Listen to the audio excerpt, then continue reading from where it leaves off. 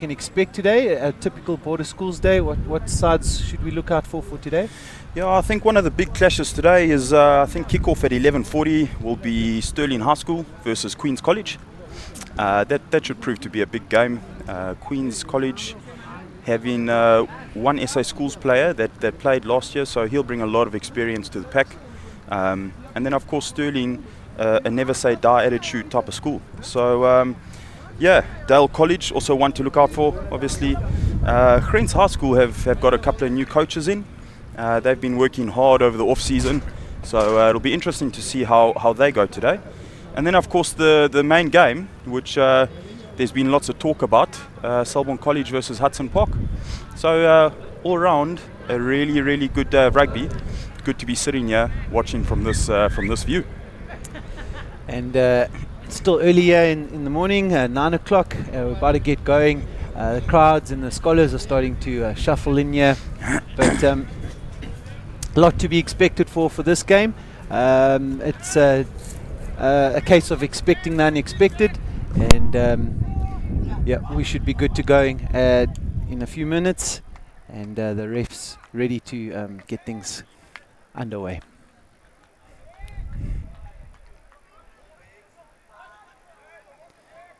Just the typical rumble there, well known to the schoolboys.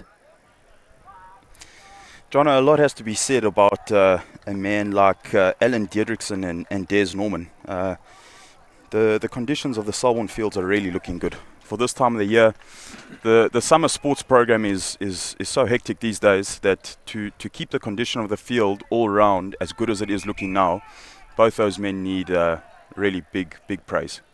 Hats off to you both there, gentlemen. Good work. So we don't have the team sheets up live for you folks, but we can point out maybe a few players to watch out for. In the Gonubie side, I know Van der Merwe at left lock is a force to be reckoned with, as well as the scrum off Silwana, and taking it from the back, Bello is also a really good player as Mzomhle come onto the field. Yeah, I think players to look out for Mzomhle High School is it always gets me a little bit excited when you see a tight head prop captain in the side. Kanya Lali, captain from the big number 3. And 9 and 10 should prove to be prominent, looking at the warm-up, in Aliko Jonas and Simnakele Konza. So looking forward to what they can do. Yeah. Mzomhle spoke to Coach Atabile yesterday and is saying, as you said, look out for Kanya Lali. He also represented provincial level last year, and as well as the number 2, Sambeso Mahlole. Guys, we apologize for the pronunciations here today, but we'll try our best. From the look of the warm-up there, we could also expect some really blistering backs. Some of these guys are just gifted with raw pace.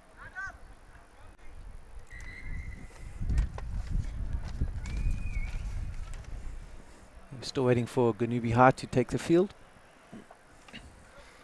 Jono, in this team huddle with Mzomhle High School, what's been said? Looks like they might be saying one or two a little prayer. I see the captain is sitting in the middle, and there we go for the team shot. The boys are ready.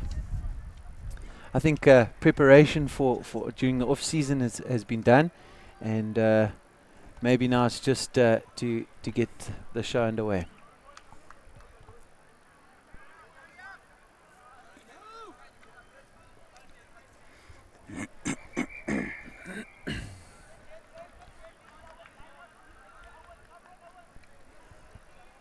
So, Chase, in your experience, when a team takes their time to come onto the field, does that have any psychological effects maybe on the team waiting, or is it just part of the game? I think often sometimes they're just getting muddled up on who's wearing the smaller jerseys and who's wearing the bigger jerseys. Okay. So it all just depends on who the school is, really. So Gonubie High in the black apparel with orange socks, and Mzomhle High in the brown jumpers and white shorts. It looks like Gonubie High is going to kick off. There's some big lads here, Jono. This is going to be great rugby. Gonubie High with a in-sync clap to get things underway. Ooh.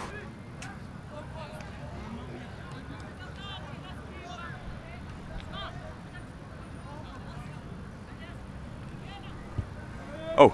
And the game is on. Number 1 looking to get it. Number 1 with a big ball carry. He's a big lad. Needs to work hard to present that ball. Does well. 9's digging the ball out. They should look to exit. 14 carries. Oh, fancy feet. He goes, he stays in. Well done to the lad. 9 looking to pass. Traditional pods, 4 steps in. It's a good carry. Oh, a little bit lazy on the clean. They eventually get the ball out. Oh, big kick coming. Up and under. Oh, there's a support on the field. Watch out there.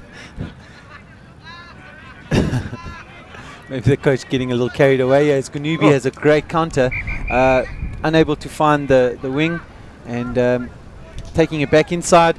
All sorts of things taking place in the first few seconds of the game, but this is a great counter here by Gonubie as they take it back in field, and the counter play is really good.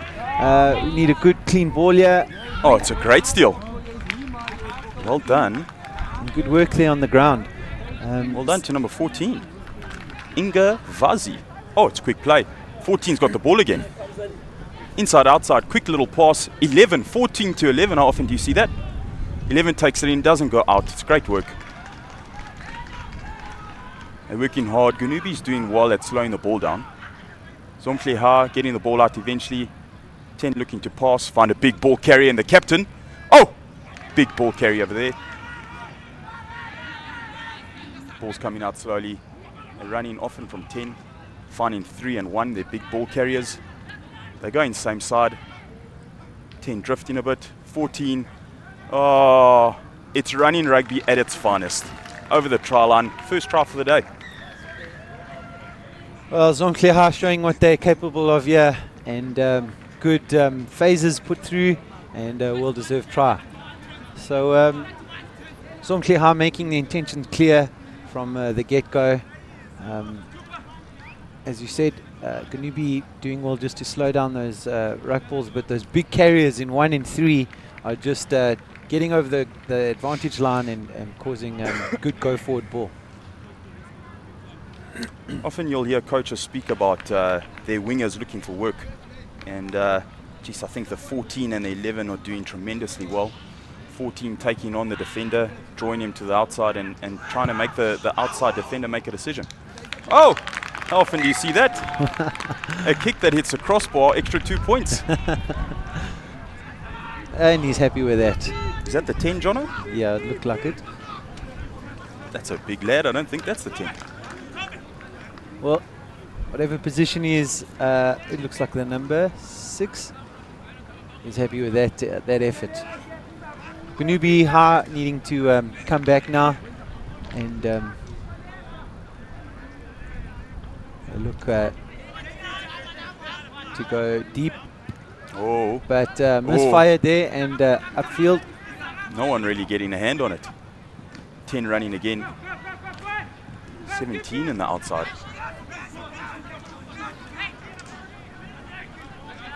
It's good presentation. Looks like they're going to run a pod. They're going to try and find the big ball carrier in 3. Yeah, 3 carries. He's been carrying well. He's got quite a good work rate so far. It's 3 carries today already. 10 carries and it's trying to find 1. Seems like the game plan is quite simple here. Find the big ball carriers. Oh, and it's stolen by Gonubie. Great work there by the steal, the number 6. And they're quick on the ball and going forward. This is a good opportunity for Gonubie. Goes out wide to one of their big ball carriers in Mona, the captain. And number 10, Talana, just looking up there for a brief second and coughing the ball up. But ref says advantage to Gonubie. And And then Gonubie High just chatting amongst themselves as to which side of the field they're going to go for touch. Talana strikes it, but gets underneath the ball, and there's a great opportunity for Mzomhle High. Oh, it's a fancy feat. Try and go down. It's a tackle situation, says the ref. They play it out. 10's going to find 14. This man's been good. Look at him go. He gets over the advantage line. Gonubie applying a lot of pressure at breakdown, Jono. Ooh. Ref saying play on, and Gonubie High play gets tossed to the ground as it goes to Mona, who's a very tough guy, difficult to get down. And they regroup here. This is the ever-present Dastil on the right-hand flank. And again, playing a very narrow option here. And again, Mona getting some good go-forward ball. Quite interesting, Mzomhle High not defending with one person at the back. They're defending with every single person in the line. A little look up and chip would be a great option. Someone needs to get the message on.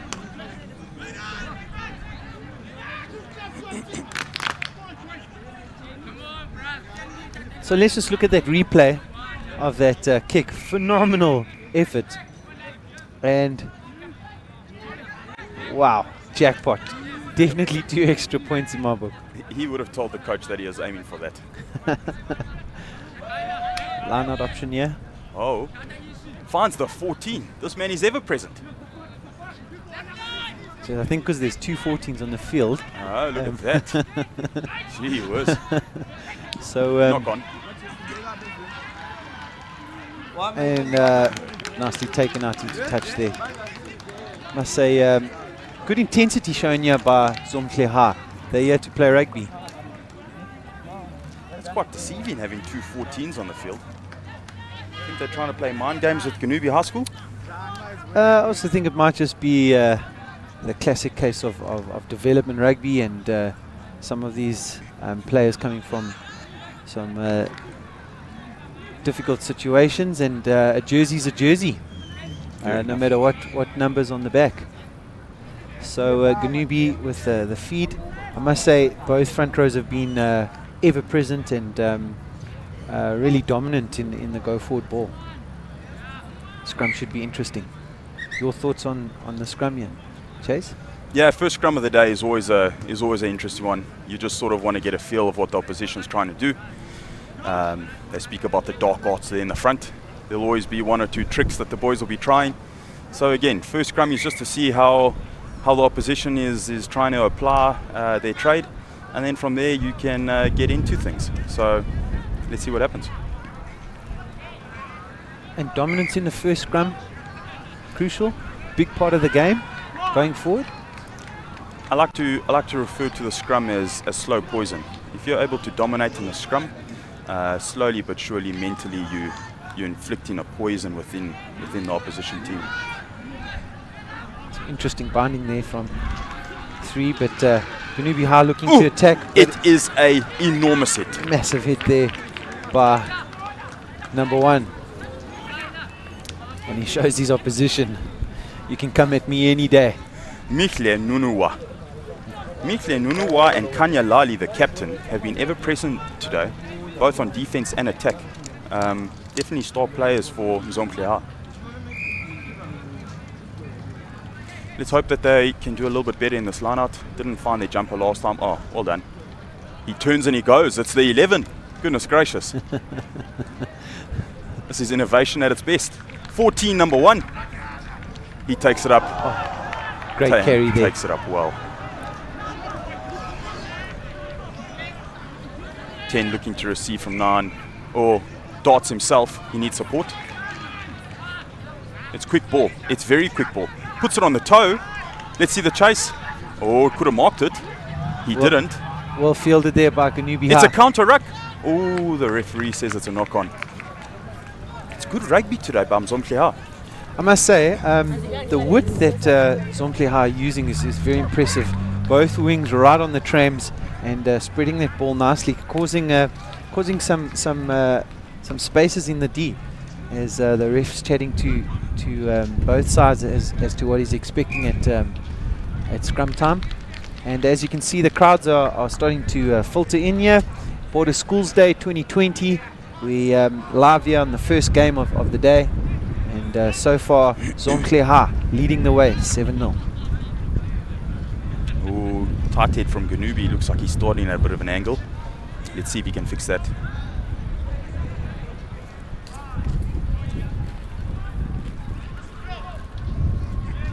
It's good body positioning. Let's see when the ball comes in. Ooh! Ball came out the tunnel. It's got to be so early pushing from Mzomhle. We're calling a short time. And they decide to take a quick from their own half, own 22, and another great take there by Mona. He's really been formidable. Ball coming out with... Oh. Decides to go wide. Clever option. Using the space, so they're running quite laterally. Taking the play up to halfway line. Oh, these guys have been brilliant over the ball. Wow, absolutely brilliant. Turnover again, they played quickly. The ever-present number 14, I think is Inga Vellum. Oh, to the other 14.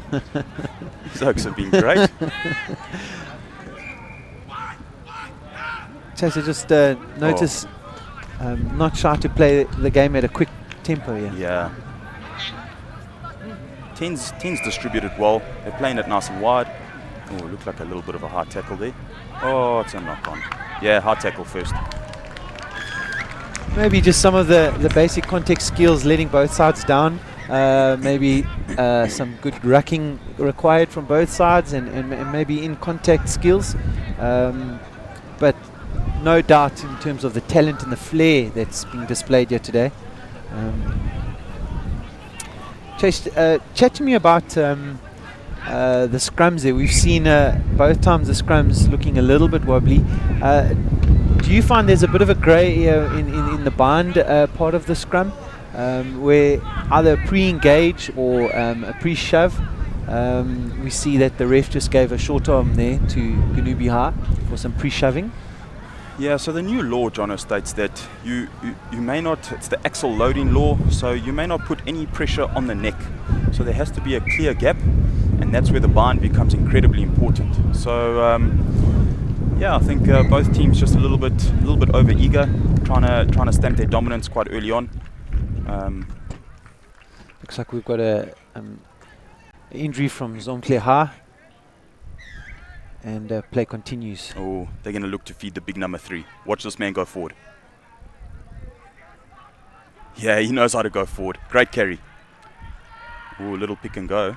They went. Oh yeah, look at it. Attack the seams. Attack the seams. Nan's going to go himself. He gets over. What a try. What a try. Chase again, Gonubie not really spreading out quickly in D, giving Mzomhle some gaps and opportunities to breach the defense. Yeah, I think Mzomhle is just playing incredibly quickly, not giving Gonubie High a chance to set on defense. So if they can keep that up, this should be quite a dominant game from Mzomhle.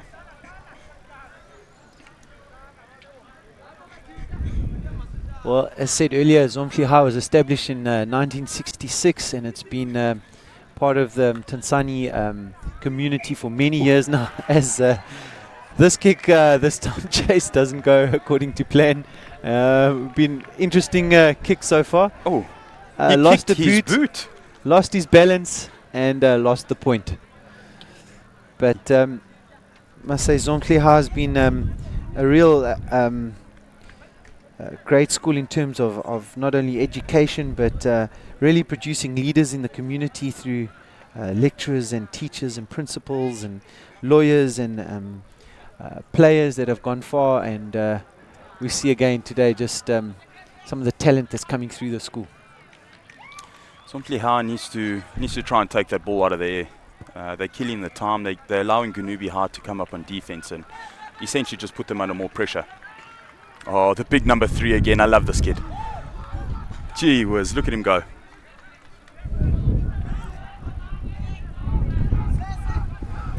one with the ball.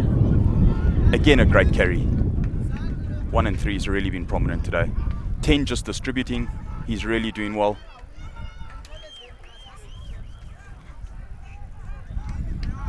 Again. Oh, it's a great pass. Look at that. Good width and attack, like John has said. It's good running rugby. Showing great intent. Oh. It's a pity that ball didn't go to hand chase as Gonubie looked to counter-attack, but held back there. Ref sees it, and opportunity for Gonubie to strike here. But I must say, from the opening moments of the game to now, Mzomhle seem to have been getting quicker ball at the breakdown, and that's causing all sorts of trouble for Gonubie High. They're still in this game though, and a good clearance here and a good line-out drive could offer them opportunity to get back into this game.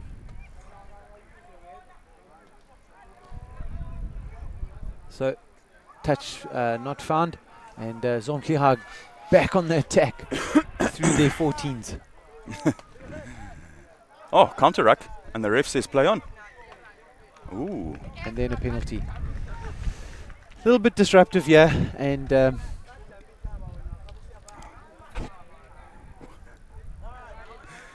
looking to play.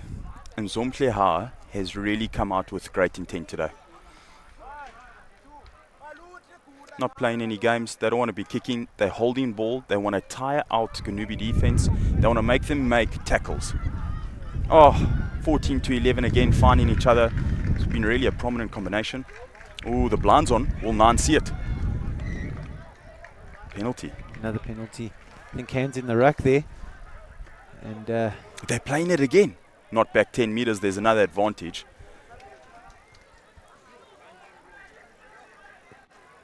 Yeah, if you look at Gonubie's defense, they're just bunching. They're bunching. So from Mzomhle, oh, look at it. Oh, man. Great carry. If their border coach is watching, this number 3's name is definitely going to be put in the hat. Oh, number 10, fancy feet. He's been distributing all day, and now he holds it, puts his little jet shoes on, and then shows us a little dance. Better width here from Gonubie in terms of defense, but Mzomhle on the attack. They're actually showing great versatility. So 9 isn't making it to the ruck, but anyone's passing from the base. It actually looks like a very well coached side.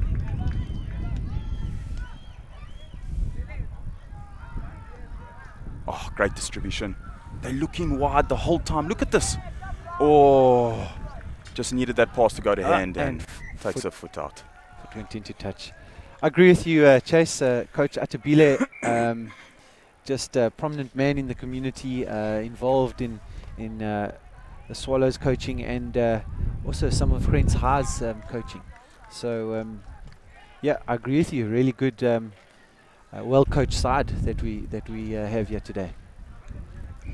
If you were Gonubie High, as the half starts coming in, what would you be wanting to say to your boys? Look, we're 2 tries down. It's quite a simple thing. Defense, let's get a little bit wider. Let's press up a little bit quicker. I don't think that we, when I say we, I refer to Gonubie, that they're putting enough pressure on them from a defensive perspective. If they can do that, they should get a little bit more turnover ball, and that's how you score tries, Jono. And great turnover here by Gonubie. Lineouts have not gone according to plan, but this is Gonubie looking for an exit. Ooh. And upfield, the bounce of the ball is unlucky for Mzomhle, but they clean up nicely. The 9 came back, worked well. Fancy feet, he lets it out. There should be a 2-on-1 situation. He holds on to it. Again, great cleanup. Looks like they got numbers wide. Oh, turnover ball. Gonubie High School. Oh, great offloading contact, and they're looking to go wide themselves. And clear it, yeah, and there's no one there, so the wing has to turn around and one-on-one situation. This is what we come and watch for. Oh, he does well. He does very well. Oopsie. Big hit by the ever-present Mona again. Oh, they're looking for options. I think they could be getting a little bit tired here, Jono.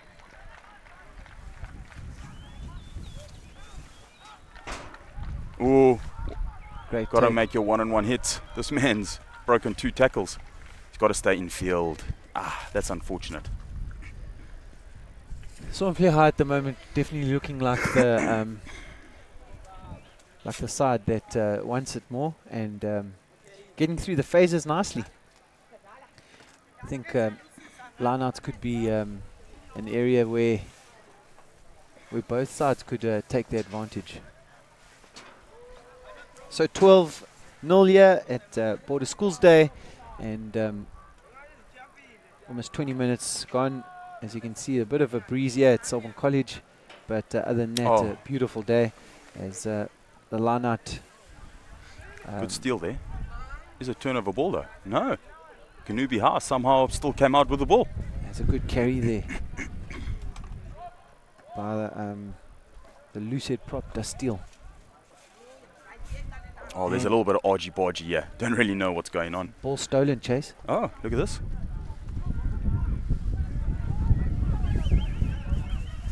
Oh, it's great play. Fancy feet. Looks to offload. Oh, that's great intercept there by Van der Merwe. And the ball's one for Gonubie, but there's a Mzomhle player looking to steal the ball, but they also want to play it. Oh, that should be a yellow card, I think. Not 10, and there's no stopping in either sides here. Looking to take everything quick, but it's important this man finds touch for Gonubie. Looking around to his captain. And a tap and go. Oh, wow. Mona's going to take it up. Oh, look at it. Little pass. Taken up there by the hooker, Raga. And number 10, Talane, just looks up again and knocks it on. Opportunity here for Mzomhle. They can get this ball out. They got numbers to the left. Oh, it's good hands. Look at it. The three. He's got good skill, he carries well, and defensively he's been doing well. I love this kid. Leads from the front. 14 taking it up into contact, and he still has the ball. Yeah, they'll have numbers right. Let's see what they do with this. They just need to straighten a bit more on attack, I think. Running very laterally and taking up that space that they're trying to create. They can hold on to the ball. Oh, they go blindside. Number 4 over. Oh, ref needs to make a decision.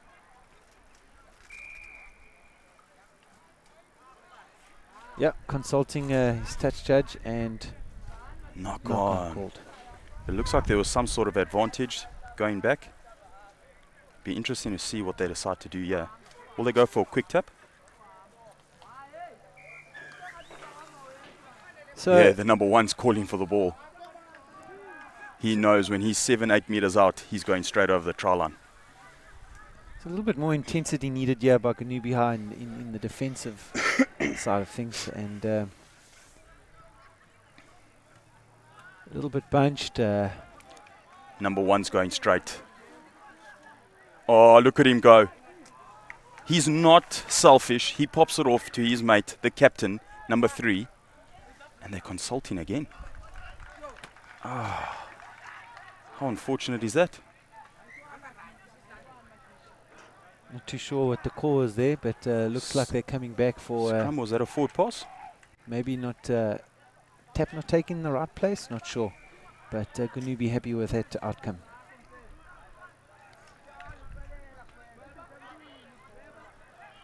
I feel like the number 1 and number 3 could actually quite easily fit into 6 and 7's role with how busy they've been around the park. Definitely their main ball carriers have done really well to get over the advantage line. So Silwana, number 9, looking to... swapping scrum caps. Taleni, who's number 10. Does that mean that 10's going to take contact? Head down, straight through. Ooh, taps the hooker. Silwana with the feed. Number 8 picks up on the blind. It's a good carry. Just steps out. Unfortunate there from Gonubie. Is that half time? Not too sure. A Yeah. little bit of indecision in the field. Is that the half called? It is indeed. So, half-time here, 12-0, Mzomhle Gonubie, and there's the opening half of the Border Schools Days 2020.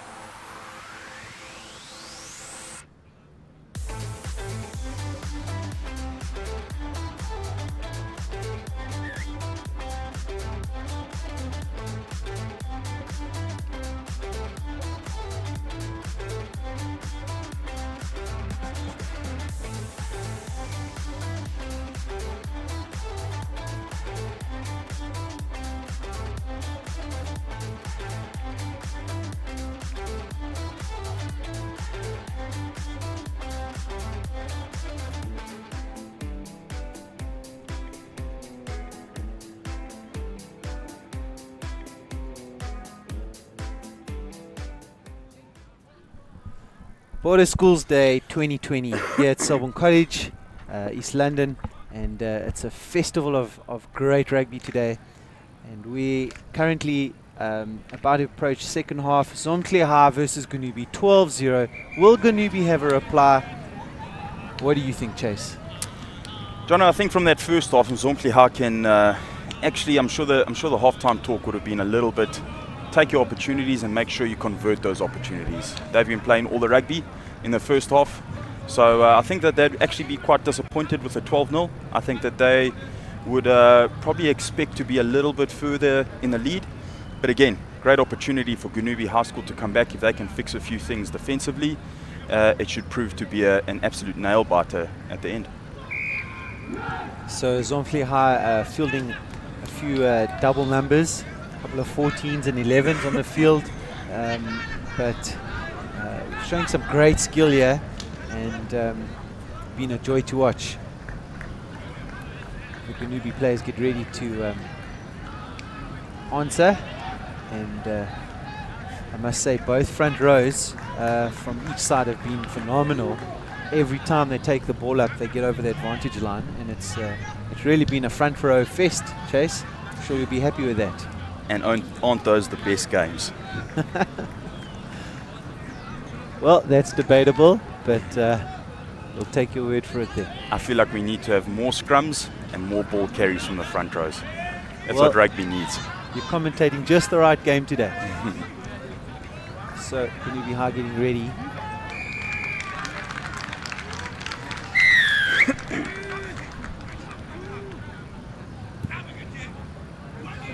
Gonubie taking it up, and this is a great carry by the number 8. A good clean ball here.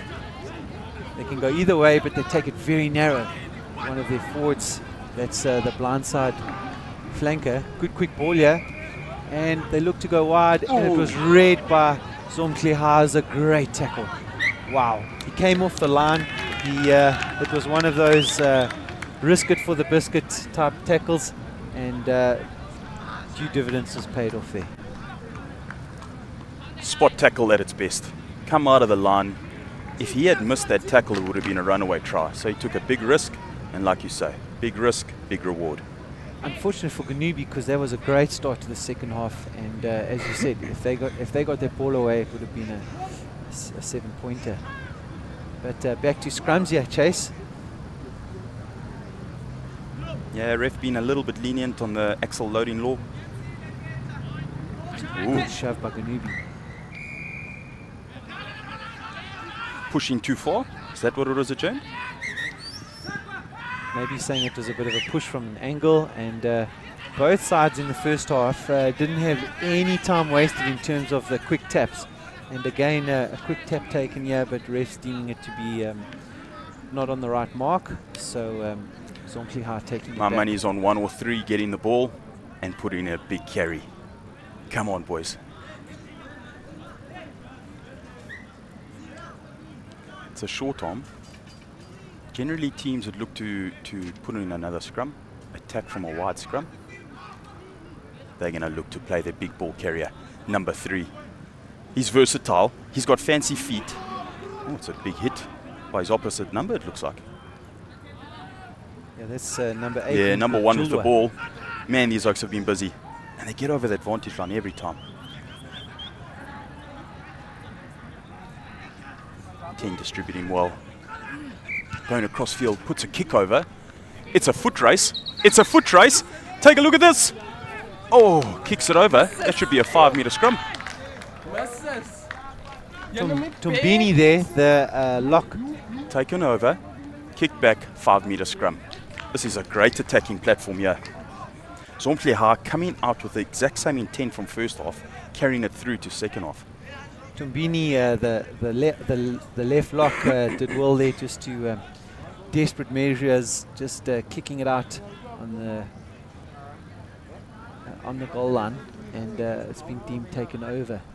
So let's have a look at that again. Great chip here, and good pace shown, and the bounce of the ball could have gone anyway. And here comes Lock Tombini with the kick over, and I think the right call there. Yeah, right call. He had no other option. But good defensive effort there. What's the option here, Jono? We've got a blind side here. The good old-fashioned 8-9-11. I think traditionally it's a lot easier, especially at schoolboy level, to get a left shoulder. So let's see what they do.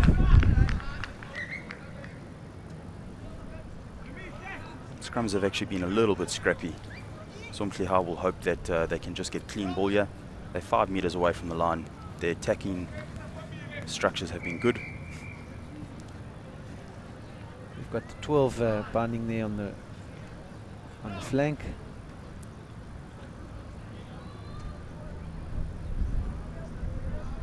Oh, channel 1 ball. It's a great scrum. 14. Oh, he doesn't want to get hold up here. It's a tackle. Well, that man's got to roll away. Should be advantage. Ball's present. 10 lets it out. Ooh. Ripped in contact. There's a good opportunity here for Gonubie to counter and maybe exit. And the big 8 decides to kick it upfield. And they've made some meters here, but their lines need to be good because the counter is on. Oh, number 5's done well. He's really stayed on his feet to allow his support to come. Was it good enough? Yeah, support has come. 5 really did well there. Oh, there's space. There's space here. Oh, it's a good step on the outside. There should be numbers. There should be numbers. 2-on-1 situation. Can he make it? It's great speed. Wait! Don't tell me! He needs support. Is he allowed to get up?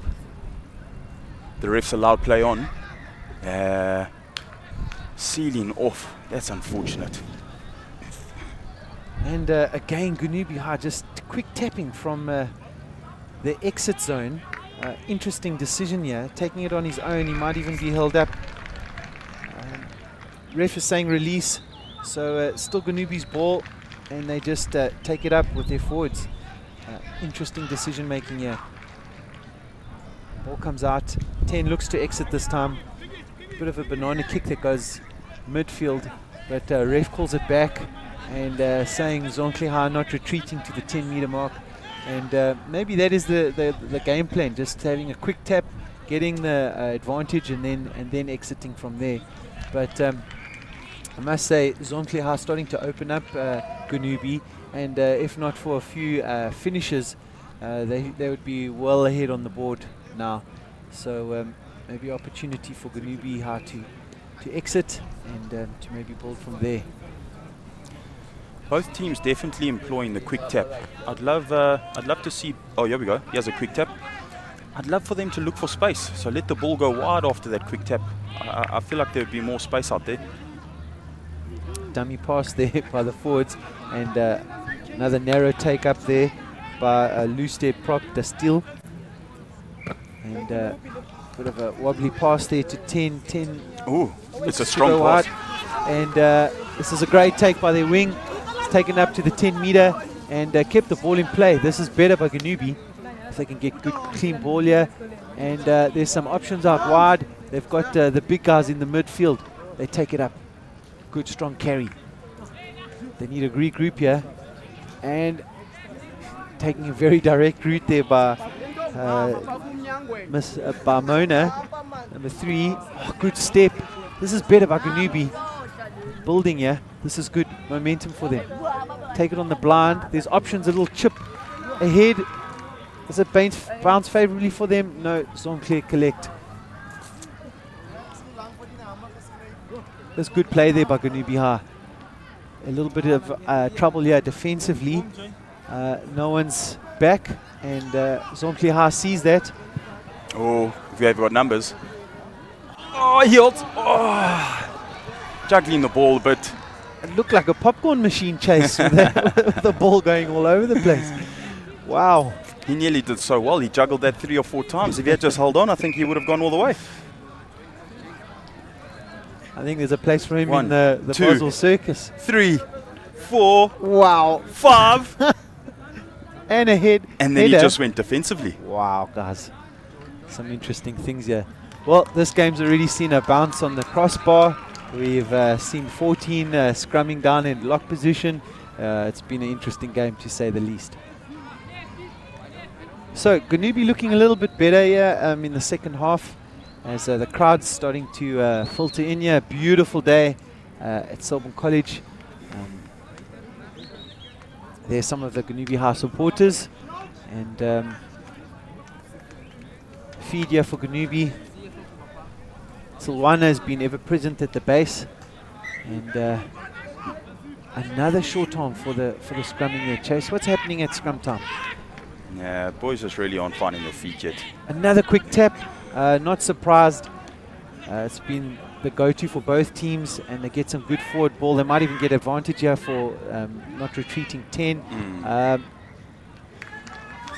And that advantage is given again. Another short arm. And I'd assume another quick tap. Solana working on his bootlaces. And the quick tap is taken. Good carry forward ball there by Dastil. Some counter-racking there, but the ball's out. And Gonubie looking to go up the middle with a chip, but it's well fielded by Mzomhle. Oh, the ever-present 14 shame. He loses the ball in contact. There's a good tackle there by Gonubie High. And they've won the advantage on knock-on. So, made some territory here, Gonubie. And not a bad start to the second half, I must say.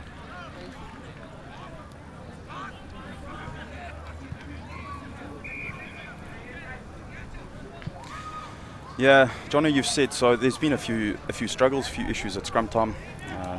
It's a very technical thing, the scrum. So let's hope that they can just find a little bit more rhythm in the last, looks like 15 minutes of the game. Gonubie with a well-positioned scrum here. Great attacking opportunity. Blind option. But Gonubie set up on the open side. Gonubie High School had majority of the possession this half, huh? They have. Modana at inside centre with the scrum cap has been quite prevalent too. There comes the feed. Yeah, Pressure, good take by the 8. Takes it blind, and there's advantage there from the ref. High tackle, the ball's free. And a good pick up there by the loose head prop Dastil, and he still carries it forward, but there's lacking support. That's not a great clean out. I think Gonubie could do more with the little opportunities they've got, but refs calling Mzomhle player over, saying we can't tackle high. And that's the second high tackle today. Another quick tap. Not so quick tap, but they play on. And good carry there. Oh, out the back door, little sunny ball pass. He needs support. No clean, because the ref has called it back. Looks like a little bit of indecision here. Maybe some fatigue setting in. Players from Gonubie letting each other know that there's not much time left of this game. Another scrum opportunity, and reserve forward, I think it's Sisulu has come on, and maybe he can bolster the efforts here in the scrum. But a great opportunity here for, oh, it's a Mzomhle feed. Okay, well, pressure needs to be put on here by Gonubie. Oh, it's a tight head. Gonubie High School hooker working incredibly hard. Great, the feed is in there. 10, Tilana takes it up, another little chip, and he collects. Oh no, so close to the line, spills it forward, and another opportunity going a begging here. That's unfortunate for Gonubie High. A lot of chips over the top we're seeing, haven't gone wide much, and just not the outcome Gonubie would be looking for there. Whatever was said at halftime from the Gonubie High School coach, the players have definitely responded in a positive way to that, and they've held on to the ball, and they've definitely created a lot more opportunity on attack. Well, unfortunately, Coach Jeremy Rickett cannot be with the boys today. He's away, but standing coach has done really well at halftime to inspire his boys. Will this be another tight note? Spills out the back. playing from their own touchline. We are running it again. It's great stuff, John. This makes me want to put my boots on and start playing again. I think these boys have been watching the All Blacks. And fielded there by Gonubie. Spin and turn, but the ref is calling it back. Advantage saying off sidelines. Unfortunately, I would have liked to see that attack happen there. I foresee a quick tap here.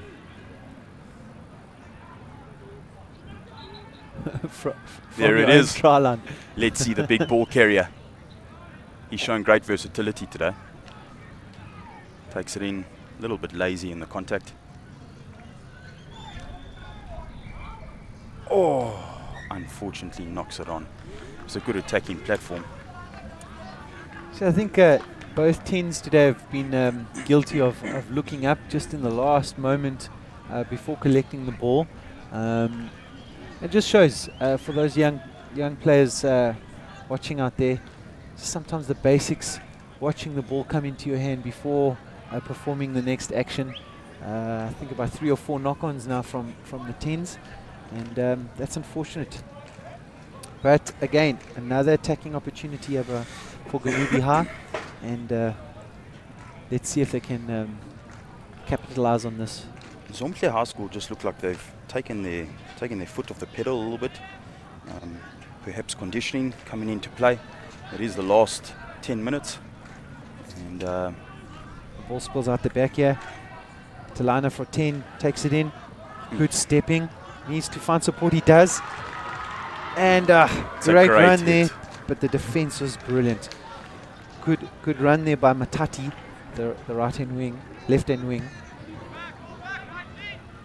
And Mzomhle not allowing them to breach their defense here. Gonubie High School ringing the changes. I'd be very surprised to see if Mzomhle High School start ringing the changes. As I said before, those big props have been very impressive, and probably the first game of the season, so that might be a great option. Oh, it's an overthrow. Ball finds the hands though. Again, they've actually done that line out twice. Starting to think that it's a fixed move. 10 lets it out. Running laterally again. Gonubie High School toes it through. Ref calling play back, saying advantage here to Mzomhle High. Mzomhle High had some great width there. There was a good opportunity to go wide, and one of the players just holding onto the ball a little bit long, but advantage here to Mzomhle.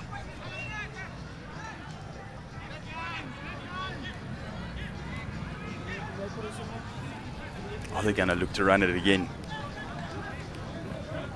I think I want to chat to the coach after this game. The running rugby over here is so exciting. They're lining up, Chase. Looks like another quick tap. You're going to look to play their versatile 3, who's shown that he can carry ball, he can pass ball, and he's also got good feet.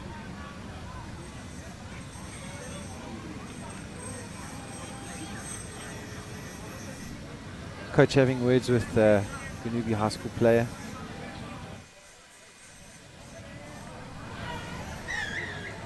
Not happy with some of the infringements, maybe a ruck time.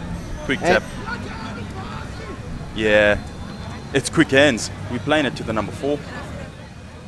Good securing at the ruck. Oh, let the ball out.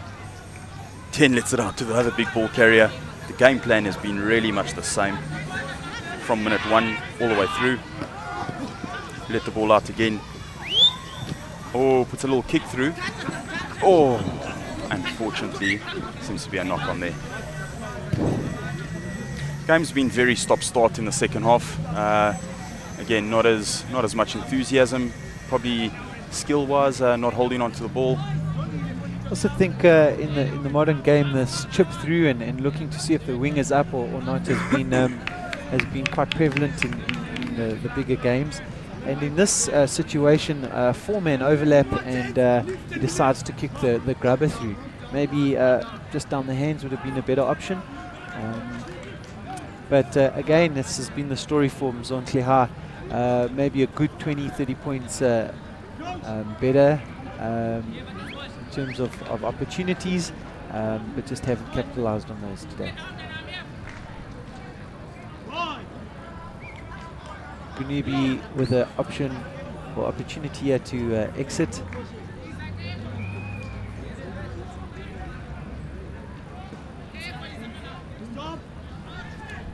Ball comes out through their flanker. There's a little pop off the ground, and this man has some wheels. Finds the space, but he needs support. And ref's calling it back. He's not happy with something. I think it's a hard tackle from the open side flank. Yeah, I He's think digging for the card. 6 might find himself in the sin bin, in the naughty corner for the next 10 minutes. Yeah, I don't blame the ref. He's had a chat a few times to the boys now. And no, what's great to see is the ref has been consistent from minute 1 all the way through, and well deserved there. It is a hard tackle. It's not within the law, so yellow card definitely deserved. Ref calling them back to the mark, and to a quick tap again, and the big forwards.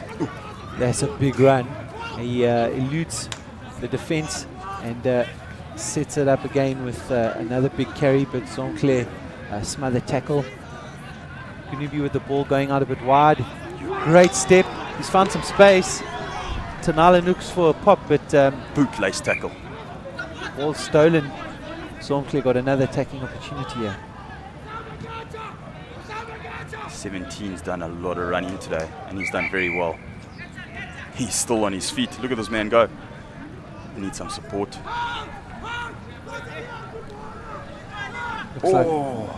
Looks like another advantage for a hard tackle. Number 10's gone to sleep in the second half, man. He's knocked the ball on twice now.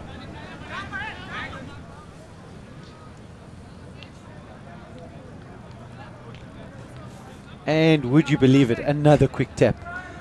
This man's going to go straight through. Look at him go. Stay in field, big lad. Ah, unfortunate. Good defensive effort there by Gonubie. Oh, they decide to take it quick again. That should be a penalty.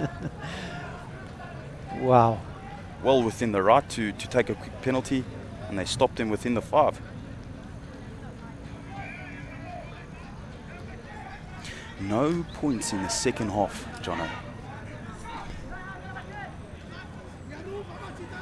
I've got to give credit to both sides. Very eager to play the expensive running game, and every opportunity afforded to them they've taken quickly. And good lineup. The ball comes out now, and they're attacking from their own half. There's some space here for Gonubie. Oh no! Ball went backwards, but there's a knock on there, and it's a comedy of errors here, unfortunately, in the second half. And maybe just some of the basics letting both sides down.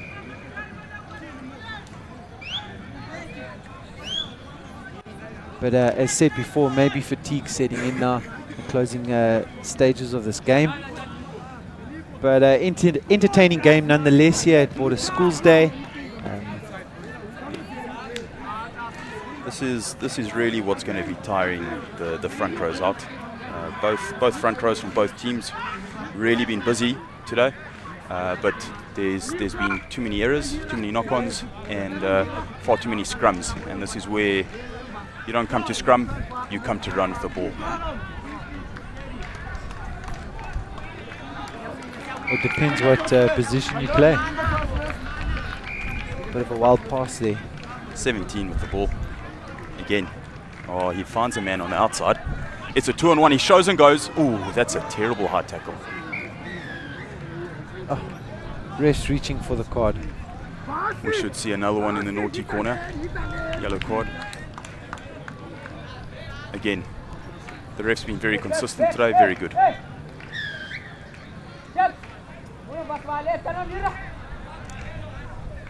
Should be a quick tap. They found number 3 the whole day.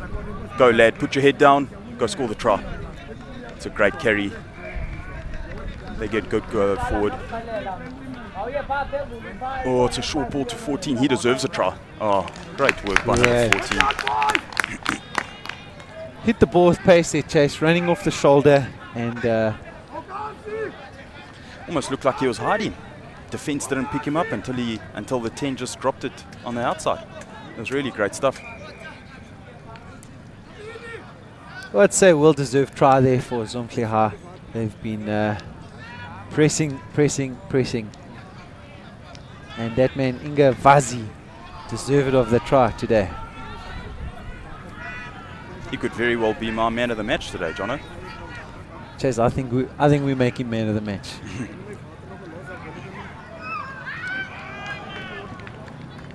Yeah, he does have the other 40 on the field to thank too, though.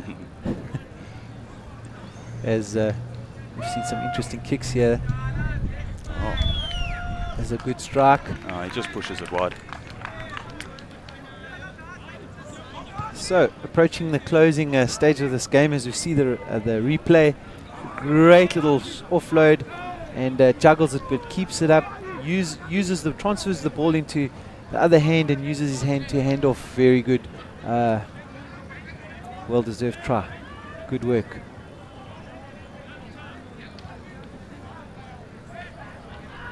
Mzomhle showing that it's not just their front row that can run with the ball. As the kickoff, that was really centimeters in it.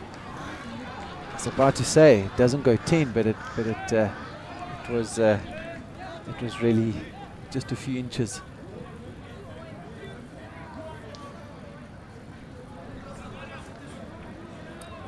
So score here 17-0, and yeah, conversion effort not successful this time. But I'd say Mzomhle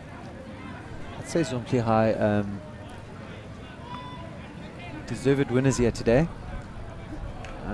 They'll want to go back home and look at the drawing board and see where they can sharpen up. Definitely a side to watch in the future, and I'd say they'd be happy with their efforts, Chase.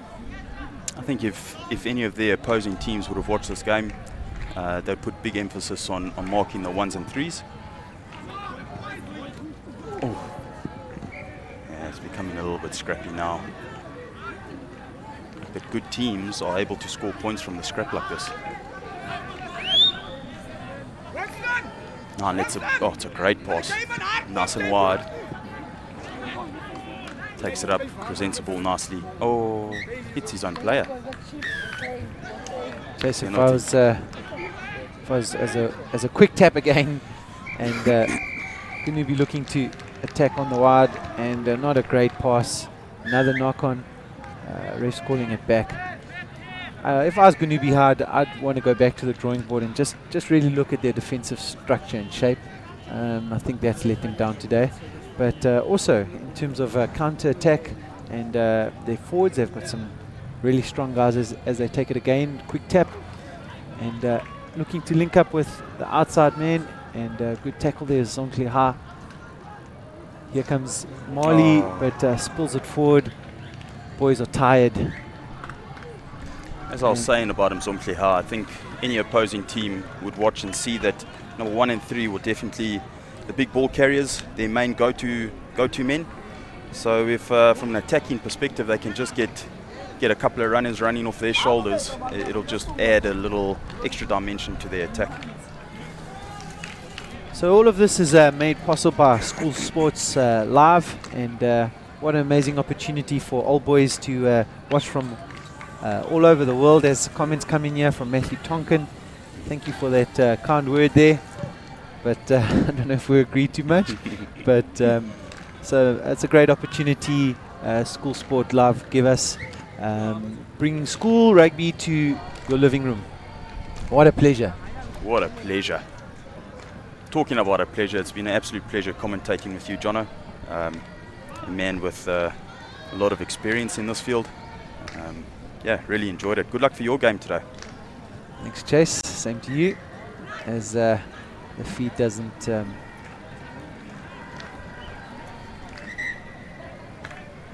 work out as they reset the scrum here. We've got some exciting games again. Just remind us, Chase, of some of the games to look forward to. Yeah, as I said earlier, the big game for me will be a Stirling High School versus a Queen's College. Stirling High School actually coming out. Looks like they're going to be warming up soon. And Queen's, again, one of the prominent schools in the Eastern Cape, fielding an SA Schools player, a couple of border players in the past. Gonubie keeping the ball alive here. Some good forward ball here, some space found. Great tackles, Mzomhle. Little dummy and then a pass again. This is good enterprising play.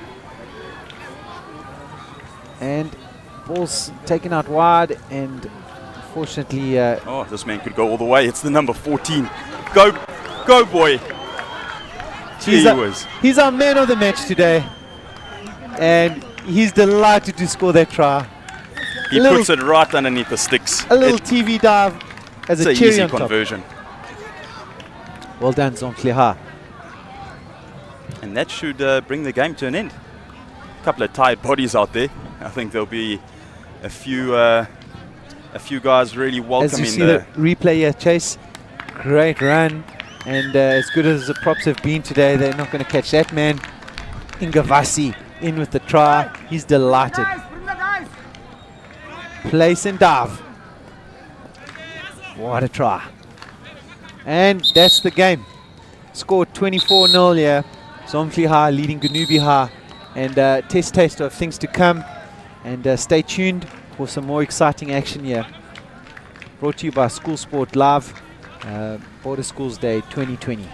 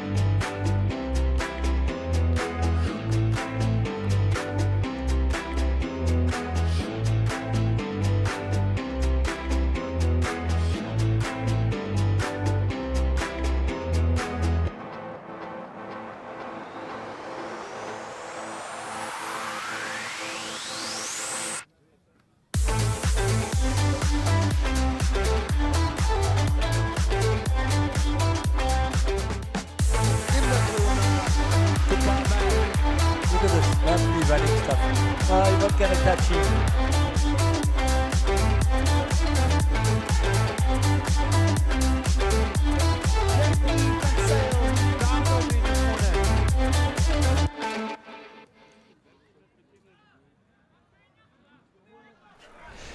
Good morning, folks, and welcome to Selborne College as we are getting ready for the second game of the Border Day game scheduled for today. We've up next we have Cheek Bucklane High School versus Elfindale High School. The weather is a breezy, hot 26, a little bit of a breeze coming across the field, and there's no sign of rain whatsoever. Next to me is Mark Farnham. Welcome, Mark, and how's it going on your side? Thank you, Lal. No, it's wonderful. A wonderful day for rugby. Fields look great, school looks great, crowd looks great. Great day for rugby.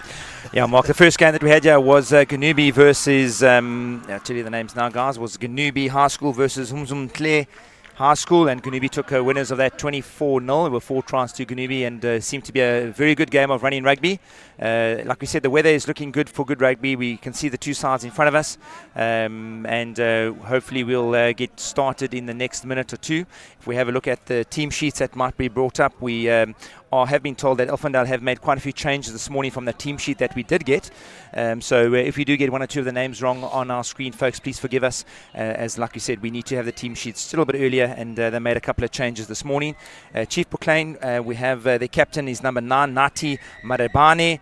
One to watch is Guadise, is the number 10, and obviously their fullback Ndamaze. As we got a great kickoff start here, and there seems to be a knock-on as the ball gets placed now to Chief Bucklane as they look to attack from the short spaces, carried up. A little bit of a knock-on there in the turnover ball, yeah, and unfortunately I think the ref's going to go back to the previous knock-on from the kickoff. The border rugby, it's such a wonderful thing, you know. Traditionally very strong with the ball, good ball carriers, good runners, always looking for space. Boys can always step off the left foot, off the right foot, and that's one of our strengths. It's a wonderful thing to look for as well. Yeah, Mark, as we said, we've got some great ball carriers that we've known in the past to produce some good running rugby players, some good wings, good backline players, and the pace and the speed. In the last couple of years, we've actually been very good with some good ball carriers, like we've had with Selborne, with the Goossens, and the player like Van Freden, who's going to play later on today. They're very good ball carriers and give the backs a very good chance to have some good running rugby. So hopefully we're going to see a lot of that today, as we see now we have a pit in to the scrum.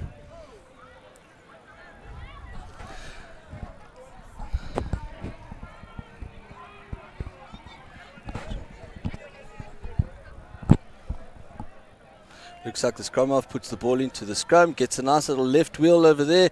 Scrum half gets the ball out under some pressure, goes to the wing. Ooh, a little bit of a pressure drop there. Nice counter. Nice step off the left, keeps going on the ground. They set up the next phase. Nice quick ball by the scrum half, goes to the 12, goes to the 10. Nice handoff. Ooh.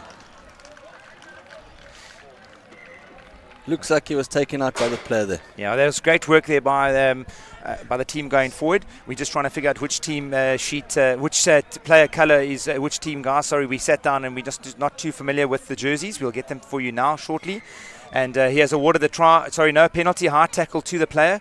And the refs come back onto the 5 to see whether or not they're going to take on the position now. And looks like they're going to take a short tap and want to keep the running game. As the number 5 takes the ball up as they look up to set up a pod outside, just a metre outside the try line, and the ball now taken up by number 7 is short held up. Some good work up here, good defensive work. Nice job setting up the phases here. Ooh, there they go nice and wide. Ball goes out to the 10, to the 12, got lots and lots of space out wide, commits the player. And the Bucklane player drops the ball down. Well done. Sucked all the big boys in the front there with that first take up, and then create a lot of space for them to go out wide. Chief Bucklane with a nice try. Well drilled team, looks like it. Looks like they know what they're doing. Coaches had a bit of time with them, and they're looking good. Looks like it could be a good day for them. Yeah, Mark, they kept it quite simple, which is quite nice. Sometimes we over elaborate on certain things, and they just made it easy.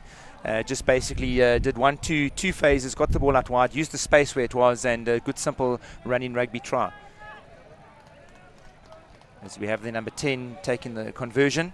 Gwedlisa from Chief Bucklane. in the right far corner. Let's see if he has the radar working today. Lines it up, looks at the posts, and he sends it. No, just wide on the right-hand side.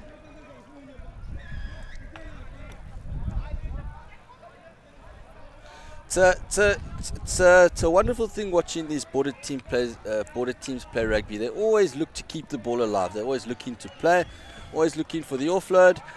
Player standing ready out wide. Ball goes out to the 12, to the 10, to the 12.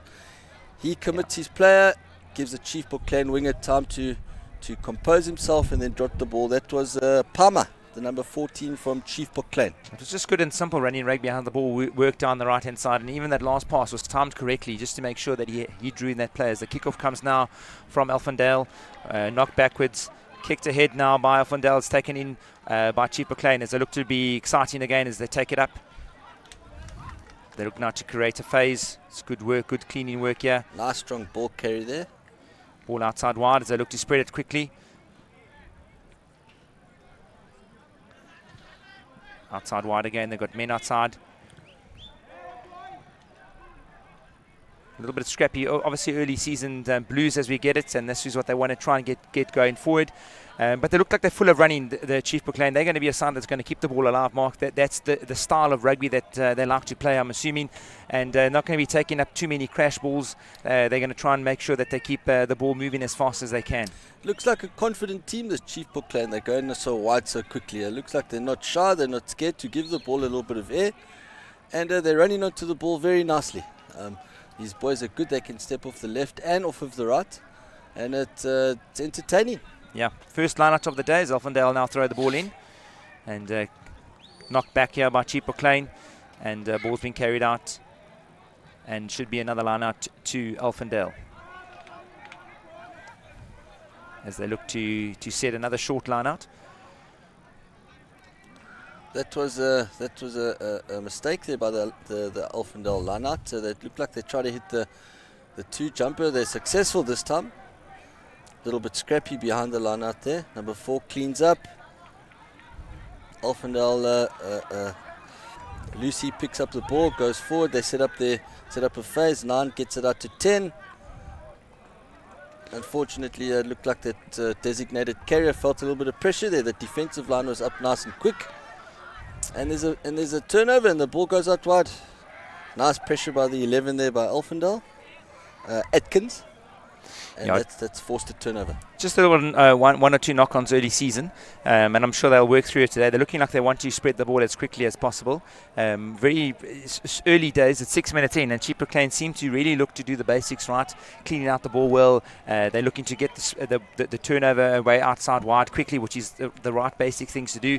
If the execution can be a little bit better, they'll be in for one or two quick tries again, there, Mark, as they really look to spread that ball. As we've got a scrum now to Elfindale as they look to set it up. Definitely the age-old two pass policy. On the counter, always 2 passes, then we make decisions. Yeah. Scrum half gets the ball out. Scrappy there for the Elfindale. The Elfindale player decides he's taking this ball up, goes up straight. The Chief Buckland boys are contesting on the ground. The Elfindale get the ball back, send it out wide. The 13's decided no, we're going the other way. The 19 takes up, steps off, keeps the ball going. Nice big hit there by the Chief Buckland boy. Elfindale set up another phase. The big number 1 from Elfindale, Abrams, decides he's taking the ball up. Then we've got the tight head, Denge, picking the ball up, deciding he's going. The 11 passes to the 9, decides he's going, and he gets stopped by the 7 from Chief Buckland. And there we have the 11 again. Atkins from Elfindale taking the ball up. Looks like they want to keep it up, keep it nice and tight. Yeah, I think they've got some quite nice big ball carriers in the 3 and the number 1, and they're doing it basically yet again, forcing a penalty advantage from the ref, and they're really carrying the ball well, and obviously they're keeping, that must be their strength. They're going to look to keep it in the forwards, and it's not a bad ploy against a side that wants to run the ball from all angles. So back to number 11, he's been involved quite a lot, off to the number 10, and yet just a simple little knock on there, and yet they'll go back for that penalty advantage for the offsides, purely based on the pressure that they've been putting on. Good ball carrying. Seem to, as they get into the game now, they're feeling a little bit more relaxed, Mark, and if they can obviously stick to that structure, that'll actually might suit them well. Alphendale got that penalty. They did very well with the forwards. I think they got 6 or 7 phases out of that. And with that pressure, taking the ball up with their tight head and their loose head, and the 11 also getting involved there, they were able to get that penalty. And now they've got a line out just inside the 22 of the Chief Bucklane side of the field. Yeah, their first line-out was a bit, I think it was a miscommunication between the two, and now they've seemed to have worked it out. And the second line-out was a lot better. I wonder if they will drive off this line-out. They seem to have a little bit of a bigger front row than the Chief Bucklane, a bit heavier. So maybe it would be their ploy to keep the ball in hand between their number 1 and the number 3. They throw again to the front. Looks like the target was the big loose head. He makes a few meters. They set up the next phase. Now they're number 6. The Williams takes the ball up nicely. Scrum half gets the ball out. Nice rush defense by the Chief Bucklane backies. And it looks like the Alphendale's going back to what they do very well. Keep it up with the forwards. Yeah, that was great work there, Mark, from both sides, defensively wise and from attack wise. As they take a quick one, just not on the mark by the referee. Alphendale really look good when they actually keep the ball in hand, and I think that's their ploy this game around. And getting it right third time around, and here they go. Ref making sure formalities are complied with. And Alphendale give it to their forwards to take it up again. Good ball carrying there by the number 4, Magalidwa. And yet another penalty. That's 2 or 3 penalties now in a row. And looks like Alphendale just trying to settle down with their forwards. Looks like the ref is saying that they're not. They've got hands on the ground. I know it's as a rugby player, it's very, very tempting to grab that ball when you're on the ground, but unfortunately rules don't allow for that. And it looks like they might have caused the Bucklane boys might have caused them more here. Alphendale are going forward. Yeah, his position when he took it in there, Mark, was far too high and was allowing them to get their hands over. Now the only thing they can do is to get that ball over the try line. And unfortunately, a great defensive work there by Chief Bucklane, getting their hands underneath, holding it up, and creating a turnover from that maul. Well done, Chief Bucklane. Yeah, Denge was just too upright in his approach into that, and just in his approach on there, and just got held up in the right position by the defenders of Chief Bucklane. And now there's a defensive scrum to Chief Bucklane on their 5. That's an absolutely stunning day here in East London, guys. There's a slight breeze coming across the field. It's 10 o'clock, 10:30, and it's already 27 degrees. It's going to get hotter today, at least 31. And I know if you need to be hydrated, the guys are going to be really feeling the heat today. So we look forward to the games that are coming up later on this afternoon. We have Port Rex versus Dale, and obviously Hudson Park versus Selborne, which is the main fixture this afternoon. Chief Bucklane put the ball in. Ball comes out, scrappy, and Chief Bucklane swing it out wide and then kick it downfield. Looks like they're looking for some grass. Apply some pressure onto the back 3, or onto the fullback of the Alphendale team, and he kicks it back. Yeah, and unfortunately the players there from Alphendale are way offside. They're all in front of the kicker, and ref called them right back for a penalty. Chief Bucklane really look like they are wanting to play a quick, fast game, and to get Alphendale off as it gets to the number 10. He's got great feet, this young number 10. Great through the stepping gap. He's showing how fast he is. Great try there by the number 10.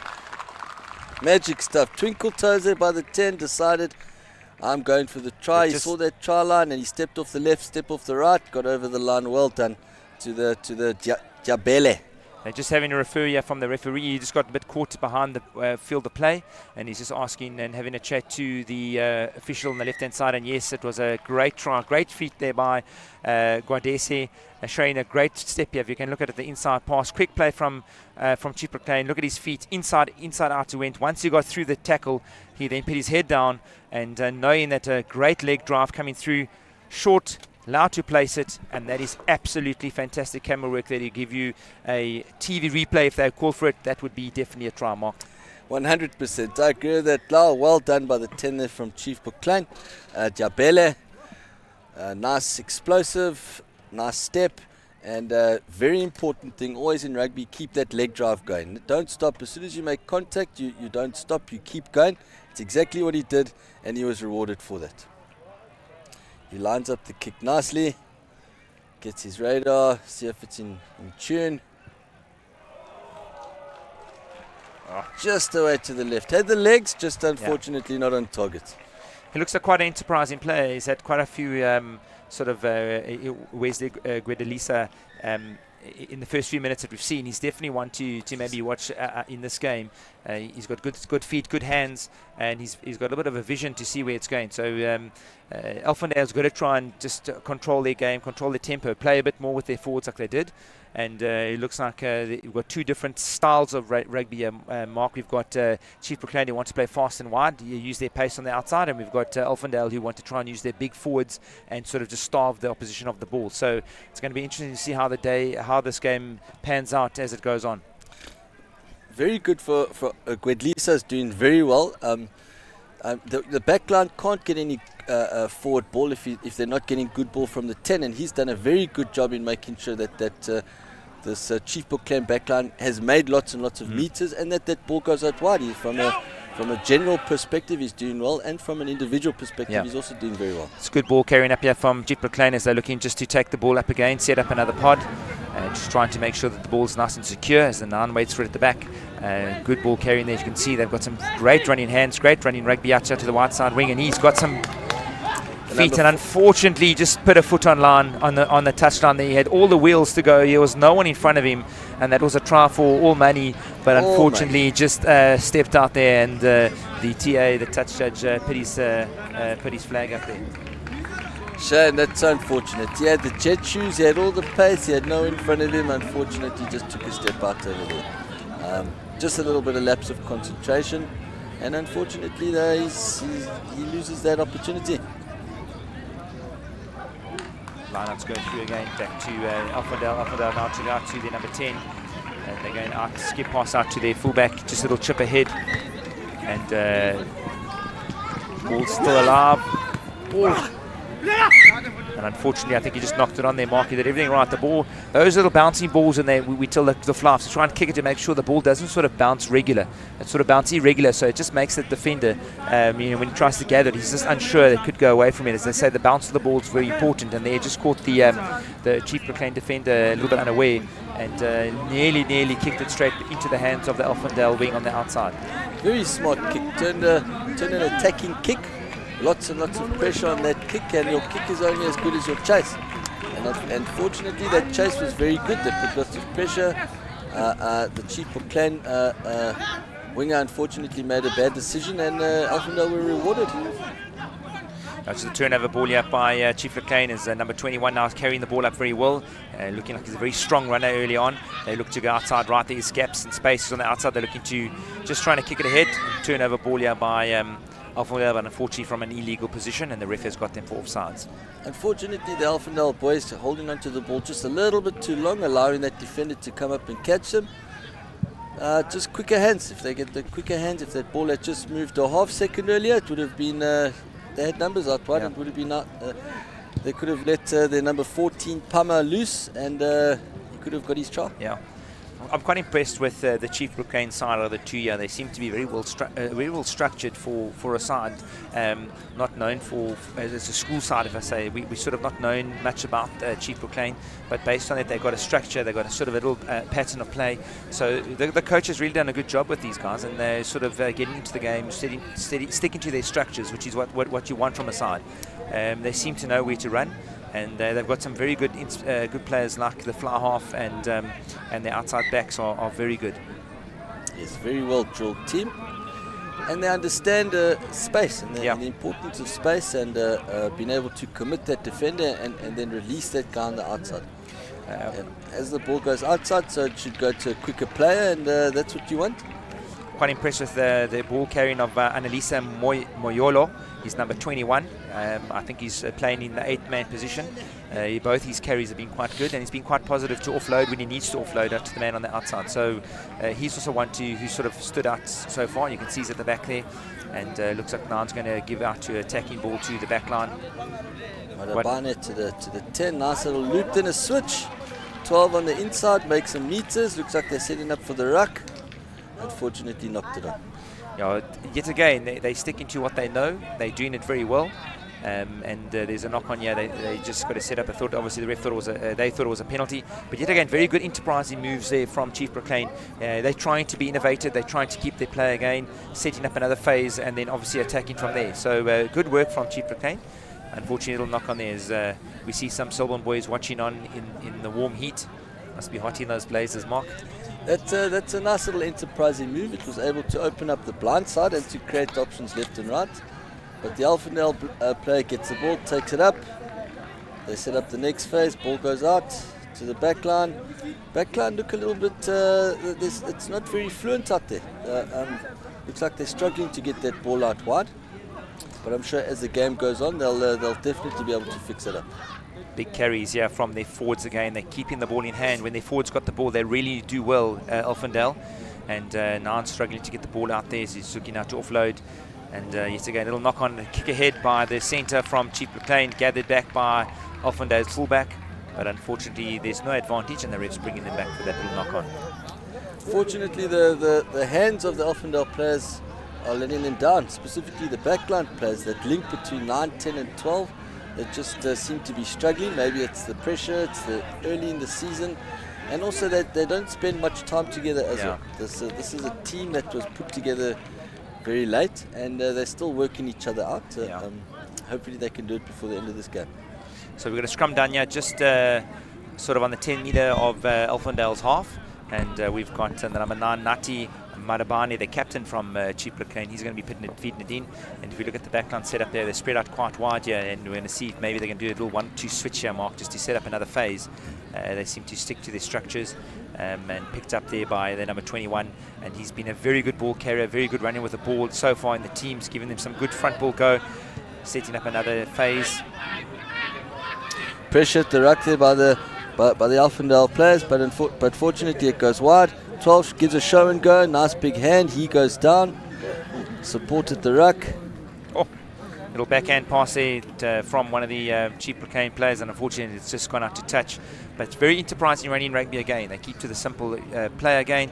Mayolo, number 21, very good ball carries, had 3 or 4 great carries so far. Yet again, made 20-30 metres, gone to ground, and then they look to go quickly wide on the outside and to their paceman.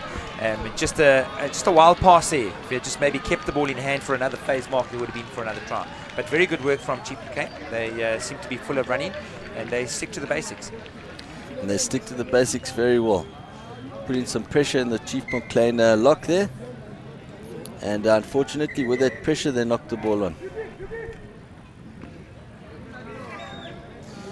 Not too sure if that's half time or if it's a quick break for water break.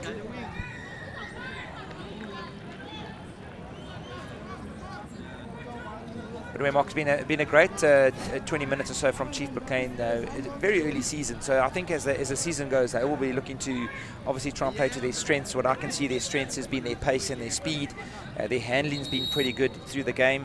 Alphendale, what I've seen from them, they're very a sound that's been brought together from different schools within the community, and just a bit more practice to know that their strength will be with their forwards, their big players like I think it's their Dengue and their Abrams, their props have been very good and strong ball carrying for them. Their backs, obviously their handling has just let them down in the first half. So otherwise than that, it's been a very entertaining game. We're just trying to figure out the time and the length of the actual of the matches for us to ensure that we can give you guys some good feedback on SuperSport Live. Definitely, the half-time chat there by the coaches would be by the Chief Proclaim coach. Let's not change much. We've got some nice forward ball from Moholo. Our 9 and 10 is working very well together. They're communicating, and their 10 Gwedlisa is getting that backline moving. All of those backline boys are in position, and just to go wide, and they show good promise. They show lots of potential, and he'll tell them definitely let's let that ball go out wide. Alphendale coach will have a stern word with the backies. Tell him just to focus. Let's catch that ball. Let's pass that ball. Let's go out wide. And we've got Jean-Luc Tablanche sending us a little shout out there saying Chief Proclaim look very well coached and they're quite fit. And I do agree with you. They've been looking quite well structured so early on in the season. Guys, engage with us on School Sports Live. Please watch us on youtube.com get us at School Sports Live. Give us a tweet, give us a shout out. We'll try our best to broadcast your tweet or your shout out today, sometime during the course of the day. We've got a long day ahead of us. We've got coming up next, we've got a great game between Queens and Stirling High. I think that's going to be a very entertaining game. Mark, your thoughts on that? Yes, Queens versus Stirling High. Good, consistent teams, performed well in the border region for some time. Also, smart coaches, players that can take the ball up. They've got big players that can run it up with the forwards and quick backies as well. And also sticking to what we do well in the border, getting that ball and looking for space and running hard. Mark, your preparation this season so far, it's quite short. We seem to be getting closer and closer to the beginning of the year with the rugby season starting. As a coach yourself, in being involved in the Silverborn setup, has it made it quite difficult to get the boys early on in the season due to other commitments? How do you find your program going with regards to that? I'm a firm believer that boys at high school need to be developed holistically. They must be exposed to everything that a school offers, culturally, on the sports front, and academically. I mean, that's number one for all schools. And being serious in a particular sport doesn't mean that you neglect other sports. And I feel that it's important, and it's also developing other skills, and you're making new friends and developing relationships, and that's actually what school's all about. But in the first team preparation, we work well. Yeah, we're having a bit of a water break, folks, as you can see on the pitch here. It is quite hot. I mean, like we said, we're chatting now with Mark. It's early in the season. It's sort of first week in March, and normally we would, with rugby, we'd try to play in the winter when it's a lot cooler. So East London, the last, I would say, 2 weeks, we've had intense heat weather. In the area of between 30 and 35 degrees, the humidity is quite high. So having a bit of a water break is quite good for these players. We don't want to get them hydrated or dehydrated as quickly as so long in the season. And those are all things that the coaches and that will look at going forward for the remainder of the year. So there is a bit of a water break. It should be about 2 minutes long, and then hopefully we can get back on and get onto the game. So as we have this water break, we're just going to chat to Mark. Mark, your build-up, obviously this year has been obviously the same as the years before. Is there anything that you like to look at on a day like today as a coach? What is your role? What would you be looking for in players that you want to have a look at? Well, it's in your pre-season. It's a big conditioning block. It's important to get the right muscles, and your pre-season is very important to avoid injuries for the long rugby season. And we know it's a very, very long season. So we concentrate a lot on conditioning, making sure that the boys are able to stay in the season, because we know that these boys, they tackle each other, they go in hard, and and they're not scared, and that's rightly so. It makes the rugby a lot more entertaining, and it brings the crowds, and it also helps the boys with their studies and with bursaries. And preparation is incredibly important, and the correct type of preparation. And unfortunately, the boys haven't seen much time on the field. They haven't seen lots of minutes on the field, and that could be a good and a bad thing. And we're actually very excited to see what the boys can do today. I think today is a good indication with regards to how you're planning, how your prepping is going, how their conditioning is working. It's always sort of nervous, but also excited to get out onto the field. I know pre-season for us, mine's a little bit different to yours. I mean, obviously in the junior side of school things, where we want to ensure that the kids, especially the schoolboys at a junior level, are really involved in as many sports as they can. It just helps them to develop, like we said, their groundwork and where they want to go future. So getting the boys out earlier sometimes is always sort of a disadvantage. Always like to get them out as the season sort of folds out, so they're a little bit hungry, they're motivated to get into the game. You don't want them to be doing too much work in the season, and then you've had a long period of time where you've just been doing skills and development and conditioning. By the time they actually get to play, they're actually really tired. So I think it's true what you're saying, and I think we now go straight into the second half, folks. I've had a long water break here, and we've gone straight into the second half. And we've got Elfendal kicking off to the Chief Blakane as they take the ball up, and it'll knock on there by number 21 Moya.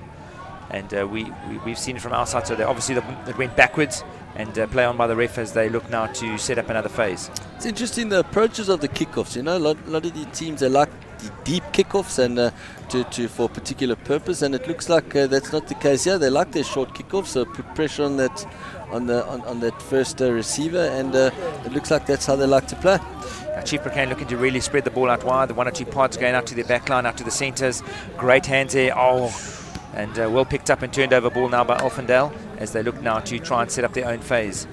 As the ball now goes outside wide to their number 10, who takes it up, carries up for another pod. Scrum-off checking his option, gives it to the big lock, to the Elfendale lock. Unfortunately, he spills it, and the ref calls him back for a knock. A little bit scrappy, and obviously it's natural for that for pre-season, just to try and find your feet, like you said earlier, Mark. Most of these guys haven't probably had game time, so you when you're practicing, you're practicing against sort of either shadow runners or no one's really there, so you don't really have that pressure of anybody coming at you. Put yourself in a game situation, and you got someone running at you. Your eyes seem to tend to look up, so they just got to get used to that. And it's a knock on now to Chief Bricklane as their number 9 and captain. Madabani puts the ball in. That's it, Shadow Rugby. We all look like superstars, huh? When there's no one in front of us, that ball moves quickly. But it's difficult when there's a bit of pressure. And Elfendale have done a good job of pressuring, and so have Chief Bricklane. Bricklane pass that ball out wide to their speedy wing. Fortunately, he spills it up. It's turnover ball here by Elfendale as they look to just reassess the situation. And no advantage there, and the ref has called them back for a knock-on. And some great work there by Chief Brigade. Do the basics yet again well. I think they've shifted their fly off into a centre role. We're just trying to check it as we go now. He was more outside role there, and yet just the pass was maybe a bit too hard to his wing. But really looking to use the space on the outside that the number 14, Simanya Palmer, seems to be one of their go-to players. He's got some jet wheels there, and seem to want to get him the ball. Definitely. You talk about good opportunities. How is this opportunity for these boys to be streamed live on TV by SSL, to be seen by coaches, and to be seen by reps and scouts? It's a wonderful opportunity for these boys. I don't quite remember having this as a player, but this is wonderful, and the boys must enjoy this. Great initiative here by School Sports Live. We've been doing it for a while. Pick up there quickly, balls pass back to number 7. Chief Bricklane outside wide again, looking to the space. It's very great awareness here as the centre's looking to pass outside wide. Back to Guadalisa, dancing feet again as he looks outside, backhand pass. And great work there by Palmer. And that's the thing with space, as an attacker, as a backer, it's so important to commit your defender. Once you get your defender to commit, dig his heels in, you can free that guy on the outside to score that try, and he did very well with that try. Palmer with the ball, all he had to do was finish, and he did exactly that. Must admit though, some great work there by the flanker Zaneke, number 7 from Bricklane, seeing the outside space, not holding onto the ball too long, knowing that he needs to get the ball. We always try and teach our players to get the ball into the space, let the ball do the work. And there straight away he saw the opportunity on the outside wide mark where the space was. He threw a long pass out there to Guadalise. Guadalise then just sort of sucked 1 or 2 players in. Backhand pass out to number 22, Luto Unkunkwe, and passed it on to Palmer, who was in a good space, an easy try. Great awareness by the player as well, like you said, being able to not to panic, not to just go down and form a ruck, to look, see what his options were, choose the correct option, and then let the ball go out wide. Well done by the player there. Unfortunately, that one just not taken off too well from the kicker, who's changed kicker now. As you can see, straight outside wide. Number 12 had a vision outside, just slowed it down. Outside again, which is nice depth, space, alignment there from Guadalise, and a little back pass out to hand here, which just kept the ball alive. And very simple 1-2, easy work. And that was a great try there by Chief Bricklane.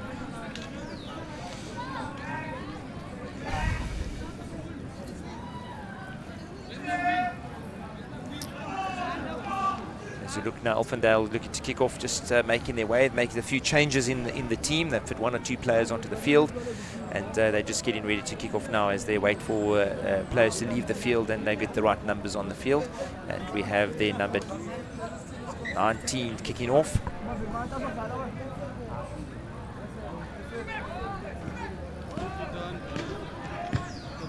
The number 19 with a kick just over the 22. Unfortunately, the 7 knocks it, but it goes backwards by Zaneke.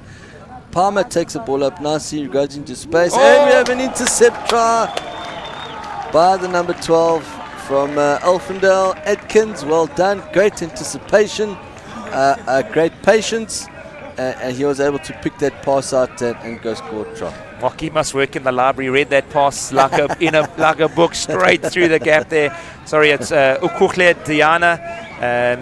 Thanks for the school sports live. Just watch us. He read it so well as it comes in here. He timed it to perfection. Number 9 tried to do a little long pass, and he stole that ball like a thief in the night and straight under the poles. Great awareness and great vision that was. He did. He took a risk. If he had missed that ball, it would have been a cheaper overlap. But he timed it very well, took the risk, and he got the reward for it that time. And great conversion there by the kicker from Elfendale as they now just gather their points back. And that's 15-7 to Chief Proclaim. We're 6 minutes into the second half. And on a lovely, beautiful day in East London, a bit of a breeze coming across the field. I should say it's coming from right to left, as you see it on your screen, and sort of say from our right to left, from the screen now from left to right. And we look at Guadalisa kicking off. It's gone quite short, and unfortunately knocked on and turned over now by Chief Proclaim as a ball carrier number 1 taking straight up the middle, and sets up another loose, another ruck. 13 digging the ball out, goes out wide to the Proclaim, Chief Proclaim lock. He goes down, some nice ceiling there by the Chief Proclaim players, and they give it to the big forwards to take it up this time. And Juliana, 13, looks like he's taking on the scrum half responsibilities, gives it to the lock, and he passes the ball out wide to the number 21. He works hard. Nice to see this interchange, nice ball playing, looking to play all the time. Another ruck. Scrum half takes the ball out, gives it to the centre, and unfortunately knocks it on.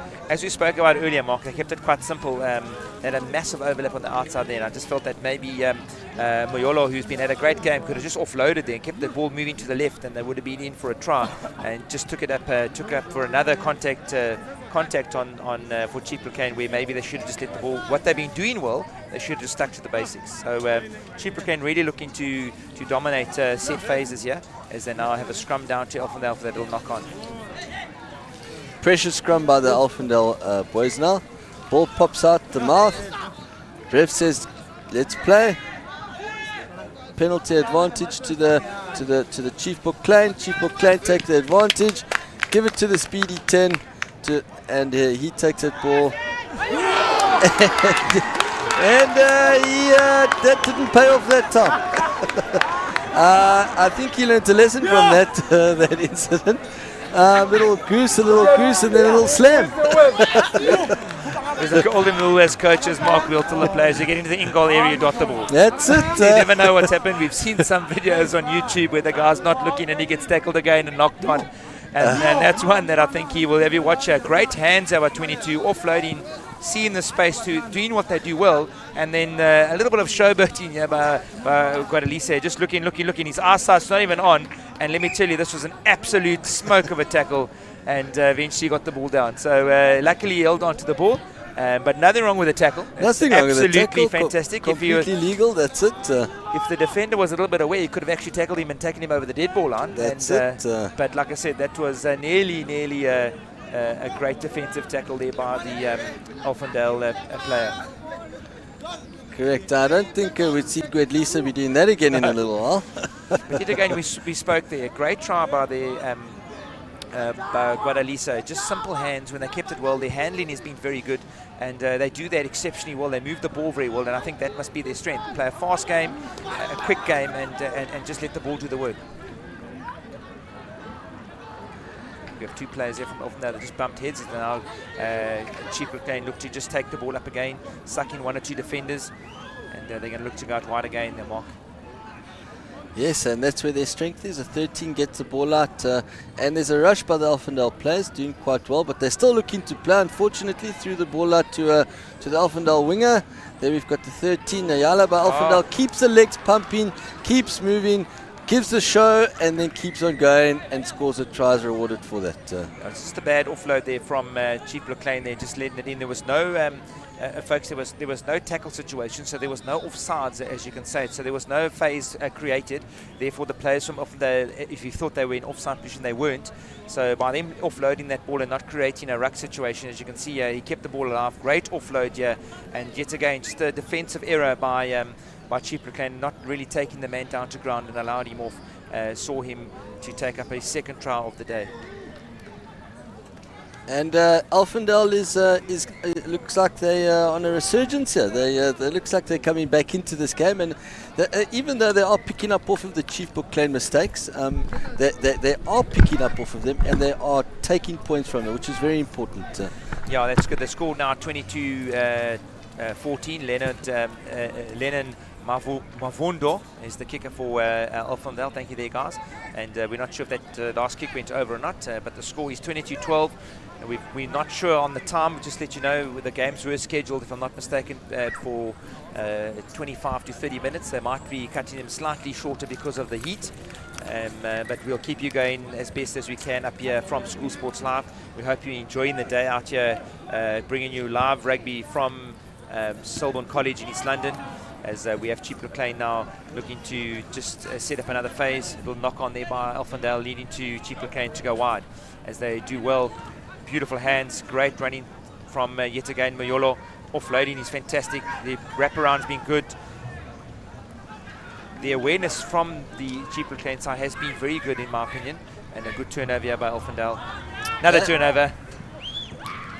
There we have the 21 taking the ball up again. Maholo, they set up the phase, and we see the scrum half passing the ball out. It looks like the Chief Leclain have made a couple changes, and it might not have the desired effect that the coach might have wanted. We see that the 10, Gwedlisa, is out wider now. We see the 13 has moved to the scrum half position, and unfortunately is not as fluent as what it was earlier. Yeah, a fine example, folks, as you play to the whistle goes. There was a knock on there by Chief Leclain, and the ref actually just was playing advantage, and the Alphendale guys picked it up very quickly, and could have been away if he just was a little bit quicker, and unfortunately got tackled in there and turned over ball to Chief Leclain as they look to now set up another ruck. Good, great hands here by Chief Leclain as they're moving the ball outside wide, and fortunately just taken out into the touch. Yeah, Mark, their handling has been fantastic. Just some great tackle in there. Oh, that is fantastic to watch. It's great awareness from the Chief Leclain guy, getting nice and low in the mid-drift, and then just a quick turnover by the defending player by Chief Leclain. Definitely a textbook tackle, yeah. And he committed completely to that tackle, and he did well. Looks like the subs that they've got some nice big subs on this Alphendale backline, and looks like they're causing a bit of havoc with this Chief Leclain backline. We see Guadisi is on the field. He's moved outside wide into the outside centre role, so maybe the coach is here to say in early season want to see them in different positions.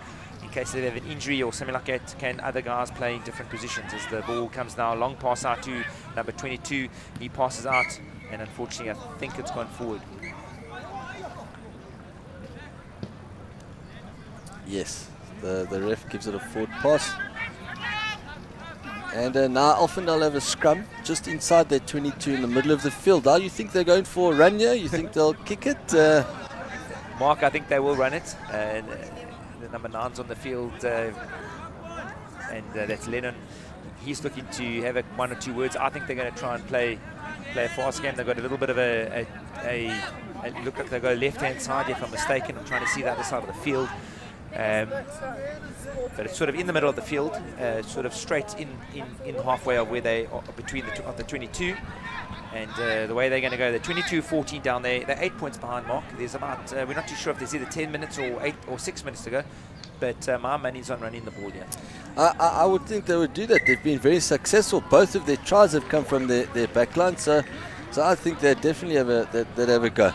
If I was playing fly-off now, Mark, I would have noticed there's no one sitting right back as defender. There's no fullback for Chief Leclain, so maybe a little kick ahead would be great. Unfortunately, it's been tight head here, and Mayolo's taking it straight up the middle. He shows a bit of feet, and great not holding the tackle. Ball knocked back twice. Wow, that was quite something. The hot potato. Hot potato. Who wants it? Not Chief Buckley. two scrums here from Elfindale haven't been great. They've had both scrums and they've been a sort of a tight head done. There's a great work there by the Chief Buckley forwards to turn over a defensive scrum into a sort of attack. Great work yet again by Mzomhle.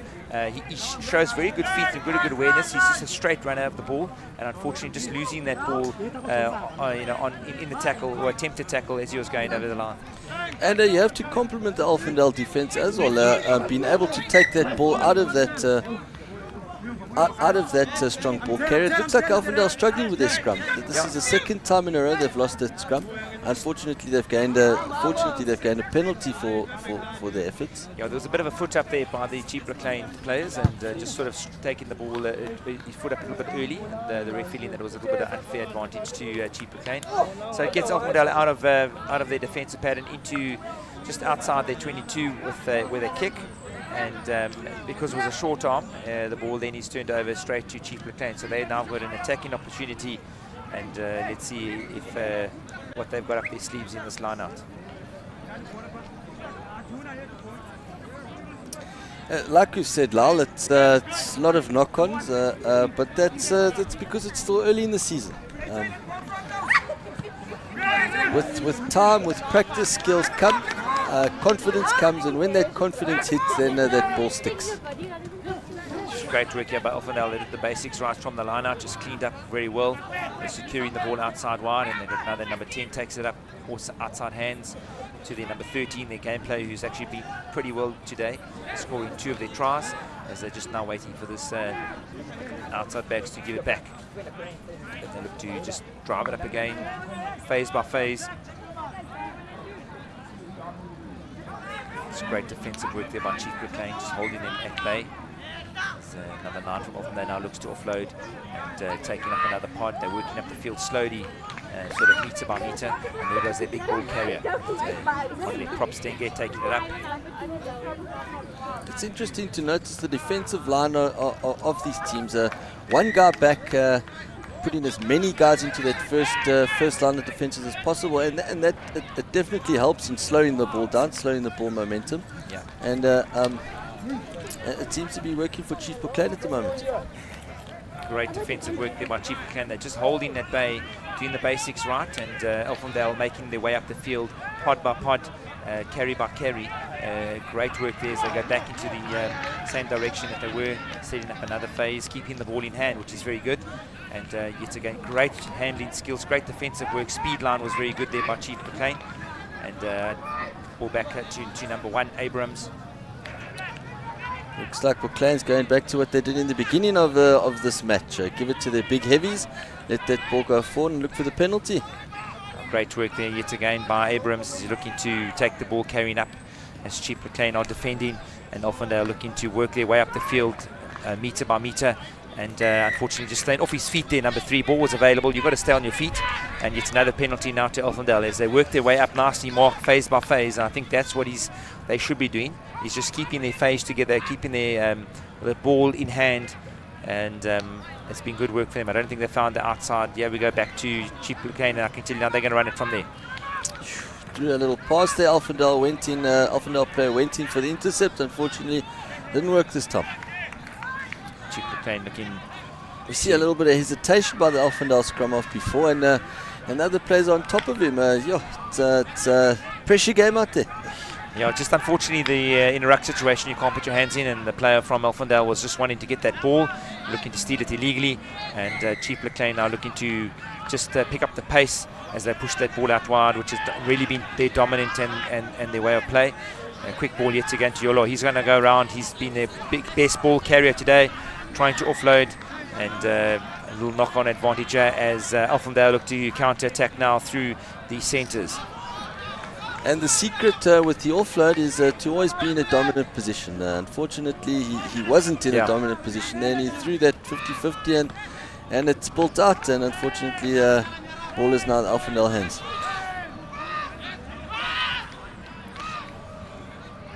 The Elfindale proper the pass. 13 picks up, looks to play, keeps the ball going, gives to the big Abrams again. He does a little twist and turn and gains it off, gives it to the hooker. He drops it down. Alphendale player gets onto the ball, and they formed a ruck. The big 11 picks up, gives to the hooker. Unfortunately, he knocks it on. Ball turned over here by Chieftain. They're looking now to spread that ball wide. And outside to the outside centre, number 22. He's great awareness here. He's going to take up another tackle. And stolen. Great steal there by Alphendale as he came in from the receiving player, as they look now to counter-attack the opportunity here. This is good work by the ref as well. Keep this ball, keep the momentum going, play the advantage. Looks like the Chief Bookland boys in there busy cleaning. And a racket formed, and unfortunately the Chief Bookland flanking there came in from the side and stole that ball. Yeah, it's good work. Sometimes you just want to let the game flow a little bit more, Mark. Let them get through the game. Sometimes you stop too many times. There are a lot of sort of mistakes in the game, so you don't want to keep on stopping it. You just want the momentum to go. And credit to the referee there, just allowing the little knock-ons and that just to give a bit more advantage, and just opens up the play a bit more. Definitely, yeah. And it allows for a lot more attractive rugby as well. It's nothing worse than watching a stop-start game. As the folks, as we get into some of the bigger games coming up this afternoon, the one next we have Queens versus Stirling. We can see a couple of the peoples. We have Darwin van Wyk. I just love school rugby. It's the best amateur rugby you'll ever see. It's the natural game where boys are playing for the love of the game. There's no big contracts. There's no money making things out of it. They want to play rugby because they want to play rugby, Mark. This is the natural best type of rugby you'll see, and it's brought to you by SuperSport Live. Great initiative, and I tell you what, wherever you are, join in, give us a tweet, give us a shout, let us know how we're doing, and really this is you can engage with us on hashtag SuperSport Live, YouTube as well. Subscribe to us, give us your feed, and let us know how we're doing. We bring to you these games live from Selborne College in East London on a very, very hot day here, and we have Alphendale now kicking the ball out. Correct. SSL Rugby's streaming is also on all of your social networks, Instagram, Twitter, Facebook, so don't be shy. Go on there, let us know what you think, and enjoy the rugby with us.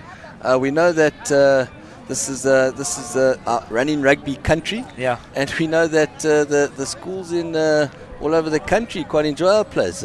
Also our clubs, they enjoy our brand of rugby, and they enjoy using our players.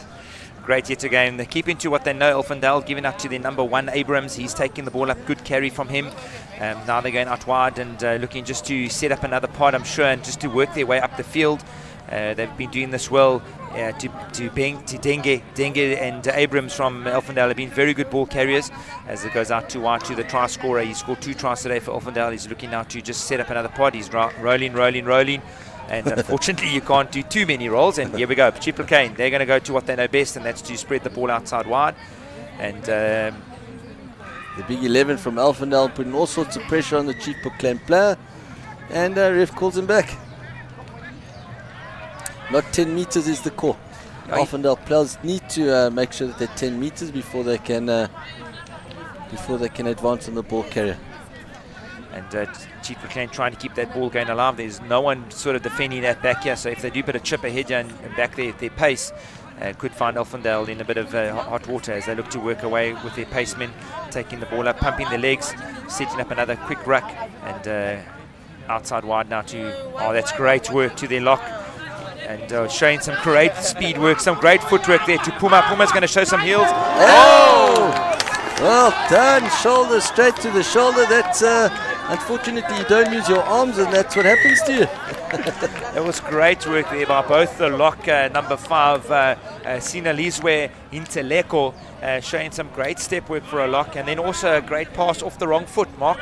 That's quite difficult to do, and found his Simonia Puma. I think it's his 2nd try today, and great work there. He showed some great strength to just basically defend himself from that tackle and then basically go on to score. We can watch this work here by the lock. Nice little back pass, little magic pass over there. Look, no eye pass, and the big bounce. Well done, Timanya Palmer. Nice under the poles. He'll be watching the defenders this time. He won't make the same mistake as As Lisa made earlier. Yeah, we try and tell our wings, you've got two options. Either you're going to have the pace to run around your man, or you're going to have the strength to run over a man. And he's got both, and he ran straight over his man there, and great power and great leg drive from him to keep his balance and to score under the poles. Chief can really look good when they run the ball out wide, Mark. It seems to be their strength. Their handling's been superb in stages, and that's why they're leading 29-14 to Elfindale. We've got about 5 minutes to go as they make a couple of changes. Yeah. They've had a never die attitude, which is good. Even when Elfindale had them a little bit of pressure, 2 quick tries by Elfindale, the Chief Bucklane team has stuck to their guns. It looks like they're throwing that ball out wide no matter what, and they're bearing fruit from that. Oh, that's great offloads, great hands again, back passing, and looking to try and keep the ball and to just really play as fast as they can in the last 5 minutes, I'm sure. And they're looking now for the ball to go wide, and just yet again setting up phases. They're doing the basics very, very well. A couple of back passes there, and yet again the securing and their pod work has been superb, and forcing another penalty onto Elfindale, who's trying to just slow the game down just slightly, because Chief Bucklane really, when they have ball in hand and they want to spread the ball wide, Mark, they've been very dangerous. Yeah, we'll never get rid of the sunny balls, and we don't necessarily want to. It definitely adds to the excitement, and it keeps the ball going, and that's what we like. The big 7 with a handoff and then a nice little shrug. Yeah, Zaneke has been pretty much in the game the second half. Offload to their big ball carrier, their number 1, Mapakati. Been quite good. Definitely could have turned over the ball here by Elfindale as they're looking to gather it, and it pops out on the Chief Bucklane. Wide pass out now to the outside, and a great little kick ahead here. No one in the back here, and this is ball for anybody. Great vision there by the guy from Chief Bucklane, but great hands and great work there by the centre from Elfindale in just securing the ball and setting it up. Very difficult catching that ball over your shoulder, and he did a good job with it. Especially with the defenders running on you. Oh, and the Chief Bucklane player tries to keep the ball in play. Unfortunately, it's gone out of bounds. And we'll come back for a line out. Corbus, the ref, will make sure that that ball was and folks, as we're listening here, that is the end of the game. And that is a great game by Chief Bucklane. Really looked dangerous at times, running the ball well. Their handling was superb. And Elfindale, obviously pre-season jippers with a little bit of handling errors, and just gave the ball back to Chief Bucklane. Mark, it's been a very entertaining game. 1 or 2 great players from Chief Bucklane. Their number 10 was outstanding. Their number 14 was very good. And they have got some prospects to watch. And I'm sure the scouts out there will be looking at those 2 players from Chief Bucklane. Maybe they'll be very good in a bigger, stronger team. And that's something to look forward to from these smaller sides that bring players in. So Chief Bucklane took that game 29-14. Mark has been outstanding here. We'll chat soon. Good luck this afternoon with your game. I hope your planning and all your preparation gets going well. And folks, stay with us. We've got Queens versus Stirling up next. It's going to be a humdinger game. Mark, any thoughts from your side? It's going to be a good game. Good running rugby. Perfect weather. Let's all the people in East London, we welcome you to come to Selborne College. Grounds have been looked after. Groundsman's done very well in making sure that the fields are prepared, and Border Schools is ready to invite you and inviting you and welcoming you to come watch the rugby live. Folks, that's us for out here. Coming up next, we have Queens versus Stirling. Please stay tuned to School Sports Live, and we'll bring you the next game live in about 5 minutes.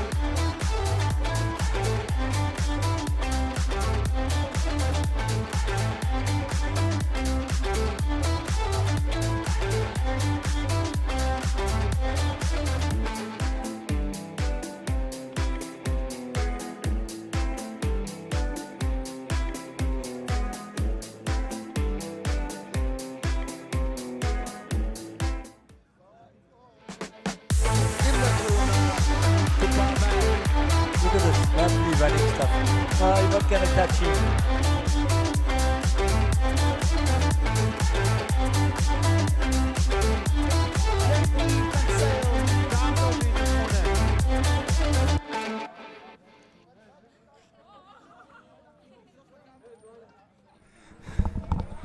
And welcome to the third game of Border Schools Rugby 2020.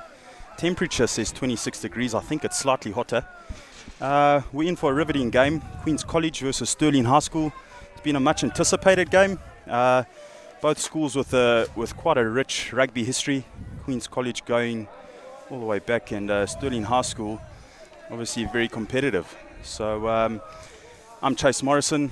I'm commentating today with James Van Stanley, the head coach of Border Under 18, and Hudson Park. James, good weather today? Morning, Chasey. Great weather today. I actually think that the way the temperature's climbing is going to get really hot here today. It started off with some entertaining games earlier, and yeah, it's good to be here. What are you looking forward to the most today, James? I think if you look at the profile of the two teams, what's really interesting about this one is a lot of returning players in both sides. So Queens are retaining the bulk of their spine. Let's have a quick look at Stirling quickly. Stirling High School players to look for. Emmanuel Latiko at 8. He played last year, a really dominant 8. Loves running with the ball, strong in contact. And then you've got someone like Lita Mtalo at the back. If Queens are going to be putting through any wayward kicks, then he's definitely a man that they're going to have to look out for.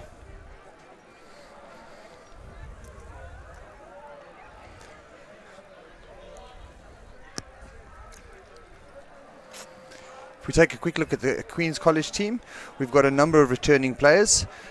Within that, there's two guys who played Grant Como last year, number 11, Tiamo Mjali, and Eli van Square in the second row, but the bulk of those guys all coming back with the marquee player, if you're to say that's Klalo Benge, fly half, played SAA last year, represented South Africa in the Autumn International Series with distinction. Really, he's been a standout player in schoolboy rugby over the last 4 years. Incredible left foot, really big range, huge presence in terms of managing the game, and then also nice and physical going forward with the ball. So I think he's going to be the player that's really going to determine the flow of the game today. Also worthy of mention, number 8, Terence Heitman. This is his third year playing first team, so bit of luck, big Terence gets to 50 caps.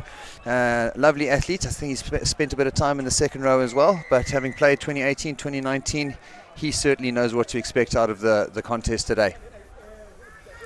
Spectators are slowly streaming in. I think we're in for a big crowd today. Obviously, Border schools, all the surrounding schools around the Border region. We've already had some great rugby on display, and this one shouldn't be any different. Now we've got some Hudson supporters getting here nice and early. The good old-fashioned tunnel, James. The tunnel. What are your thoughts on the tunnel, Chase? Is there still place for it? You got to love the tunnel. I remember in my day we used to have a tunnel going through all the way to the end of the field, and then we'd have to come back into the middle of the field and line up for a kickoff. I mean, if it was Discovery Steps, you'd get yourself a 5,000, and that was just getting to the end of the tunnel. You know, there's the other variation of the tunnel. Sometimes you get a warm bottom if you've been late for training. You know, so maybe there is still a place for the tunnel. Schoolboy rugby.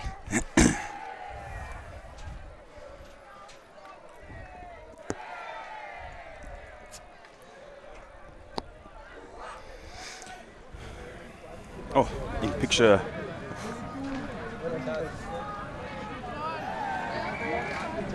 So, being so hot today, I'm really hoping, especially now, probably reaching the height of the temperature for the day. I'm really hoping that there's a few water breaks in the game, just to ensure that the boys are well hydrated and that nothing happens to them.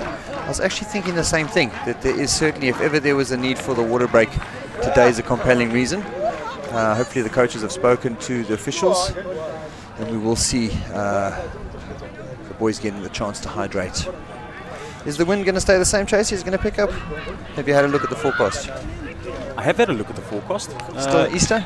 Earlier this morning it was a northeaster. Northeast? At the moment, it looks like it's actually died down a little bit, but it looks like it should be picking up a little bit later.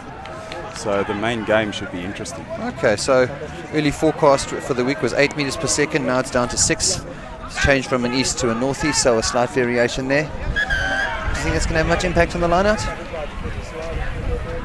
Look, it's for most teams it's the first game of the season, so probably going to keep it very basic in the line out, taking everything in the front, at least trying.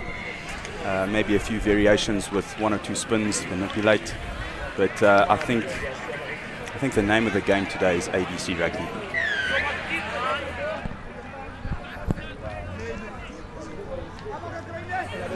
I'm really hoping that there's going to be a water break. It's quite hot in the commentators' room as well. Let's just unpack ABC Rugby for our listeners. What does that mean for you?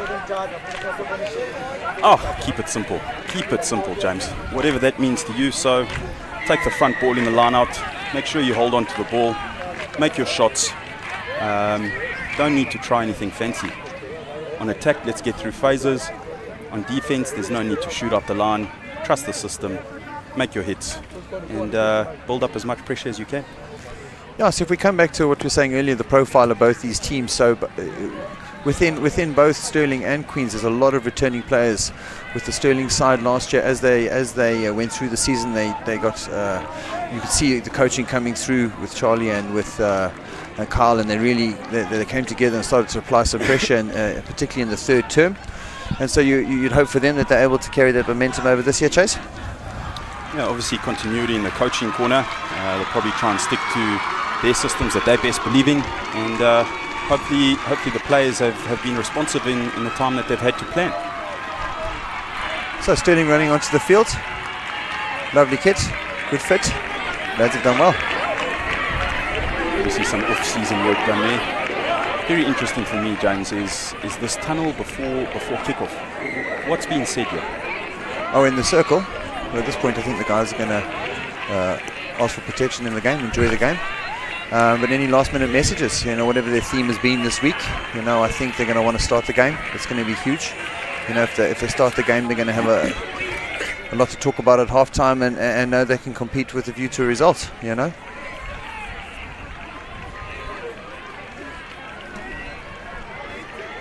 James, you alluded to the fact that Sihlalo Benge is returning for Queens. He obviously played fly half for the SAA side last year. Got an enormous left boot. Do you think that Queens are going to try and employ very much a kicking game? Yeah, I think so. What's going to be interesting for me is his direction of kick. So last year he was kicking a lot from right to left across the face of the team. If you weren't aware of that, it was finding a lot of guys out and a lot of teams out. So it would be nice to see if there's some variation. Can he kick same side, particularly when on a right-hand side? So that's just a little bit of a technical detail. So that, coming into Craven Week this year, that's one of the things we're looking to see. Can he grow his kicking game? And it'll be interesting to see. Within that, I do anticipate Stirling put a lot of bodies in the backfield and trying to force Queens to run. So Queens College running onto the field, a lot of experience in the side, and within that was a very strong 16A side. So that group had some really good results last year. And there's only a handful of those guys who have broken into the starting side. Lots of them on the reserves bench. I'd like to think that a lot of guys are going to come onto the field today, and it'd be interesting to see, putting two strong groups together, how they're going to come out. Wearing the traditional black and gold hoop jersey. Oh, and a change of sides. I wonder which captains mixed that one up. It's always exciting for me to see a captain in the front row, James. It's genuinely the true leaders, the men of grit, promising players that come from the front row. So to see a leader coming from the front row really is exciting. Let's talk about that. So we've got Liam Gonubie there, captain for Queen's College, playing in hooker. Played Grand Como in 2018, and then Border Academy last year. Really proficient line-out thrower, very, very skillful. He's worked pretty hard in the pre-season. He also plays first-team cricket, so he's had a lot on his plate.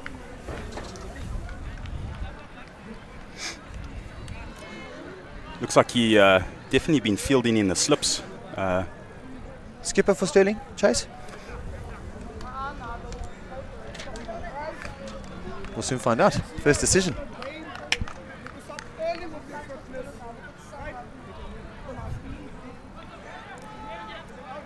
So curious to see why Queens don't have their white jersey on today. If there's a reason over and above manufacturing. Well, you've got your hooker standing in the backfield to receive the kick. So That's it. I was alluding to his skill earlier. We're going to add kick receive to his arsenal. And of course a ball. Typical early season jitters. Always interesting to see the referee's attire. The man's looking as camouflage as you get.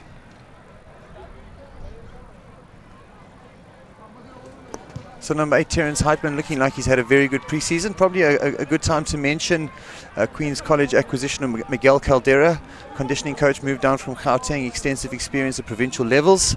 Fantastically new refurbished gym at Queen's College, large investment into growing the conditioning program. I think they saw the fruits of Selborne with yourself, of course, and have tried to get their own program in place. And looking at some of the boys today, I'd like to think, congrats, Miguel. Oh, Sterling lets it bounce. Eventually gathered. Stick some bodies into that ruck. Playing it out, setting it up. It's a big hit there by Queens. A couple of big players here. Now looking very physical, getting off the line early. The space very narrow, so they're showing a lot of run space. I think you would in this part of the field. First clearance. And he just makes sure with touch. Good kick, good exit. I think Queens will be pleased with that. It's a nice net aggregate. They've got possession now just outside the 22. So that defensive pressure, obviously the bounce of the ball creating an unideal platform for Sterling, but they've managed to create a nice static situation here to contest.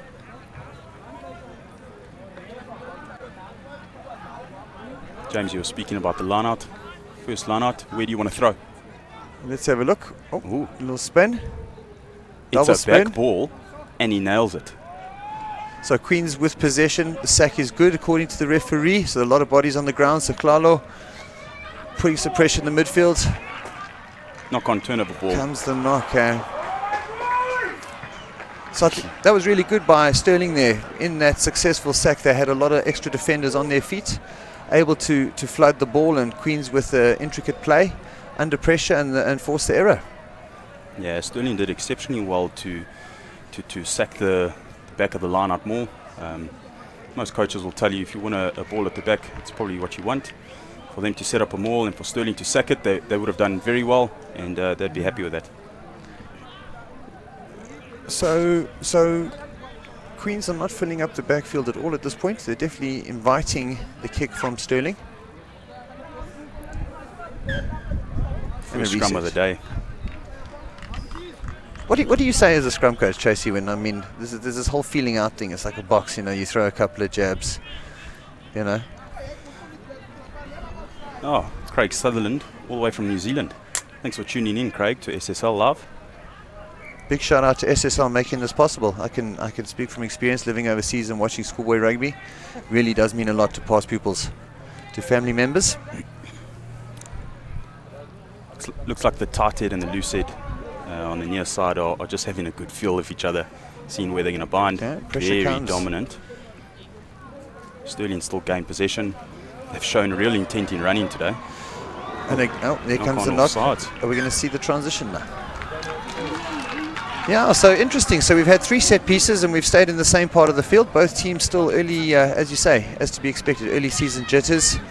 Struggling to get beyond the first phase. What was interesting there, Queens showed a lot of kick space.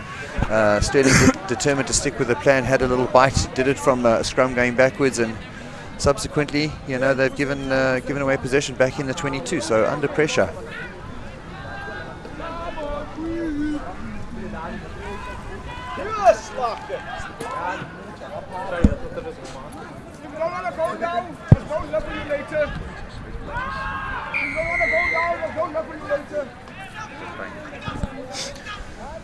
So Queens attacking scrum, very interesting formation here. So they're using all 6 of their backs to the right hand side. This is going to put Sterling under a lot of pressure to show some space. Oh, and again, turnover on the first. Sterling can get this out. Should be some space. Really showing intent. And it's come force off a the foot. turnover, so we have a transition. So first bit of broken play for the game. There we go, beats 1, beats 2. Team Mzomhle played last year at Grand Como. Really looking to play Queens.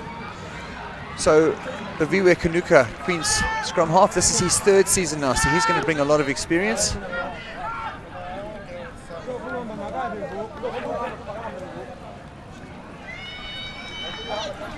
So quick ball, yes, under 3 seconds, guys looking good. And unfortunately, behind themselves a gain line here. Oh, we have ourselves a line break there. Inside centre, beating 1, beating 2. Have they held it? Yes, they have. Sterling seem to be scrambling very well. They are doing very well there. And it's a turnover. Transition. Here we go. And penalty. So Sterling will be exceptionally happy with that. Queen's looking deadly. Also, 1 or 2 passes just not going to hand. If they can start finding those passes, I'm sure they'll start applying a little bit more pressure. isn't that hard as a coach, Chase? You want the guys to play, you know, you encourage them to play, you know, want them to express themselves, but you know, you get the feel just trying a little bit too much too soon, you know. Look, I think rugby can learn a lot from the sport of probably something like cricket, where as a batsman you're told to try and build an innings. You almost want to get a feel for how the opposition's defending, how they're attacking, what it is that they're trying to do, and feel it out from there. So yeah, probably trying too much too early. Stick to basics. Again, ABC rugby. Keep it simple.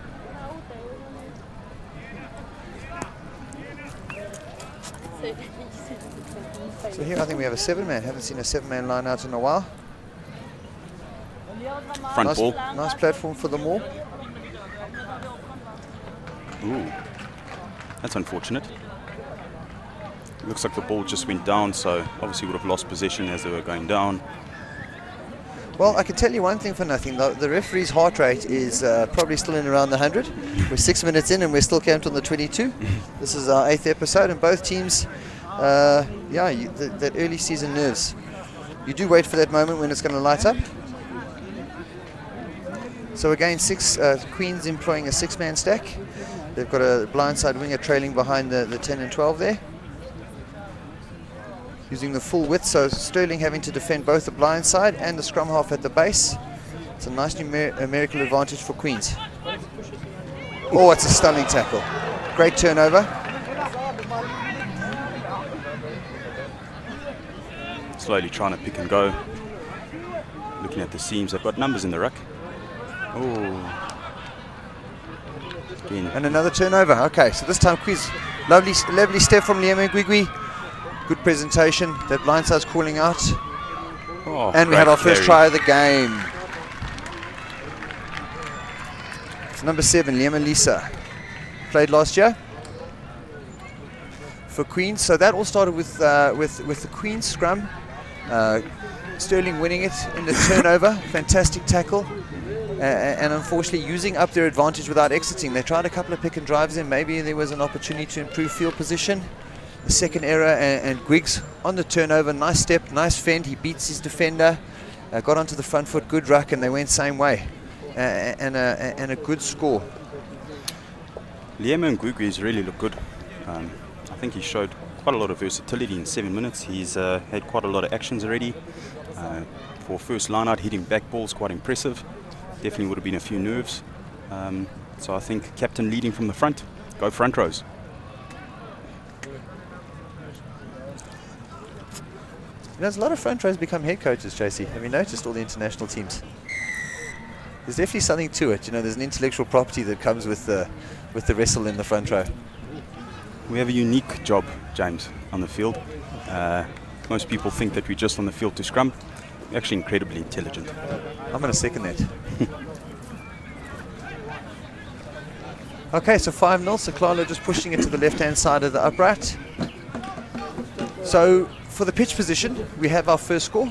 Although there was a couple of episodes where it didn't really come to much fruition, we now have our first score, an opportunity for Sterling to enter the Queen's half.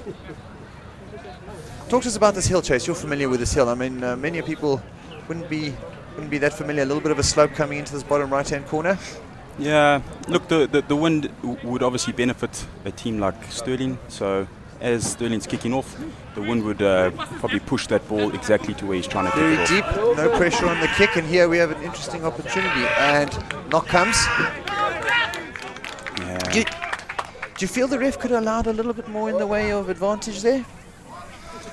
Yeah, it has been fairly stop-start. But again, like you said, we've both said, it's early jitters, first game of the season. They'll eventually find a rhythm. We're only in the 10th minute of the game.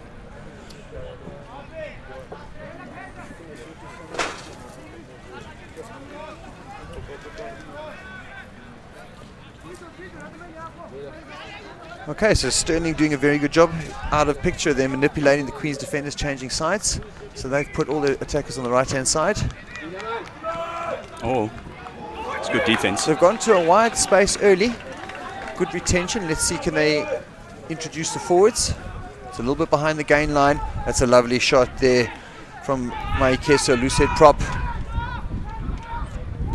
Taking it back to the blind side. They're getting off the line nicely. Queens, here we go. Here's a turnover and an overlap. Siklalo with an offload and ball transfer on the front foot. Good recycle. That's a nice turnover there. Ooh, Sterling getting off the Maikeso line quite again. nicely. Line break.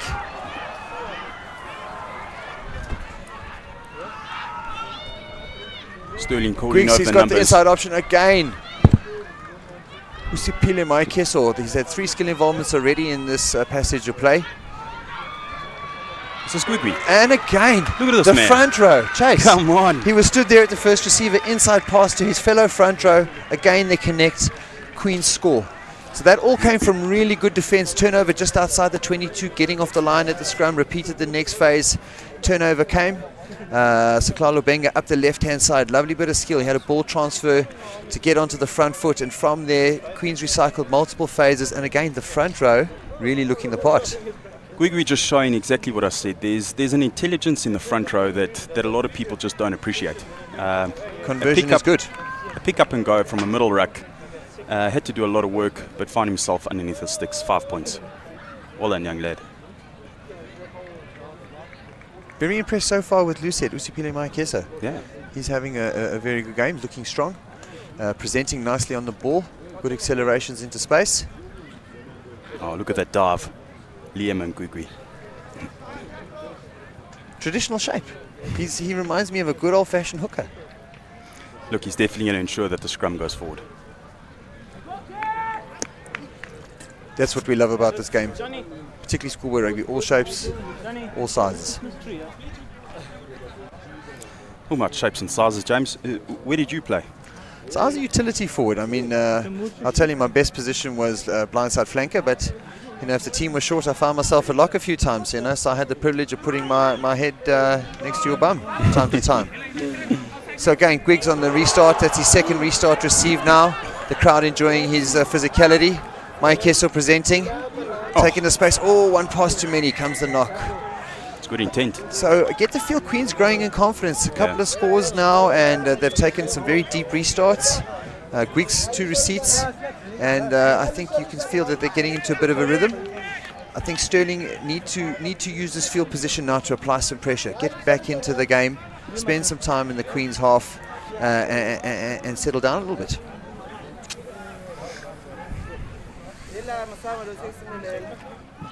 As we line up for the scrum, James, how much of a factor do you think the temperature is today? Because it's cooking out there.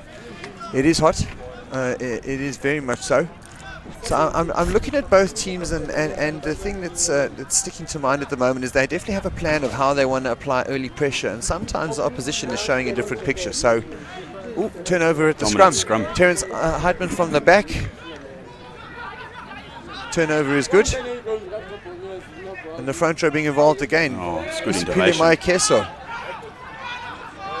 So we're seeing a bit of a... Oh, here comes the first kick. That's what I've been waiting for, just to see. There's been no pressure from kicking. The Gary Owen. The Queens. Oh, left wing is good. Pressure's on. Oh, is he going to follow through? Unlucky. So again, Timo Mjali putting good pressure on that kick there. That was nice from Siklalo, and that was my point I was coming to earlier, is that so Queens have been showing a different picture to how Queens to Stirling are wanting to attack. There's definitely a lot of kick space. They're putting all their bodies in a line, and with that they're inviting you to put the ball in behind. Would you have liked to see that ball go a little further, find grass and try and go out? Or was that a good option to put it up like that? Well, we talk about a contestable ball, and that's the thing with Siklalo. That ball had so much height. So with that swirl, there is a breeze here. The northeaster pushing into the grandstand. The Stirling winger had positioned well initially, but as Siklalo's kicks do, there was a change in trajectory, and the winger Mjali from Queens was there to apply pressure, and he got the bouncing ball. So even though he wasn't looking for distance, he managed to get both that and a contest. Oh. So as there's a penalty now to Stirling, an interesting story about the scrum off for Stirling. Luke Heaney, he happened to play on the blind side of the scrum. He was a blind side flank for Stirling last year, played first team. He's now made the move to scrummy. So seems to be going well. Just needs a little bit more protection around breakdown time. And yeah, all the best to him. So Queens looking very strong at scrum time. They've applied pressure now on a couple of scrums. That last one a turnover, which has got them field position. Defence is looking very strong, getting off the line. And if you're Queens coaches at this time, I think they'll be quite happy. Special mention there, Pierre Jacobs, head coach. Assistants Murray Bassett, Tyron Rankin. Guys will be quite pleased with their efforts so far. Thank you very much.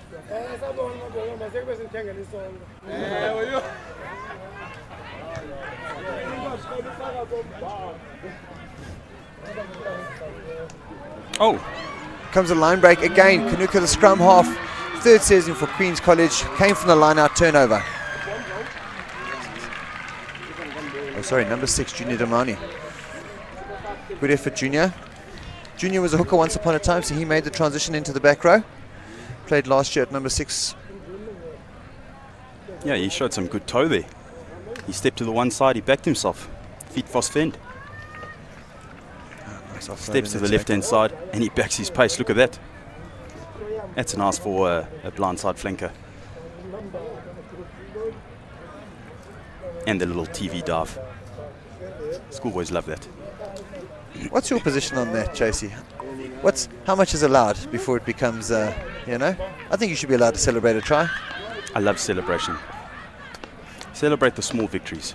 How many tries do you score in a pretty expansive career?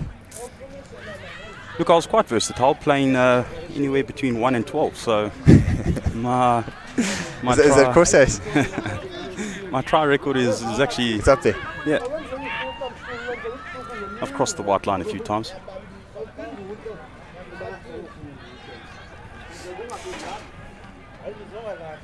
So Queen's obviously showing dominance in the early stages of this first half. Hoping that Stirling can get their hands on the ball so that we can see a little bit more of Emmanuel. Tico, yes, he hasn't had any platform. So this is the third kick that's been kicked deep. Liam Gwegwe, third receive, again beating defenders, unfortunately into touch. So we're looking at the same landing spot there from Stirling in terms of the kick. It's not applying as much pressure on Queens as I think they'd like to. But Stirling line out here in the half. Looking like a front ball setting up. There's your ABC. Oh, throws it a little bit late. Turnover. So possession stakes at this side definitely dominant towards Queens. Shaping for the kick. Okay, so this time left to right from Siklalo Benge. Where's the chase? Gee whiz. Bouncing ball there. And Queens have regathered. I think they need to check that ball, James. It might have a little bit of snow on it. Although it may have defrosted on the way down. So the breeze is picking up. I think it's a good thing. If there's no breeze today, we would find very uncomfortable group of players on the field. So just so that the viewers understand, the way that play is currently looking at the moment, in the second half, the wind will be with Queens. Do you think that they'll try and employ a little bit more of a kicking game, trying to kick to space and look for a little bit more territory? I think so. I think they can afford to, Chasey. They've got a really good left-footed kicker. So again, this slope I'm referring to against the grandstand is a slight slope that has a really big bearing on the field. Okay, so the free kick coming, pushing beyond the 1.5 meters. Yeah. Where's Emmanuel? We need to get him into the game. Okay, that's really nice there. Not back 10. I wonder if the referee's giving advantage. Oh, pick and go. Go bigger. And again, same way. Very good. They're getting some good meters here. There's Emmanuel. Here comes Emmanuel. Nice leg drive from him. Body over the ball. That was already a ruck. Mikey saw very active as a defender there. Unfortunate. Just let it go. Short arm. Yes, again, so they're not 10. So Okay. good advantage there from the referee. So the advantage came from a scrum. Interesting decision what will come here. Set it up. Get your big ball carriers. Can't go to line out. Taking a bit of strain in the scrum. You think the tap is an option here? Tap, play your big ball carriers. Let's just hold on to the ball, get through a couple of phases. Let's try and put some pressure on Queen's defense. So for our viewers at home, make reference to the wind. We've had a couple of kicks now from Siklalo Bengia putting huge height on it.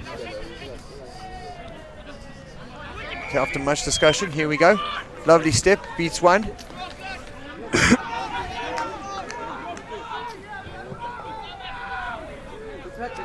So it's going to be quite important for Sterling just to hold on to the ball here. Get through a couple of phases. Queen's defense hasn't really been asked much of. No, I think they're going to need to try and play a little bit faster where they had some advantage there. With a slow ball, Queens are able to get better spacing and get organised.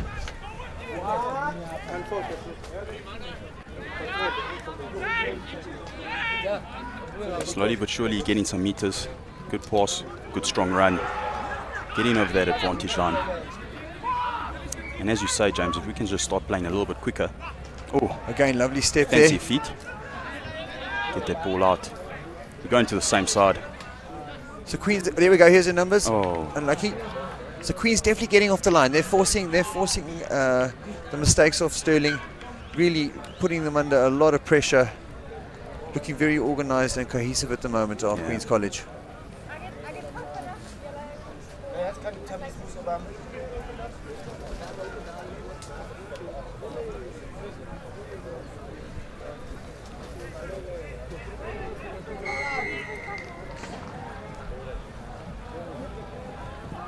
Sterling going to hope to fix their scrum a little bit, try and apply a bit more pressure there. Traditionally at schoolboy rugby, at least, it's a lot easier to get your left shoulder. So if Queens do get that dominant left shoulder, it takes the open side flank out of the game and should open up some space somewhere defensively. So I think at this point in time, head coach Pierre will be looking for the backs now. They've had a couple of launches, couple of goes from scrum. There's a few handling errors in the early ones. I think he's going to expect the boys now got a feel for the ball. Let's see, can the Queens backs launch, apply some pressure, see can they get in behind, and if not, hang on to it. So we're seeing a 6 versus 4 setup. A lot of options here for Queens, particularly the way they're standing. They can threaten the early channels 10, 12, 13 and put width to this ball. Solid scrum. Good scrum. Here comes to width. That was setting up really nicely. I wonder if there was a Sterling hand involved. Getting in behind. Here comes Tiamo and Jolly down the left hand side. Can he keep it alive? Go Puts boy. it on the toe. Here's a turnover. Yep. This man's got speed. Offload's good. And a late pass. Fantastic. Now we're seeing Sterling coming into the game. Emmanuel Tico. And listen to the crowd. They're appreciating this. They want getting behind the boys in green and white. Got to keep it going. Got to keep the speed. I think this is the catch. There we go. That's the kick space we're talking about. Well gathered again by Mzomhle. That was some exciting rugby, James. It was very exciting. And let's see. I think there's more of that in this Sterling team. First arrivals to the ball there. Turnover should come. Is the ref going to give it? Ooh. Queens have done. There we go. Yeah. And that was good. Good intensity. That's really good intensity from Sterling High School. Sterling can get some points before half time. That'll do them a lot of favours going into the second half. What do you think? Take the shot or go to the corner? No, definitely go to the corner. Go to the corner? Yeah. So the two jumpers been getting up quickly. If they can find him a little earlier, I sense that they can set up a good maul and have a go here for a try.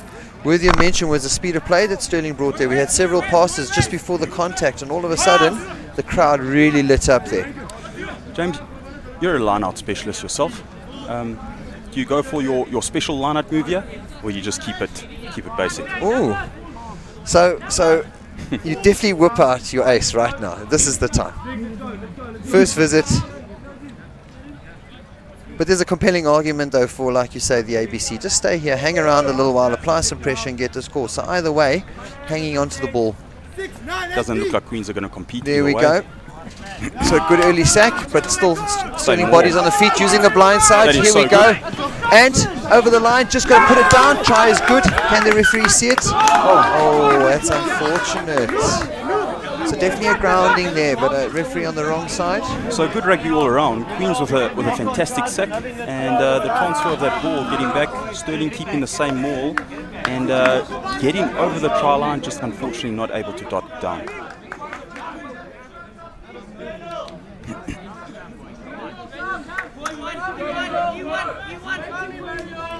Okay, so all of this momentum shift. Soon as Sterling had that little flurry there, little passage of play, confidence right up, 5 meters from the line here. Need the scrum to come good.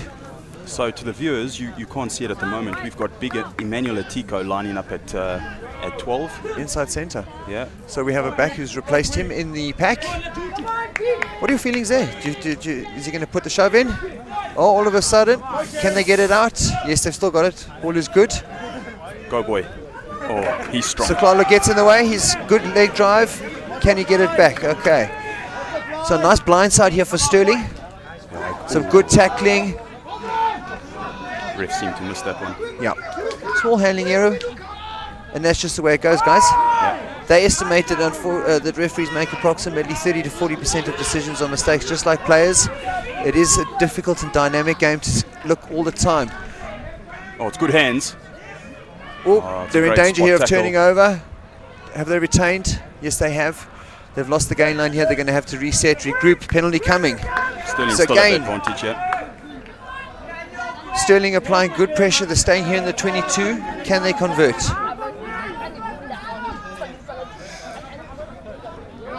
So, where are you on the penalty moves, Tracy? The old-fashioned formal wall, tuck it under the jumper, flying V. Do you think this is an opportunity here? Give it to a big tight head. Are you going to whip one of those out later today? Give it to the big tight head. The big Allow tight him to head. do his job. Okay. Tight head's on the field to scrum and to take penalties. Okay, so same setup now. Tico lining up in the first receiver space. So Klalo there, fly half, got in the way, got off the line, made his shot. Showing good intent. Emmanuel still powered through, managed to get a meter, but And that's the experience of Sihlalo Benge coming through. Obviously he played in a national camp last year. You can see he's a lot more comfortable defensively, and showing a lot more intent, much better attitude. Ooh, this is going to be. And so Queen surviving this bit of pressure here. Handling error came. Unfortunately for Sterling, ref didn't see the grounding. Yeah, there's a lot to be said about that. Unfortunately, or fortunately, the ref has the final say. That's us. And you can't change his mind. So coming up to the closing stanza now of the first half. It was all early pressure from Queens, 2 converted tries, and a third try unconverted. With 2 minutes to go, can they improve their field position and come in with a clean slate at the half? So nice opportunity on the left-hand side here. Charlie is communicating. He looks like he wants it. If he gets an early pass here, let's have a look. Oh, they're away. If we play left, they're gone. That was interesting. One more pass, and you were looking at a possible line break there. There's a lot of pressure on you. Oh, wow. And experience shows. Yeah, that's a phenomenal Fantastic kick. composure. Brings play outside the 22. So Queen's College get to breathe a sigh of relief there. Sterling excuse me, Stirling really need to just pull together here. There's 1 minute, 90 seconds left in this half. And if they can just get any sort of points, it's really going to help for continuity going into that second half. I think so, particularly if you get a score just before the death. That's what the guys are bringing into the change room.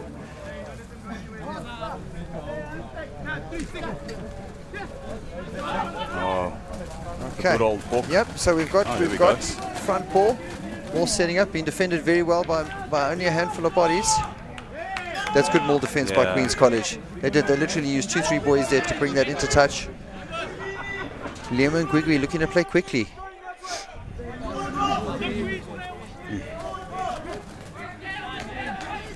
They say that the line-out maul is all about attitude. Do you agree with that, Jumbo? I do. They talk about scrum being the same, but generally the bigger guys win there. But there's a lot to be said for it. I think particularly contesting them all. You know, that was good attitude by Queens. It's a very delayed throw by the hooker. Uncontested.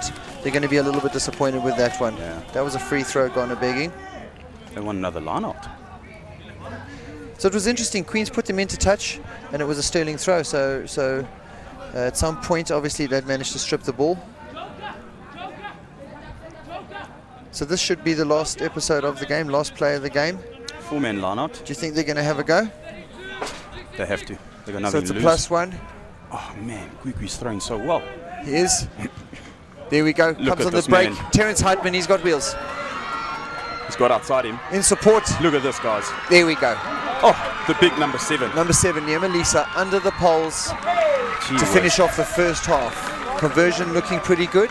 This loose trio for Queens is looking quite promising for the season. We've got 6 and 7 with wheels, absolute workhorses. It was Terence Heitman on the break. And then you've got the 8th man who's got the experience. So I think it's going to be interesting on the border this year. There's some nice pressure, I think, at the top there. It's not a foregone conclusion.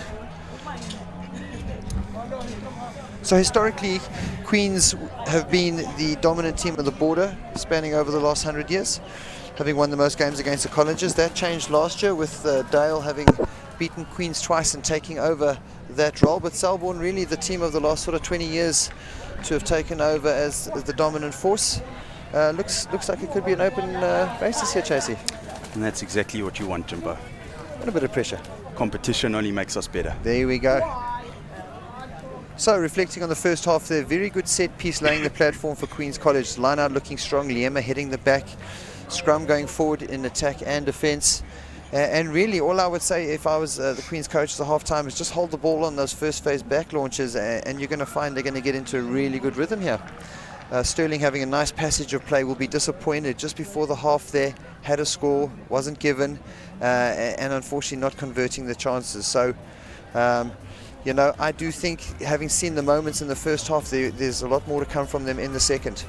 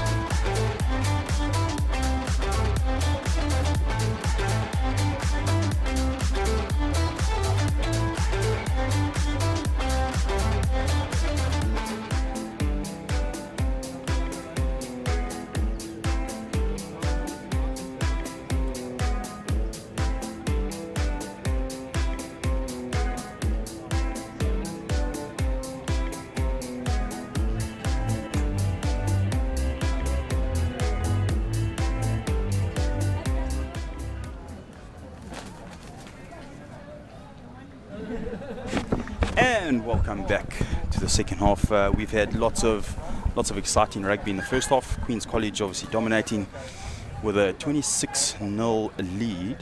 Queen's College showing quite an expansive game, showing that they can run the ball. They've got a lot of attacking options, and of course a fly-off and leader in Sihlalo Benge being able to put the ball up and try and find space at the back. Sterling, Jimbo, what do you think about their first half? Well, I must tell you from my side, I mean, I've also been working in a co-educational environment. You definitely get better as the season goes on. You know, it's for a variety of reasons, it's a little more challenging to start a game under pressure from a top college. You find yourself having not had as much pressure in your training. It's just the nature of it, you know, not having as many numbers, as much depth. And so the first time you find yourself under pressure is in a game, you know, genuine pressure. And that always, you know, comes through. And I can say myself, being in a co-ed background, you know, is that it's always tough to start against a big school early, particularly when you find that they got their rhythm, their set pieces functioning very nicely. The front row and back row very prominent there for Queen's College in this game. I think that first half is very reflective of the effort and energy that's gone into their rugby over the last year. Credit to new headmaster, Mr. Van Reis, to the past pupils there, really getting behind their guys. Lots of investment in terms of infrastructure, the gym, the hostel buildings, the school in general, equipment, staffing. You know, they've made a concerted push to get back on top, and I think we've seen that with the first half.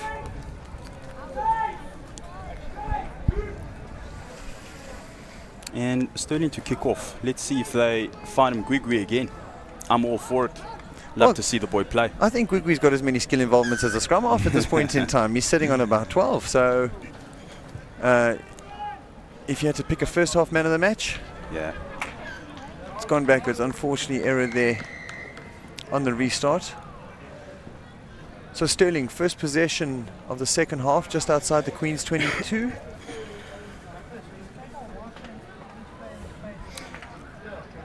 Half time, Jimbo. Sterling down by 26. What do you say to your boys? I think we just return to that pre-match message, keep it basic, hold the ball. So I think if they can get a little bit more from their set piece, particularly scrum time, try and get a gain line and hang on to the ball. It's not like they don't have runners. We saw when they got a bit of momentum and sped up the tempo there, the game really came to life.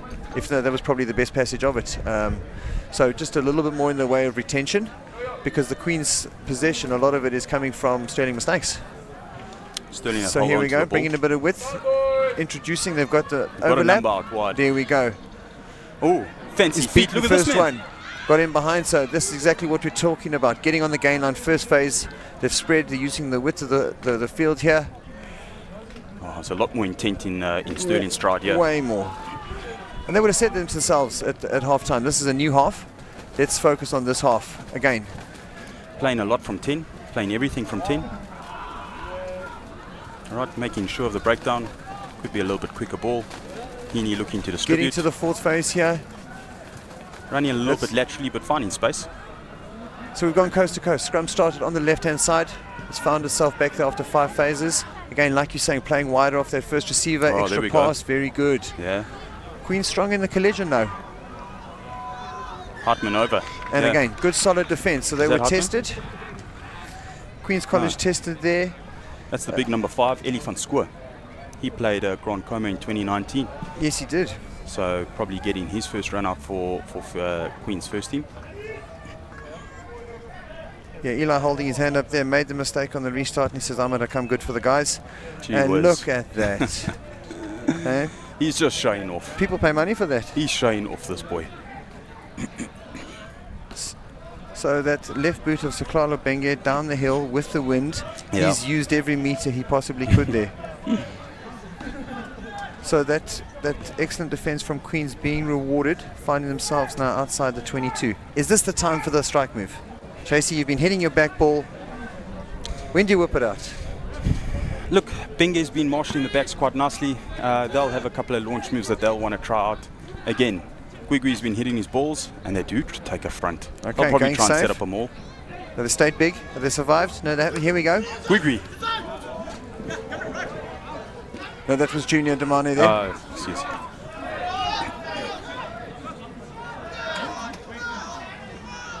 Ooh, So Mr. referee Ref. standing in the pocket.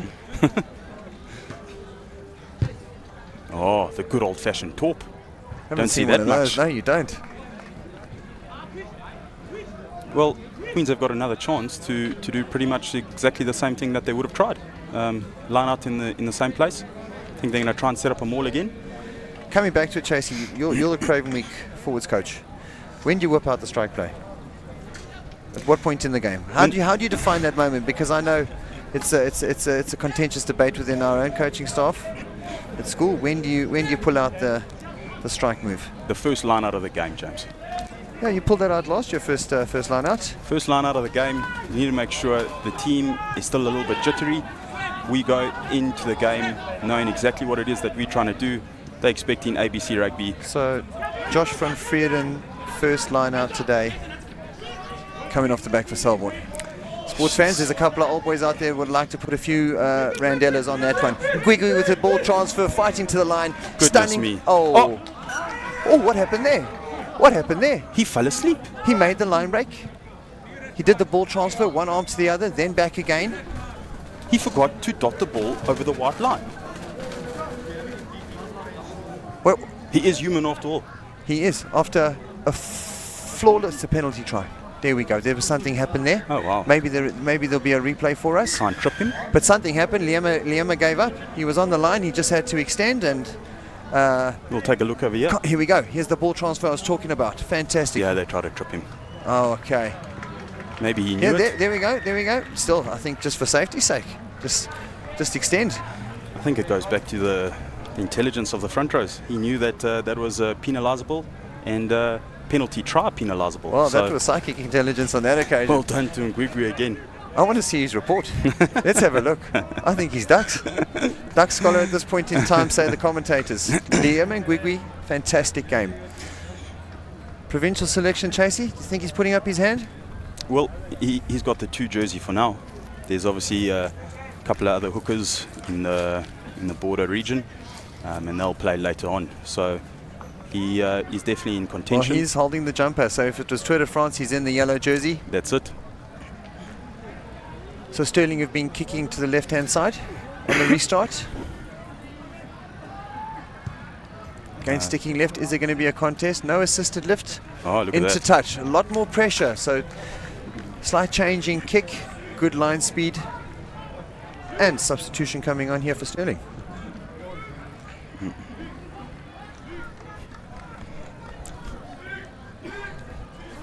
Bringing on some new energy. Abongile Rau coming on for Sterling. Sterling need a little bit of a fire put into play, and hopefully this man can do the job. Okay, so he's coming on at 9. So 4-man line out from Sterling. Oh, this will be interesting to see. I think the 9's moved to the loose forward. Yes, he has. Okay, so clean ball. That's There we go. versatility at its best. Finding Emmanuel still on the gain line. Queen's quick off the line, big in the tackle, Oh, applying pressure.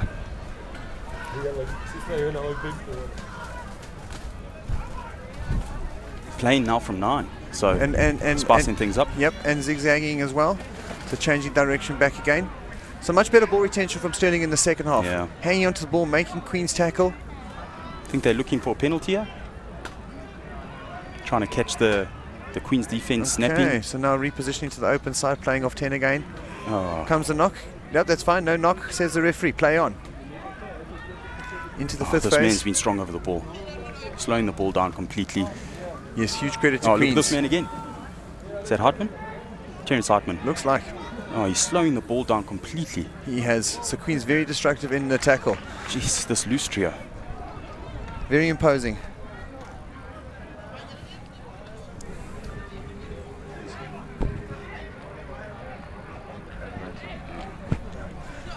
That's very unfortunate for you, Jimbo. I'm sure you would have liked to get a Terence Hartman into your border team. Yeah, I think he's a little bit old this year, but at the same time playing great rugby for Queens today, having a fantastic outing. And I think the conditioning is showing, Chase, particularly in defence. You know, the tackle is a very dominant impact tackle, making sure that Sterling can't get any gain line, and then again putting pressure on the ball. Big contest on the ground, and that's resulted in a number of turnovers. So interesting here, Queens have stacked 3 on the blind side plus the 9. Don't use it. Okay. So Claudio says, I'll have a little bite of the cherry. Oh, keeps it alive. So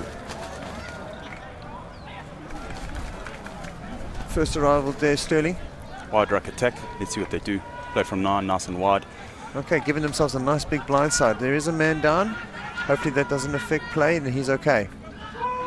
There's a side entry from Sterling. I think referees are allowing the game to flow. He's doing a good job here. Oh, unfortunately, Maikeso unfortunately with the handling error. So back to the conditioning, Jimbo. You've spoken about how good this Queen side is looking. I think conditioning coaches all around South Africa are probably the unsung heroes of most teams. When the team's doing well, it's always glory to the coach, and when the team's doing badly, it's because the conditioning is not good. So Miguel, wherever you are, well done to you, my friend. Hats off, mate. Well, I think, just to validate that point, you look at the last 2 years, Craven Week, Chasey, the conditioning has been absolutely on point, allowed our border team to really compete.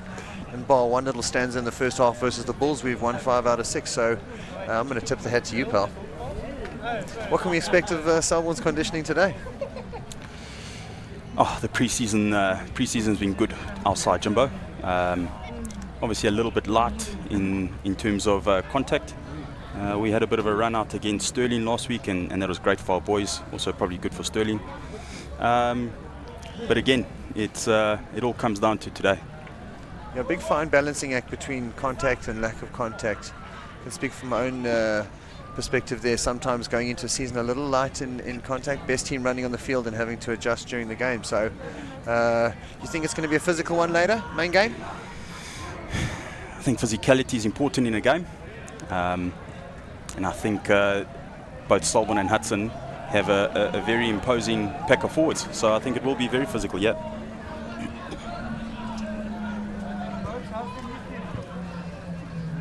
So that Queen's defence really sticking in upper gear. They've been getting off the line. I think referee giving an offside here. But big on the line speed, big on the tackle. I would expect a penalty soon. Oh, good hit. Again, so the Sterling boys struggling to get depth because, again, there's ferocious tackling taking place. Even the big boy Emmanuel just generating a couple of meters at a time. That was a nice cutout pass. Can they get it through? And penalty coming out. Offside penalty. So we've been very light on penalties so far in the game. Credit to the referee. The actual numbers are low. Oh, so we've got a few handbags here. There's, I would foresee a card coming out. A little bit of rush of blood to the head. So I think, speaking about the referees, border referees have really been great today. Watching all of the games that have been played, I think consistency is what the coaches are looking for, and consistency is what the refs are giving. So kudos to them. Staying on the subject of referees, main game today, Bulelani Naka on the national panel. So the main game being afforded a quality appointment. Bulelani involved in SuperSport Challenge Curry Cup games and National Youth Weeks, has been rising over the last number of years to find himself on the panel. Yeah, we're extremely fortunate to have Bulelani with us today. Top refs allow the game to flow and obviously make the correct calls, so keeps everyone happy.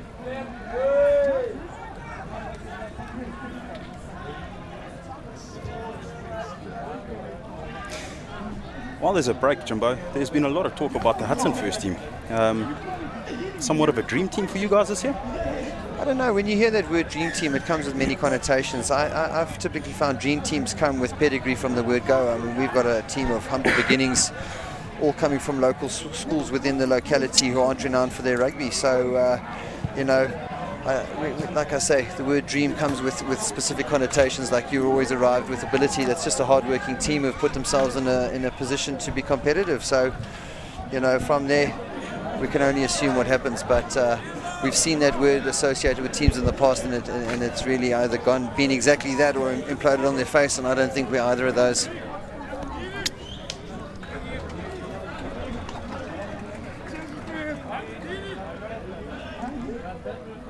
So the Queen's line-out sat on 100% statistics. Forwards coach Tyron Rankin must be absolutely delighted. Good variation as well. Oh, commentator's curse. Look at that. There we go. Sorry, Tyron. That one's my bad. Again, the referee standing in the pocket on the exit. So Sterling unable to kick. Back to the pick and drive.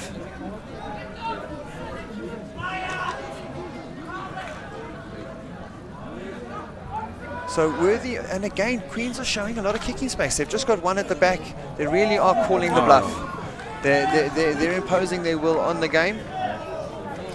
Yeah, I think Queens has really been strong on defense, so they've manned up in physical situations. I think that Sterling could try and add a little bit to the attack. Looking a little bit flat, but it is cooking out there. It is and the conditioning of the boys obviously come into play now. So Sterling have definitely improved significantly in the second half, holding the ball, but within that, so have Queens. They've lifted another gear, particularly in defence. So applying a lot of pressure. They haven't had as much ball, but they have been very good without it.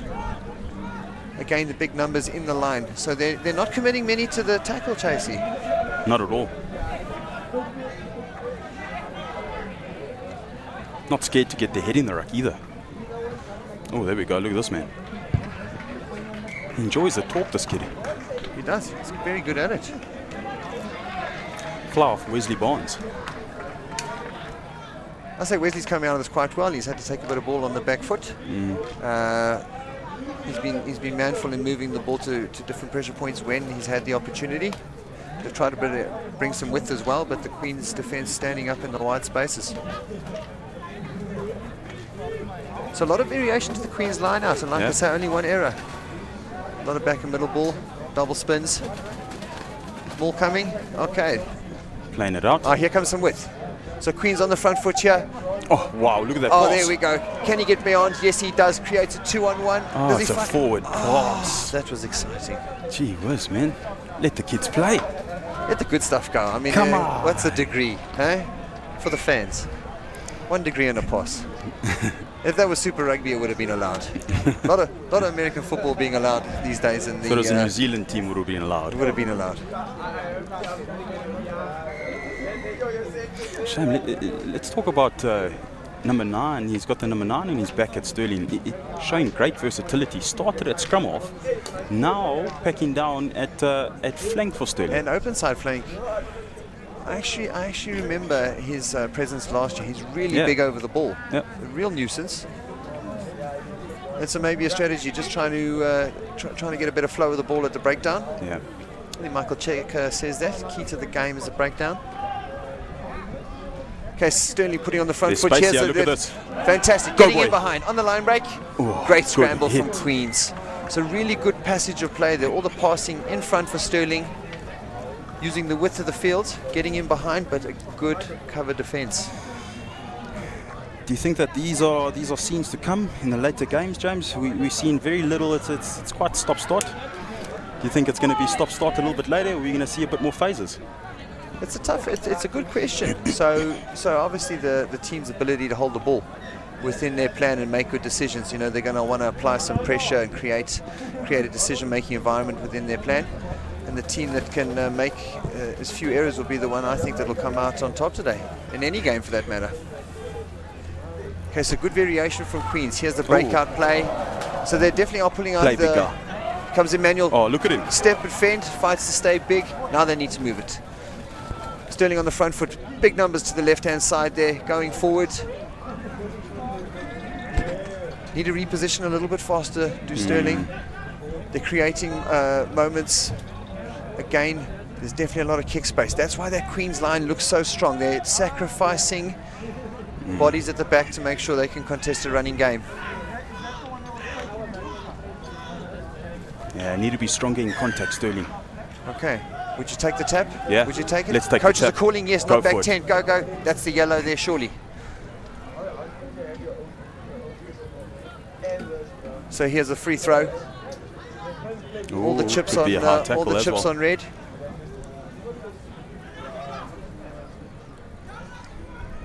We're sitting in the 18th minute, so it means we've got about approximately 12 minutes left in this game. And Sterling holding on to the ball quite nicely now. Be interesting to see if the coaches are going to ring some changes. Queen's committing to their starting side so far. No changes at this stage. What are your thoughts there, Chasey? You going to use your bench today? It's important to get game time so early on in the season, Jimbo. So important. I mean, there's really no such thing as an easy game these days, even playing local games. So for the boys to get game time and to get used to the systems and the structures, I think is incredibly important. But again, that's where the conditioning comes in to try and keep the boys fresh is quite important.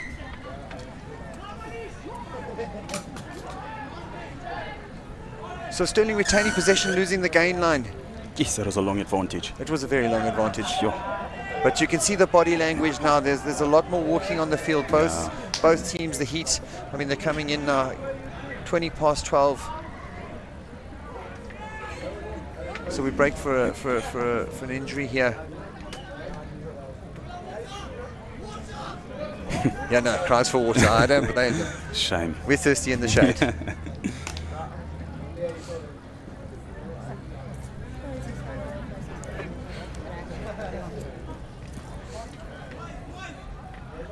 So Selborne and Hudson Seconds having a bite of the cherry in 20 minutes, Chase.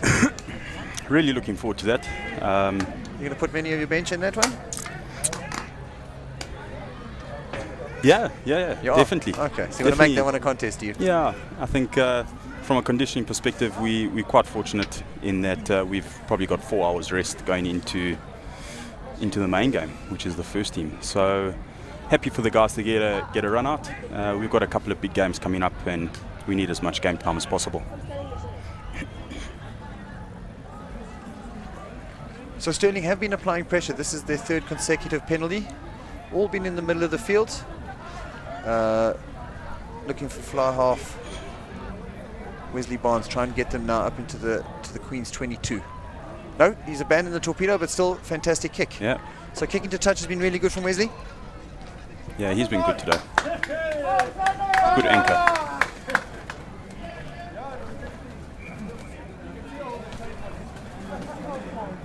So Sterling with all the possession in the second half. They've been holding on to it. I mean, that was the message we thought they should have had at half-time. Definitely growing into the game, getting better as it's worn on. And as I was saying to you, it's a lot harder sometimes for the co-ed schools who don't get as much pressure in the training to be able to do that. So even within this, they're going to be much better in their next game. And better served for this. And that's the beauty of Border Schools Day, I think. It gives everyone a chance to hit the ground running. So James, you've alluded to Queen's defensive line being so strong and them sending quite a few numbers back, so allowing for a lot of kicking space, but having a lot of numbers in defence. How do you counter that? Well, realistically, you want the people in the wide spaces, so these are your outside centres, wingers, fullbacks, to identify that there's no one populating those corners, where the flags are, and if they can get a good message into your kickers wherever they may be, to try and get a kick and a coordinated chase into that spaces, that's a real game changer, because all of the opposition are ahead of the ball, and it means that your line, if coordinated properly, can really apply pressure with the kick. There's 3 ways of going forward in rugby. For level 1 course, is run, pass, and kick. So here we go. So a bit of play using the blind side effectively, unfortunately to touch. Again, Sterling making good incremental gains all the way from their half into the 22. What are your thoughts on the kick? Look, I think if you watch the 2019 World Cup and having the Springboks having won the 2019 World Cup, they implemented very much a kicking game, a territory type of game. So there's obviously merit to it. Again, you need to look at the personnel in your team and see if you're able to do that. There's a lot of teams. I know that the Cheetahs, they pride themselves on running rugby, playing rugby for the fans. So again, it comes down to philosophies of the coaches and personnel of team. Yes, profile of the players is a big determinant on that, as you mentioned. So what's your thought on the old total rugby, all things to all people? Yeah, big fan that don't be surprised when our loose set goes later on and puts a grubber through. The same skill needs to be put from 1 to 15, otherwise there isn't really a place for you anymore. Well, I don't think your flower work day is going to pack down in the scrum. He might jump in the lineup though. I would be happy with that. Good line-out win there from Sterling. They've improved, as I mentioned, throughout the second half, keeping the ball alive. Ball is broken down here, so probably look to go to the pick and drive. Nope, they're going to put it a little bit channel wider. Emmanuel standing out in the centre. He's put his best foot forward, but there's been a lot of Queen's bodies committed to the tackle. They're definitely looking at the gang tackle there. You almost want to see Sterling convert some points. They really deserve it. They do deserve it for the amount of pressure they've been applying. Yeah. And I think that's showing with the referee. He's rewarding their application of pressure. It's a big decision here. The line out, they have been winning it now. A lot more retention in the line out, setting up the maul. Scrum. Going for the scrum. So it is a nice position. It's a really nice position for a scrum, splitting those backs in half. But they're going to have to really front up now. I won't be surprised if they chuck old Emmanuel Atiko out in the back and try and manipulate the defense somehow, give him some space. There we go. If he has any sort of space. So he's setting up, as Tracy's alluded to, first receiver on the left-hand side. Queens with 2 defenders. Here comes the third one. Okay, so they've read it. They're going to now adjust. It'd be interesting to see, like chess, the boys are moving the pieces around. I'd love to see Emmanuel in the wider channels. Try and draw and pass, get him on a one-on-one with a slightly smaller wing. He's got some toe, the boy. Bit like Jared Taylor on your restarts last year. Big guy out in the wide space. It's a massive compliment for the boy. Got to win the scrum first. They have. So they've gone for Emmanuel on the short side. 9 presenting for the shot. Yes, they make it. So Queen's first phase defence has really been outstanding today. They've closed the space between the scrum and the first line defenders.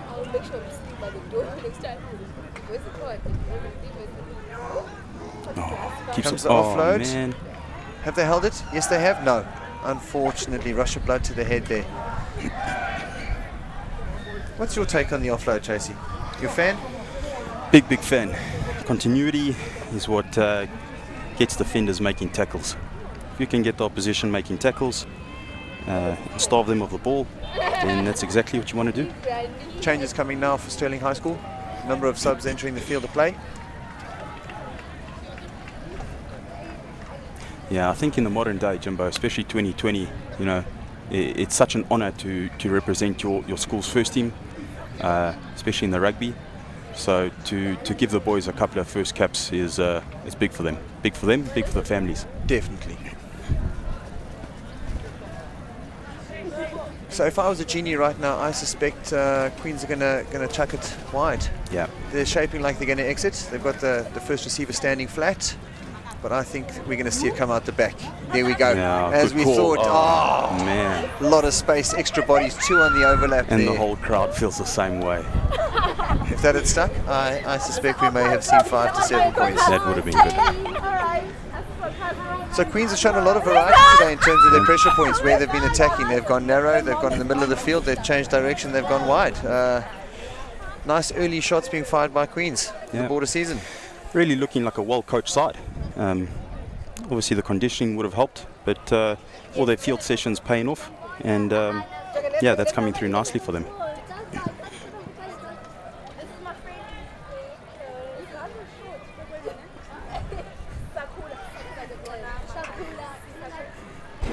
Someone stood by a microphone, eh?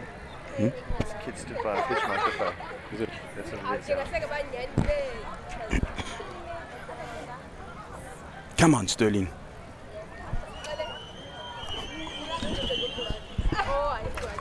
So you alluded to a little pre-season hit out against Sterling. That's a new venture between the schools there, Chase? Yeah, it was good. I think in the past 2 years, Selborne's really done well. But because of our lack of preparation, because of the extent of the summer season, we needed a little bit more game time. So Sterling on the front foot, a couple of offloads, finds them getting in behind. You can see the boys are hungry. They want their score. Oh, this is the 3rd or 4th penalty in the 22. I think, they can see someone walking. Again, someone's got to walk there. That's the second one just from the line. So second half score still 7-0. Sure. And that's the message would have come in at the half. This is a new game.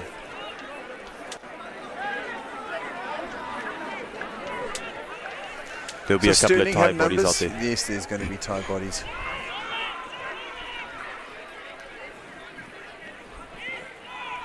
You a fan of the pick and go, James? I'm not scared of an arm wrestle.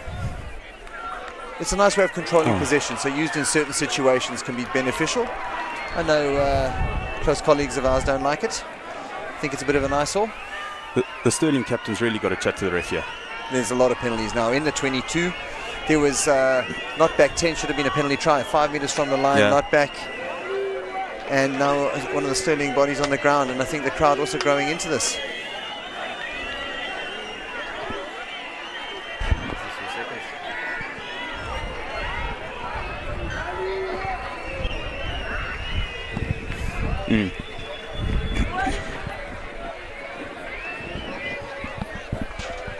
So how much is game time for the twos there, Chase? Are you going to manage that load, or are you going to go by the flow of the game? What's going to make your decision there with regards to the Hudson and Selborne seconds? When do you pull your guys off? There's always a plan. There's always a plan going forward into games like this. We're under no illusion that Hudson will be well prepared, and we aren't taking them lightly in any way. So there's a couple of decisions that would be made initially, but you sort of need to see what the flow of the game is doing, and then we can make a couple of altered decisions like that. Coming up next, Crenson Twes High School, just outside of Stats. Cren's boasting a number of impressive players. Oh, and we're underway. Back under play. Here we go. You get the feeling Sterling are going to get out of the line here. They really want it. It's coming through the body language and intensity of the boys. Really raising in a few gears here. Comes another advantage. Here comes a card as well. You get that feeling. So it's a free throw of the dice here for Sterling. A try and a quad would be good. Come on, Mr. Ref.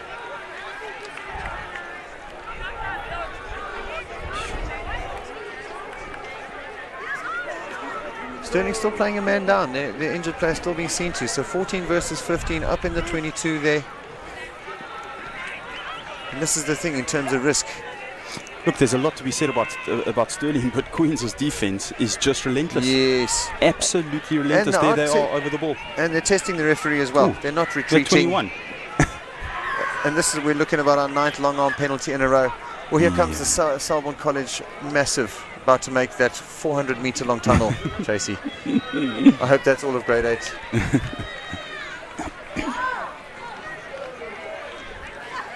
Yeah, I would have expected a card by now.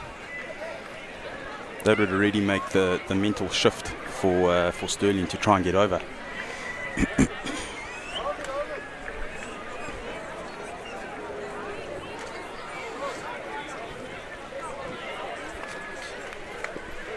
So here comes that card, Tracy. Probably 3 penalties too late.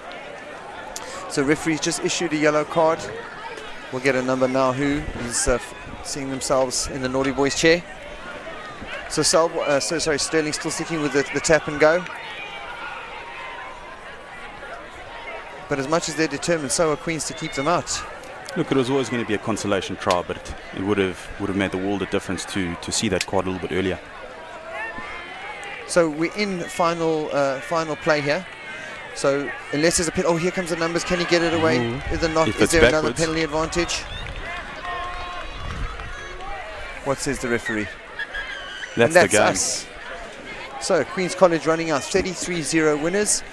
Significantly improved performance from Sterling in the second half. Second half score 7-0. Man of the match for me, Liam Ngwigwi. Liam Ngwigwi, we said that man's name so much today. Well done, young lad. So I expect a lot now out of Jordan McLaughlin, Sambe Golada going into main game to put some pressure. Well, there's a lot of pressure on those two young gentlemen, so let's see how they do with that. Tracy, thanks a lot. It's been good. To our viewers at home.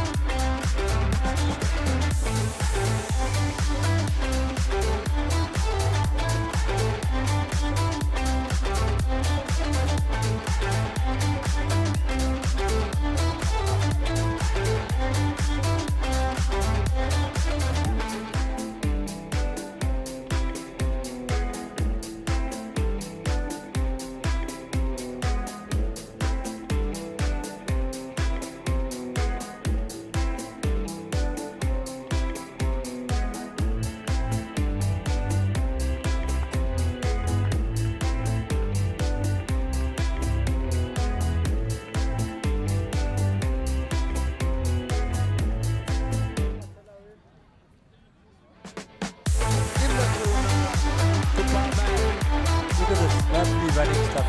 Oh, you're not going to touch him.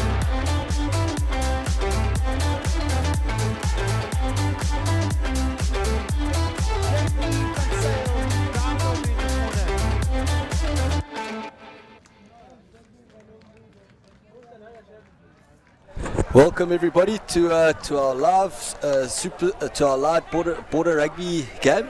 We have the mighty Hoërskool Grens against Toysi High School. Border rugby at its best, running rugby.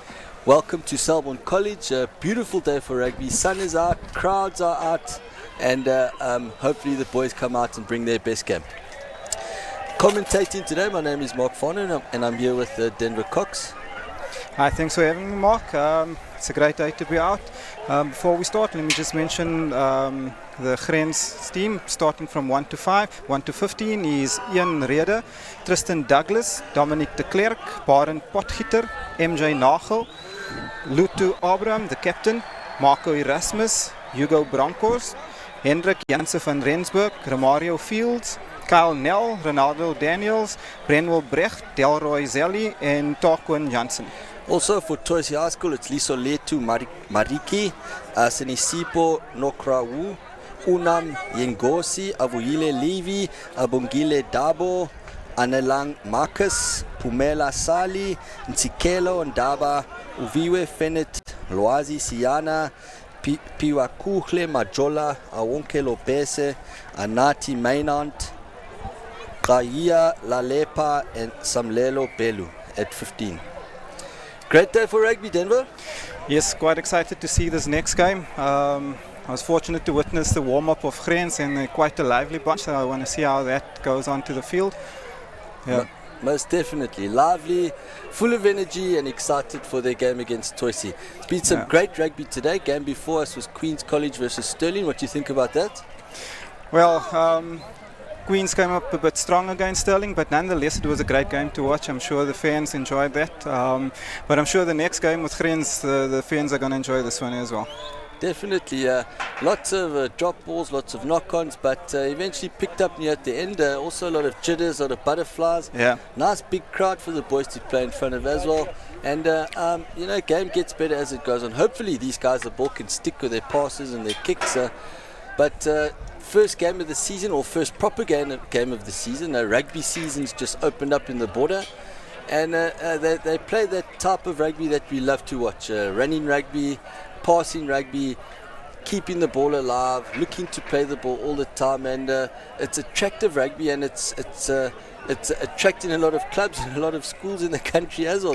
They quite enjoy our players.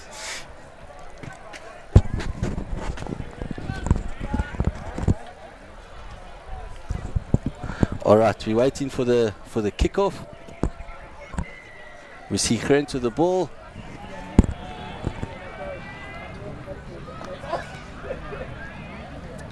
Grens, the Afrikaans school in the border region, usually tough, strong ball carriers.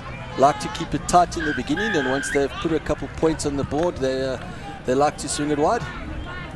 There we see Grens with the kickoff, contesting. Ball goes down. There ref says play on, ball goes down, Scrum swings it wide. There we see the 10 gives it out to the next, to the center. There we see a loose forward out wide, dropping the ball, unfortunately, Scrum Toysi. Nice intent shown by Grens as well. Looks like they're really confident, ready to throw that ball out wide. And that's good to see. It's good to see that they're confident, and it's definitely nice for the crowd as well and for us. No, it's definitely so. So right now we'll have the scrum, and it will be Toysi's throwing. Quite a nerve-wracking part of the field to have your first scrum of the day. Grens will be looking to put as much pressure as possible. We see that they've got their one fullback back, and they've got their one wing back as well. Toysi might be wanting to set this first phase up for an exit. There we see Grens engaging too early into the scrum. Toysi have this penalty.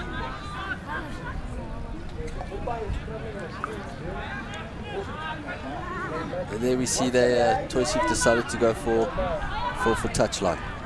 Oh no, they've done a little quick little tap and go. Well, that's where the excitement starts. They set up, scrum up, gives it out to the 10. 10 decides line was up too quickly, took it up himself. Forward say no, scrum off. We're taking this ball up ourselves. Nice pick and go from the back of the ruck. Nice pick and go from the back of the ruck by the Toisi hooker as well. Sine Sipo. Scrum off gets the ball out wide to the 10. 10 gives a nice little toe through and he finds touch. Nice little game, nice awareness of space. It's good to see a 10 looking up, seeing where there is space in the field. And now Toisi will look to put as much pressure on that Krantz line out as possible. And it's not a bad game plan at all. Put as much pressure. It's the first big game of the season.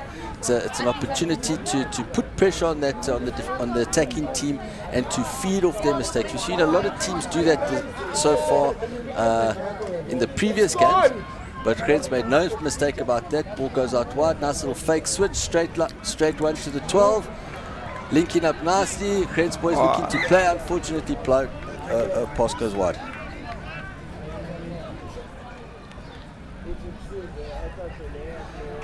When that ball starts to stick, it looks like it's going to be a nice, attractive rugby by the Krantz boys here.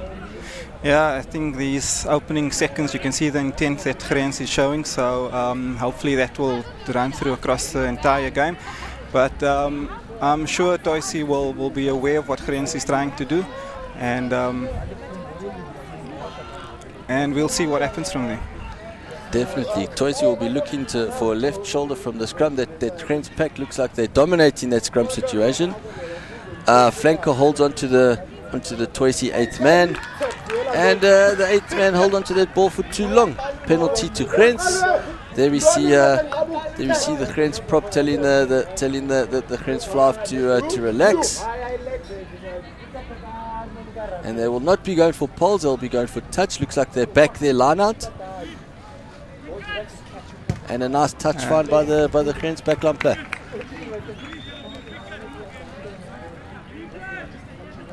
The Krantz team look like they will be dominating on this on their first phase, their lineouts and their scrum. So they will definitely try to use this as a good attacking platform to go into the game, and to get those free running backies who are always looking for that offload, to get them into the game as much as possible.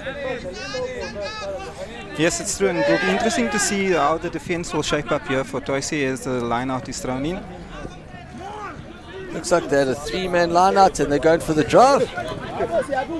Making good meters, Krantz, until eventually that Morley is brought down. Ball goes to the 10. Nice little fake pass, short run by the Krantz backline player. Krantz is looking to recycle that ball. Setting up the next phase. Krantz boys there ready to attack, getting into position. Nice quick pass out wide. Toisi boys are doing very well on defense. They're scrambling very well. They're unstructured defense. Scrum off is getting the ball out to the 10. Nice fake pass. Gives it to the center. Center takes the ball, goes down. Toisi players all over them, doing very well on defense, committing to their defense as well. And the Krantz boy coughs the ball up. Unfortunate. That tells us that this Toisi defense is resolute. It looks like they're not willing to let anybody go through today. Unfortunately, they've been called offsides. A little bit overexcited, and the Krantz boys have a penalty. Great attacking platform this, just to the left of the pole, just outside the 15-meter line. It'll be interesting to see how this Krantz team line up on attack now. You think they'll do the 8-9-14 Denver, or you think they're going to go and do a fancy nice little backline launcher? I opt for the fancy backline launcher.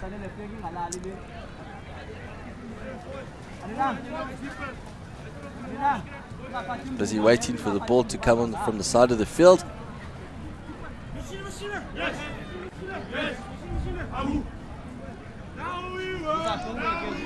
Toisi will be looking for a right shoulder here.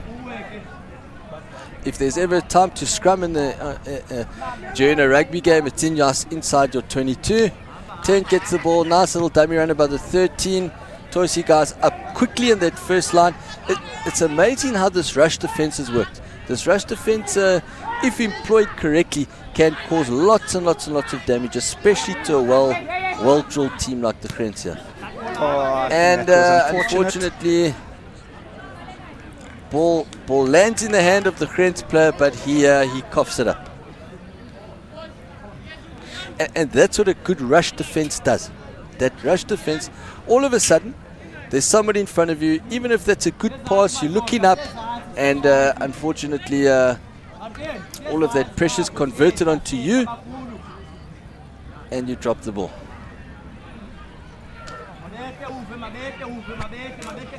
Toys have a scrum, 5 meters on the 5 meter line. They'll be looking for a big scrum here as well.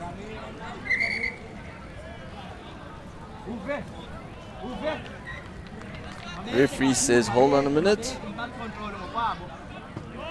That scrum wasn't stable enough. Let's get back up. Let's sort this out and let's start scrumming over again.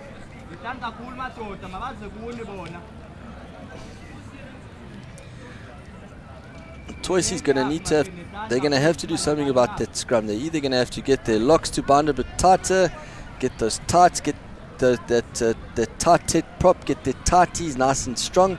Oh, but that was a nice scrum by Toysi. Unfortunately, the scrum off put the ball underneath his hooker's legs, and they got a penalty for that.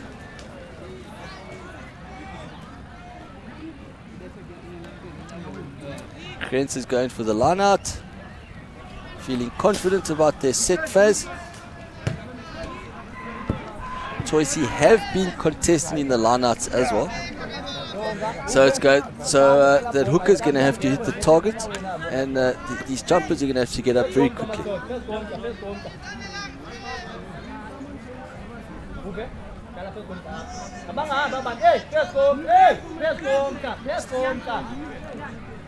The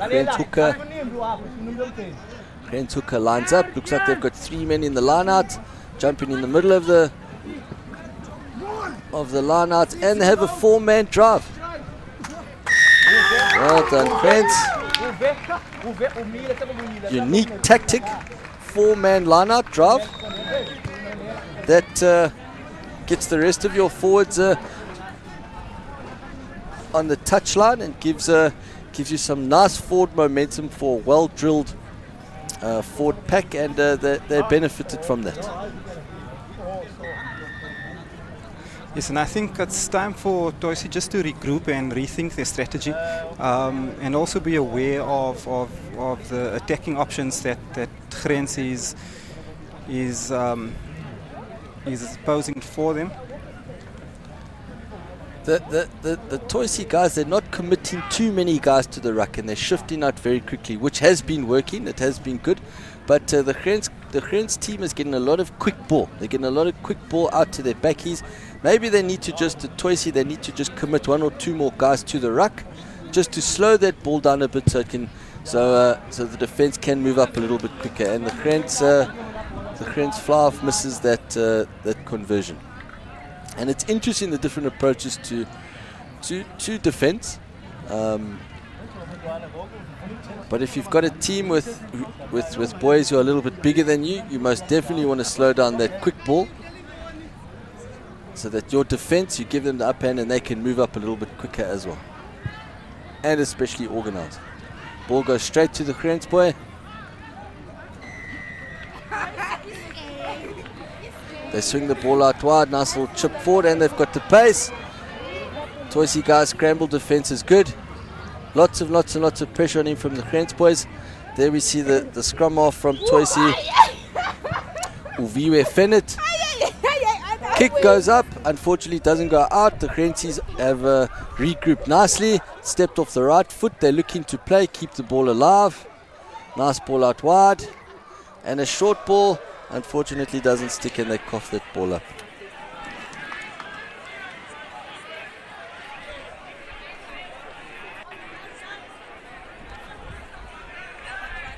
There we see the line out, the drive, the try from Krens High School. 4-man line out, hooker comes and joins in.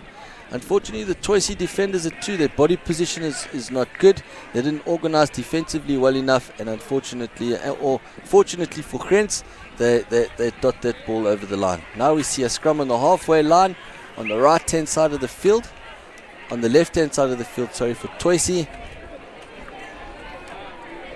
They put the ball in. Scrum off gets the ball, gives it to the 10. Fakes the 12. Space opens for him. Nice little chip out for the 13.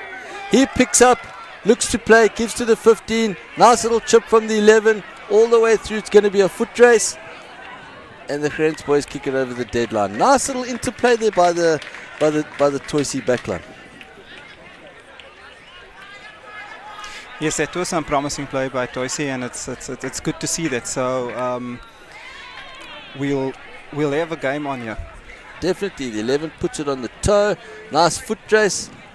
Luckily for Grens, they've got some players with a bit of pace, and they block that. Back to the game. There we see Grens and Toisi contesting over the ball. Penalty for Toisi.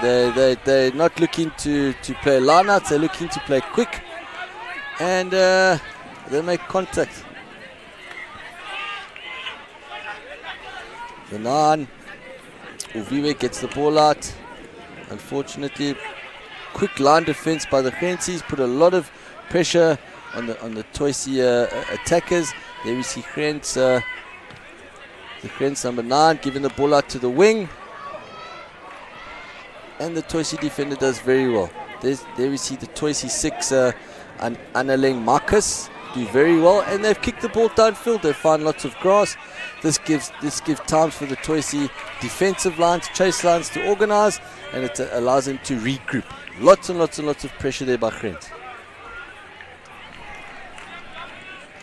Yes, indeed. It's nice to see that Grens is aware of where the ball is at all times, but I'm also seeing that Toisi is doing that. It's just to keep ball in hand and keep on putting the pressure on Grens, and it will eventually develop into a fantastic game. Definitely, and it looks like Toisi are back in their speedsters. They've towed that ball through a couple times. Ooh, there's an overthrow. And the Grensies have cut through the defense. Fortunately for Toisi, they were able to regroup. And we see a penalty to Toisi. What will they do? Another quick pick and go.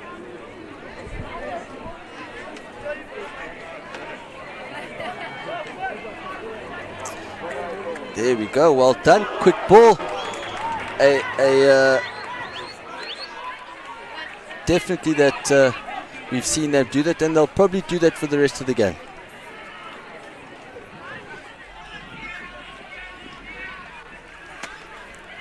There we see Grens putting lots and lots and lots of pressure on the Toisi attackers.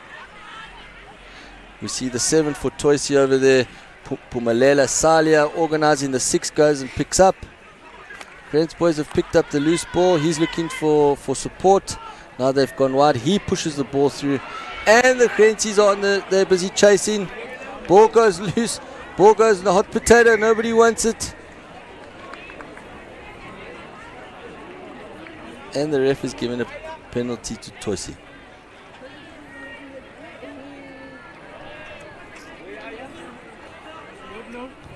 I think Toisi should be aware of the rush defense of Grens. It came onto them very quick, and as a result, Grens managed to get the ball and gain some more ground.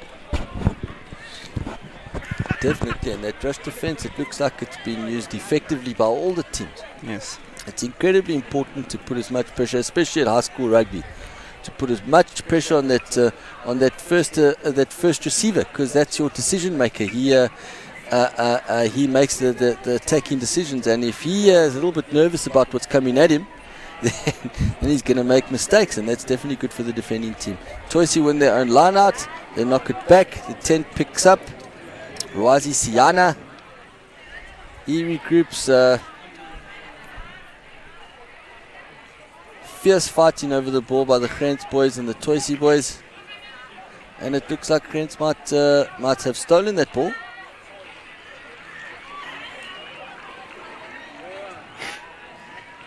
Grants boys have got that ball back. Scrum off. Nice little dummy runner coming through. Goes to the 10. Gives it to the 12. He goes wide to the 15. One more to beat. And the Grants have gone through. And they've scored their second try for the day. Fierce defending by the Toisi defender over there, but unfortunately, Grants were able to dot that ball down for the 5 points.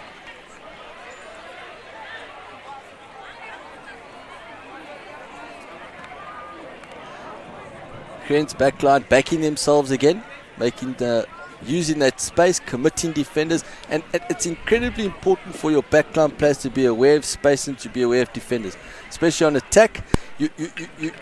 Once you commit to defender, he digs his heels in, he's unable to move left and right, and that frees your guys either on the inside or the outside, and that's incredibly important that you're aware of that you're able to do it effectively and go out wide. There we see the long pass by the 10.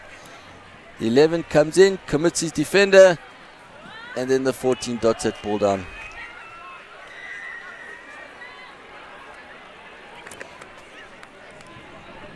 Grants boy lines the ball up.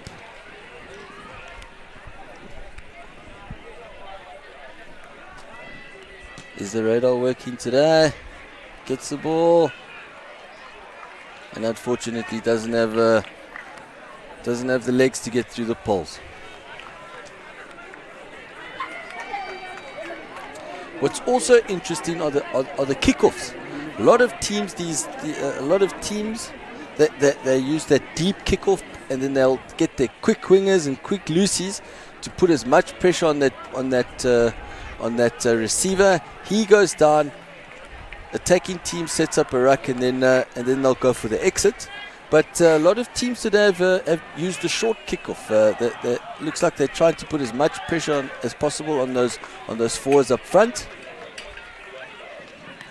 There we see a nice kick by Toisi. Ball goes wide by Grants. Full of confidence, full of pace. Grants boys making sure that ball is secure. Gives it to the big tight head.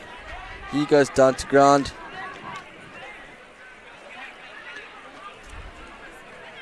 Gives it short to the player coming through. Scrum off, getting some nice clean ball, and unfortunately the big lock from Grants drops that ball. Unfortunate. I'm also noticing that Toisi has a very flat defense, and I think as soon as Grants notices that, they'll see their space on the wider side, and they'll make use of that. Definitely. And that's incredibly important, being aware of what's around you. The scrums, the dark parts of the scrums, are always difficult to maneuver, difficult to call, and unfortunately Toisi too early on the engage there. Free kick to Grants. They say... Yes, I think that's little errors that you should try and avoid, and I think with the pressure that Grants is putting on Toisi now, it will be interesting to see if they learn from these short lessons that's been shown on the field. Hopefully they'll do so. Scrum in the middle of the field. Perfect, wonderful attacking opportunity to launch an attack for the Grants. Looks like they've put 2 guys on the left, 2 guys on the right. They've gone straight to the left, and they've hit it up with their centre. Toisi solid on defence again. You're not just going to get through this Toisi defence today.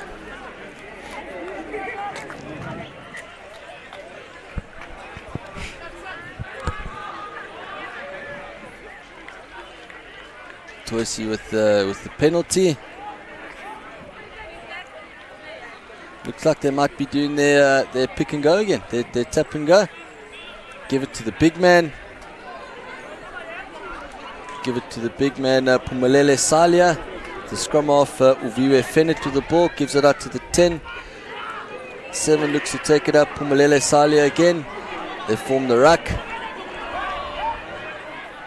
9 looking for that ball. Uviwe Fennet looking to give the ball out to the 10.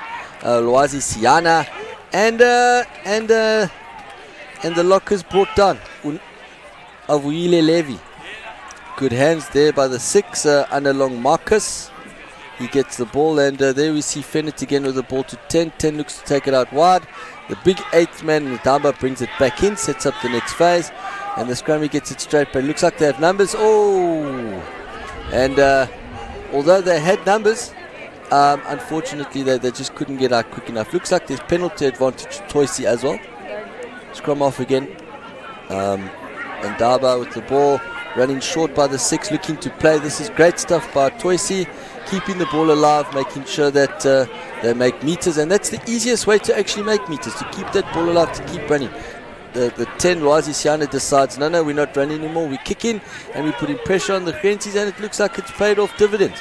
They're back in the Grenz 22, applying lots and lots of pressure. There we see the Grenz with the pick and go. Inside the 22, the scrum half was looking for it. He gives it to the 10, and the 10 puts a boot to it, knocks it out. Nice play by Toysi. Good continuity, good looking to play, and they definitely made lots and lots of meters from that. Yes, Toysi's eagerness, it's shown that they want to keep that ball in hand, and they just want to gain the advantage line on Grenz, and if they keep on doing that, eventually they'll get over the line. Definitely, if they keep this up, if they keep this intensity up. I mean, defense looked like the Grenz defense looked like they struggled a little bit with that passage of play by Toysi. Let's get the ball. They swing it out. Looks like they have numbers. Grenz boy gets it. Unfortunately, couldn't get that ball out to that free wing out wide, but they managed to secure the ball.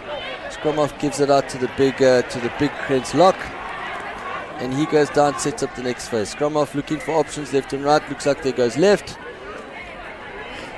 And the Grenz boys that get that ball out quickly. Oh, a little ball outside, inside. Steps, looks for support. And the Grenz wing has got all the gas in the world. Well done. Good play there.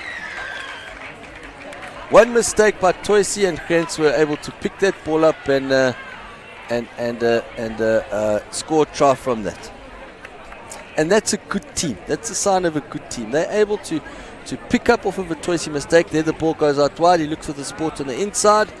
He looks for the support on the outside, and then he's got the jet shoes. He's able to finish out. Poor tackle by the Toysi. That's one of the bad tackles that we've seen by Toysi today.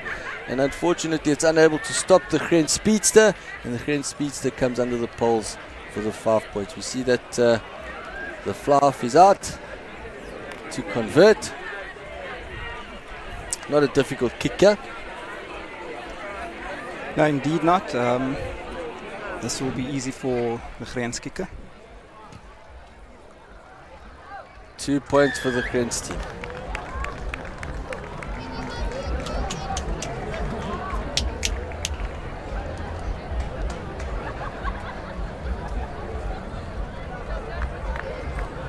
Grenz team now full of confidence.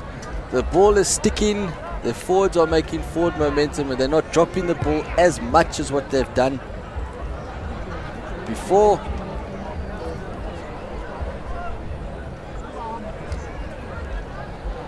And we see they're nice and ready for the kickoff. Crowds are filling up nicely at Selborne College. I must say, Denver, the fields are looking very good.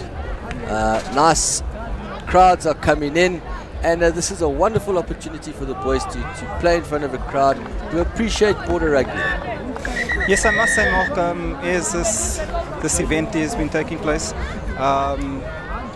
you can see the growth in the numbers of supporters that we've seen, and that is great for this border region. So we offer.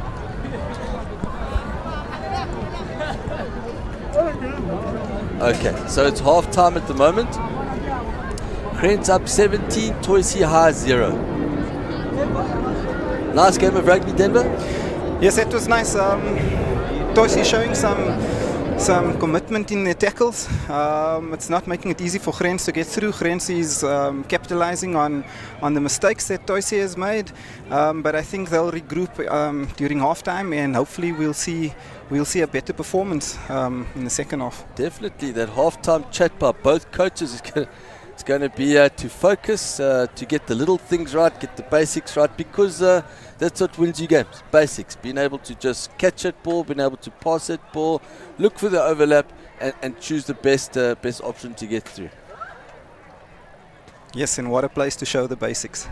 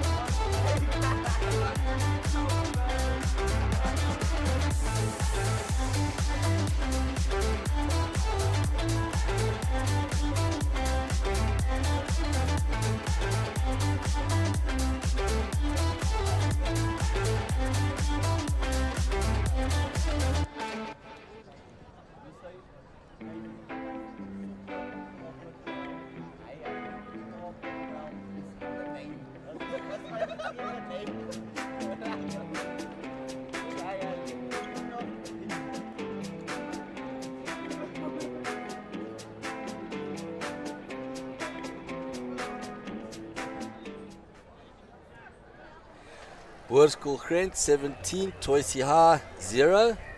Action-packed game today, Denver. Yes, indeed, it's an action pack, and it's nice to see the crowds. As we're sitting here, we can see the crowds are coming in, so it will just get better. Definitely, and it's been running rugby treat. Balls going out wide. Grants are feeling confident. Toysi, unfortunately, unable to get the attack flowing, but making good meters, keeping the ball alive. Yes, indeed. I think they're showing Grants that they're here to play, and they're going to give all that they've got. Definitely.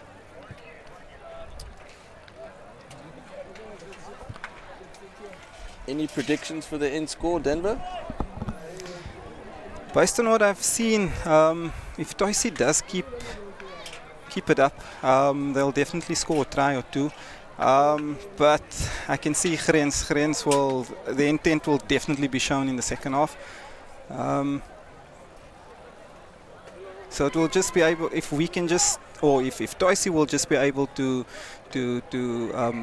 have lesser mistakes, then we definitely have a better game on than the first half. Definitely, they just need to shape up a little bit on their first phase, their scrums.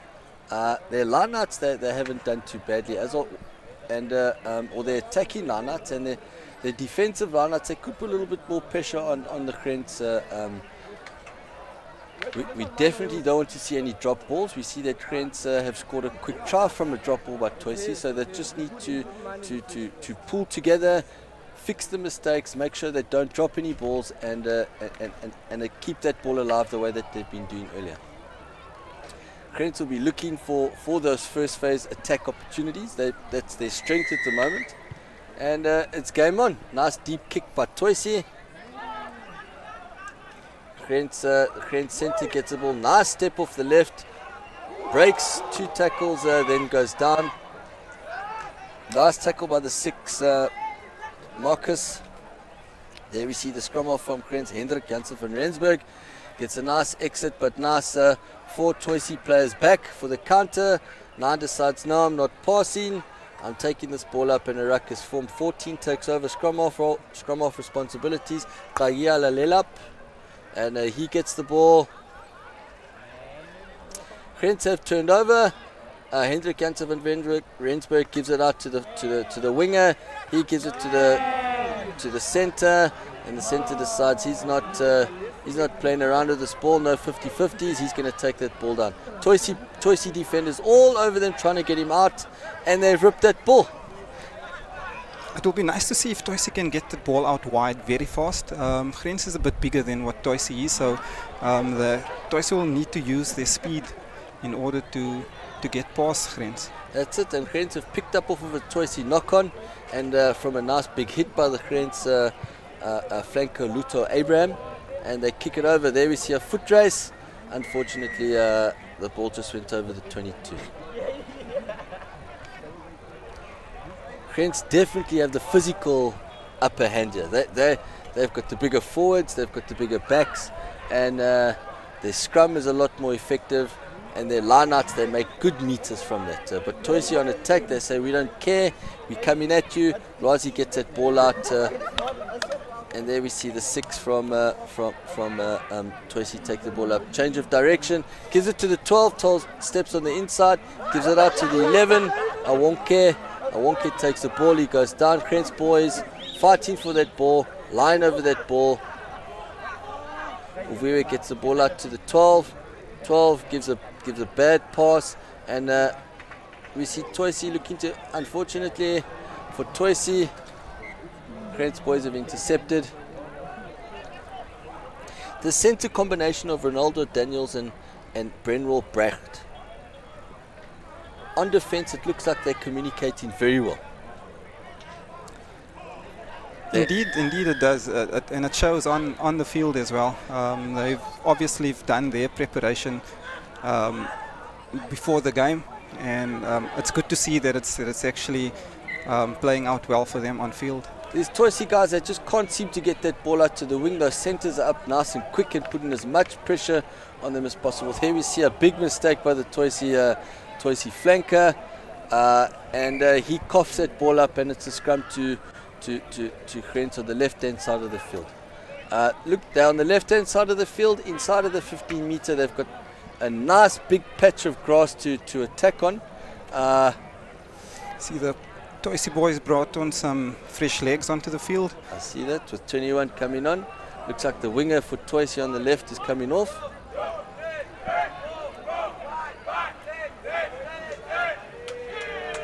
There we see the scrum off, giving it to the centre. He looks to play, gives it to the Flav. Flav gives it to the other centre. Steps back in. And they set up on a ruck there. Scrum off. Hendrik Jansen Redwood kicks it down. It's a nice toe race. And the Grensies have got the pace. He gets the ball too easy. Catches the ball, dots it under the poles for 5. That looks like that set phase came directly off of the high school field.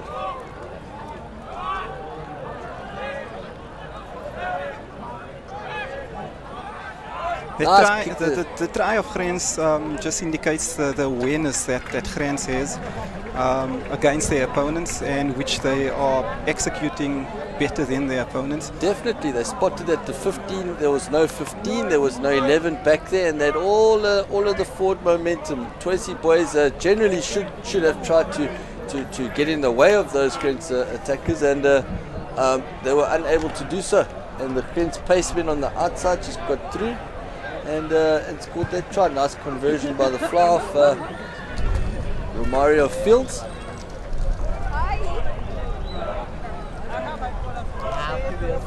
Grens boys now full of confidence, Denver.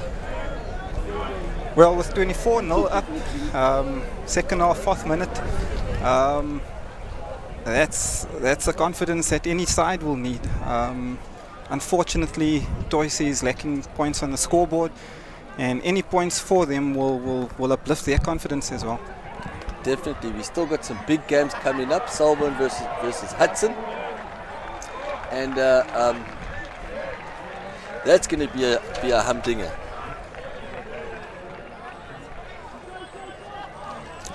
Mark, how do you see this game panning out? I see the Grensies, the Grens High School getting more and more confident as this game goes by. the more the confidence that the Toisi boys lose, the more mistakes they'll make, the more knock-ons they'll make, the more scrums the Krens boys will have, and the more platforms they'll have to attack. And that's exactly what Krens are looking forward to. Fortunately for Toisi, penalty for them. And they tap and go. They give it to their number 7, their ball carrier, Pumalelo Salia, who's been very involved in taking the ball up for Toisi. He takes it up, he gives it to the 22, and he gets stopped very quickly by the Krens defense. The number 6 picks up, decides he's going, I'm taking this ball. Analeng. Scrum-off gets it to the 13, he gives it to the Tate, Unambi Ngosi. Ngosi goes down. Krens boys very quick up on defense, contesting at the ruck, trying to slow that ball down, and the Krens are doing very well at slowing that ball down. Unfortunately, all offsides. 6 gives it out to the 8. 8 Uviwe Fennet takes the ball up, set up a ruck. Well, it's interesting to see that Toisi rather doesn't want to kick for touch, but taps the ball and run for it. And unfortunately, Krens on defense is just a little bit stronger, and they'll lose the ball in every breakdown.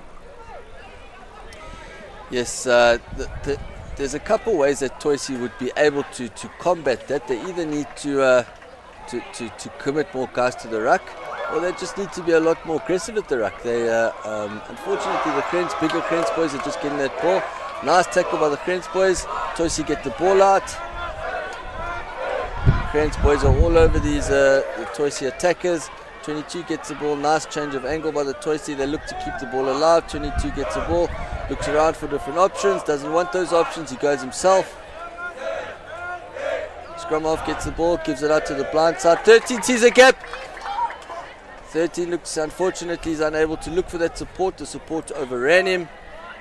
Also a little bit selfish here by the 13, Anati Nyand. If he had given that ball out, it was an easy 2-man overlap for the Toisi boys, and we know that these Toisi wingers are very quick. Yes, indeed, you've seen it through the game that they're quick, and they could have gained more meters in the opposition's half, but unfortunately, that didn't happen. Penalty for Toisi. Ref is bringing them back. Not enough advantage being played, and looks like Toisi's calling for a scrum.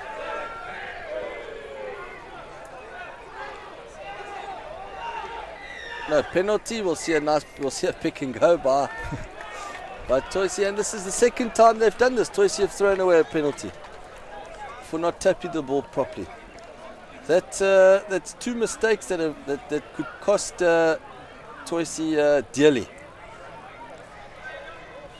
Indeed, it's nice to see the eagerness to run the ball and to get the ball moving as soon as possible. But there comes a point in time where you just need to have a level head and just notice what's happening around you. Get the little things right. Yeah. Back to the basics. We see Hendrik Jansen van Rensburg putting the ball in, the opposite scrum off, putting as much pressure on him as possible. Krens with lots of time on the ball, gives it to the 15, 15 gives it to the wing, and he goes down that wide by resolute Toisi defense. We see Delroy Zili, number 14. Krens boys with no numbers on their back, so it's a little bit difficult to get that right, but they're looking very good, well drilled side on attack. They go blind side. Hendrik gives the ball out to the number 14. He makes nice meters, looks to play, nice offload. The 7, Marco Erasmus, gets the ball. He makes some nice meters. Hendrik gets the ball to the back. He coming down at pace. Another ruck by Krens. And the ref brings Krens back for a penalty. All the momentum with Krens at the moment, Denver. Yes, indeed. But I think also for Toisi, one thing they can take from this game, it's now 5 minutes that Krens hasn't scored. it's difficult for Toysi to put any points on the board. So to prevent Grens from doing the same, I think that's small victories. Definitely, that's a small victory. And hopefully that will instill some confidence. That's it. In the gameplay. The first half, the Grens scored after 4 minutes. Yeah. Toysi's been able to keep them out for 10 minutes now, which is very good.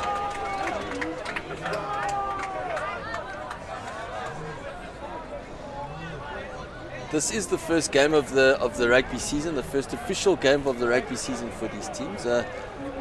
Fitness could also be playing a role. Skew throw by Grens. Line out of scrum options given to the Toysi captain. He decides.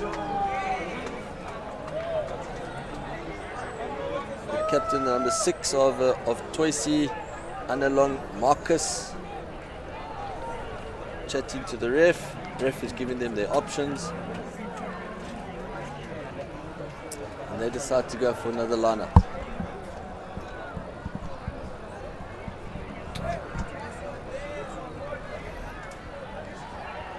You mentioned about it's the first game, and it's also to check their fitness levels. We do have a hot day here today in East London, but it's nice to see that the boys are actually enduring this heat and actually giving us a performance. Definitely, and they're still looking to run it, they're still looking to play it. A wonderful rugby tradition by all our bordered teams, looking for space, looking to run that ball out wide and play attractive rugby.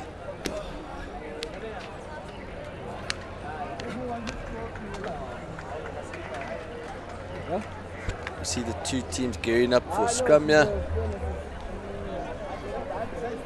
Toysi's ball. We know that Grens have had the better of the scrum exchanges, and that simply, it just looks like they've just got bigger boys. You see the Grens scrum pushing the Toysi's back. Toysi, what they did very well, they were able to get that ball out and secure it.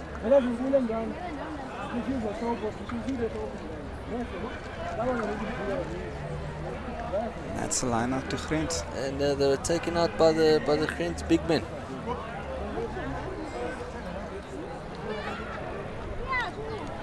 We see Tristan Douglas, the Grens hooker. Looks like they've got their 3-man line out again, or 3+1. Looks like they had a lot of success with their 3-man line out, and looks like they're going to use it again.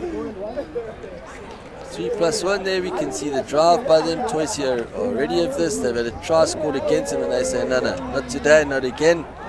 Good defense by Toysi again. Penalty to Grens. Looks like there were hands in the ruck. Quick go by the Grens flanker, Luto Abram. They get the ball out. Nice big hit. Grens boys keep going. Such an important part of the game. Once you make contact, you keep those legs going. There we see Grens turning the corner, and they dot the ball down for a try. I think that's the 8th man for Grens, Hugo Bronkhorst. Nice big unit, strong ball carrier. And 29-0 to Grens.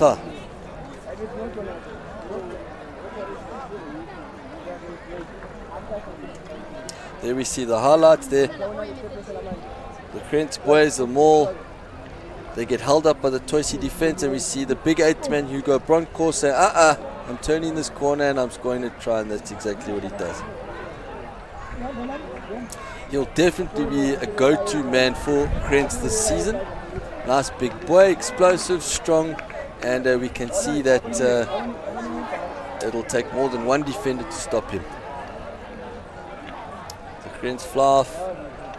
Romario Fields lining up the kick, taking his time, getting the radar switched on. He kicks and makes the conversion.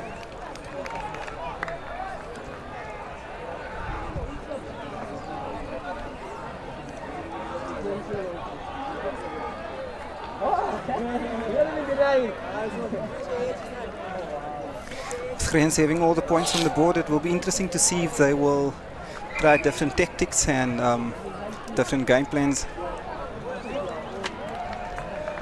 See Toisi with the ball, ready to get this game going.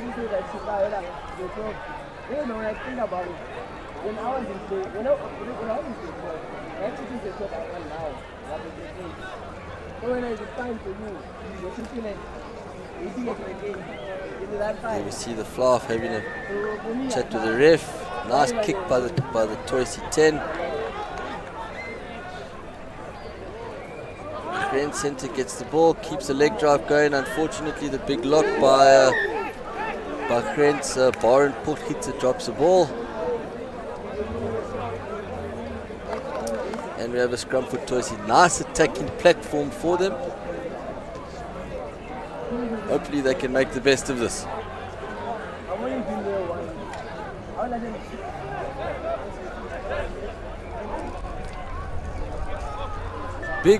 Big opportunity for Toisia. We know that you want your scrums to give their best effort in your opposition 22 and in your 22. And now they're in the opposition, just outside the opposition 22. Nice little switch, straight ball for the second centre. He comes through, keeps the ball alive. 12 gives to 19. 19 throws it through. There we see the French boy trying to cover up. And ball taken over by the Grant's winger. And we have a 5-meter scrum for Toisi.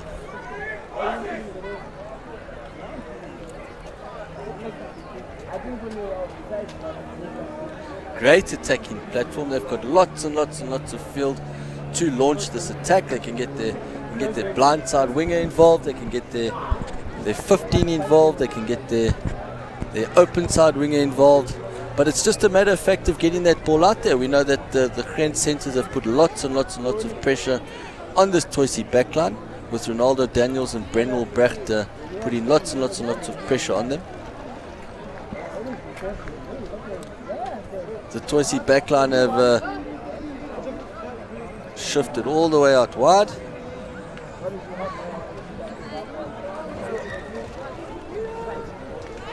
And the ref tells them to get back down again, or to reset the scrum again.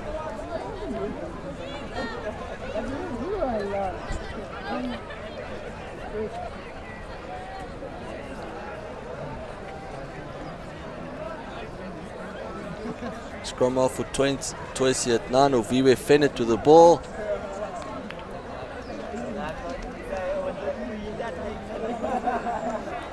Puts the ball in. 8th man for Toisi picks up. He goes down. He gives the ball back to his forwards. Grant's boys digging for the ball on the ground. Penalty to Grants. Quick work, quick reaction by the Grants Lucy's over there. Very well done to get that ball back. Unfortunately for Toisi, wonderful attacking opportunity gone down the drain. Definitely. I was hoping to see some more resilience from Toisi, but unfortunately it was not the case. I must say the scrummer for Toisi has done quite well getting that ball out to the 10. He's at a forward pack who have not been on the front foot, and he's been able to get that ball out to his backies. It's just this Grant's forward pack, very dominant, very strong over the ball, and exerting their dominance over this game. 31-0 to Grant. Penalty inside the Grant's 22. And then we just have another picture of how the crowds are coming in, and all the schoolboys and watching their teammates playing. Crowd is definitely coming in now. It's growing, and it will. Everyone is waiting in great anticipation for the main game of the day, the Hudson versus Selborne. Yes, indeed. That is our main feature for the day, and it will be an exciting one. We see Grant to the kick.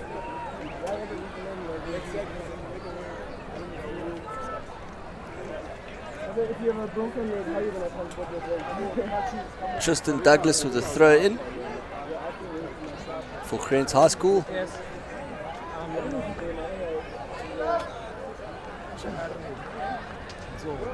There we see a 4-man line out by Grens. Will they do a drive again? They've made lots and lots of meters with the drive. They've been very successful. They decide not to drive. They want to go out wide. They're feeling confident. He gives it out to the center. The center, Brennan Brock gets the ball. He gives it out wide to the 11, Carl Null.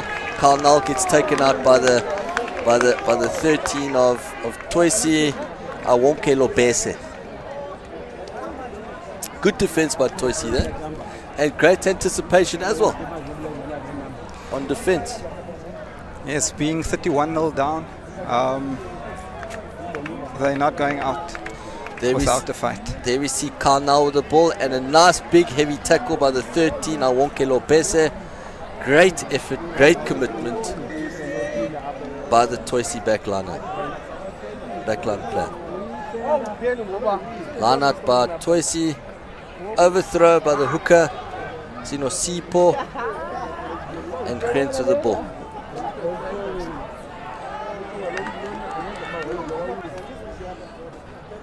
There you see the Grens ball with the knock on, but it goes backwards.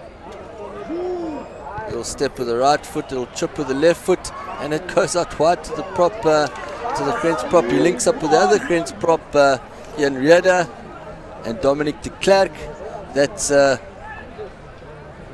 That's good communication by the two props.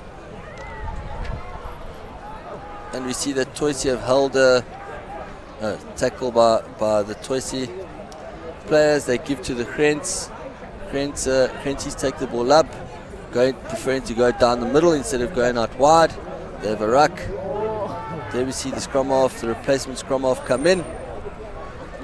And it looks like these Grens boys are dropping the ball all over the show. Fortunately for them, it's going backwards. Replacement scrum half comes in. There we see a nice big hit by the 12 from Toisi. Good heavens, that Awonke Lobese. Lots of effort, lots of commitment. Took the big Grens man backwards.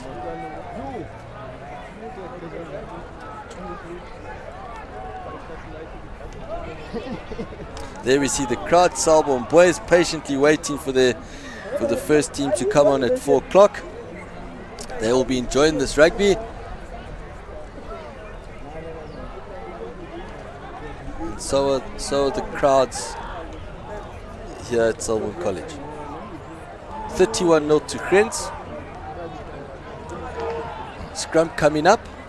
Grens ball. Right hand side of the field. Lots and lots and lots of space for the Grens High School to attack. We know that their scrum has been dominant. They'll be looking to make the most of this opportunity. Scrum half gets it, gives it to the 10. Little fake switch, fake 13. 11 comes in. Nice pass to the 14, Delroy Zili. He goes back in. They take the ball down, scrum. A ruck is formed. And we see the Grens boys putting lots and lots and lots of pressure on that ruck. Unfortunately, it was offsides. Toisi get a penalty. Well, the 13 gets the ball, tries to keep it in play. Fortunately, he stepped out and the linesman has called him out. The Toisi Awonke Lobese. Awonke Lobese has looks like he's excited. There's eagerness, renewed vigor. He wants to get stuck into this game, and that's wonderful to see. Even though you are down on the points, never put your head down. Keep the ball going. Keep playing. 12 gets the ball out wide. We see Toisi going out wide, and they decide to kick it down the field, getting lots and lots of grass. Decide to change pressure, put pressure on the Grensies. He tries to step and goes nowhere. Toisi defense is all over him. The 15, Somela Belu does well. Grens retain the ball and they kick down the middle of the field. The 6 gets the ball. Analong Marcus gets the ball. Gets caught up by the Grens defender. He lets that ball go. He passes to no one. The 22 picks up.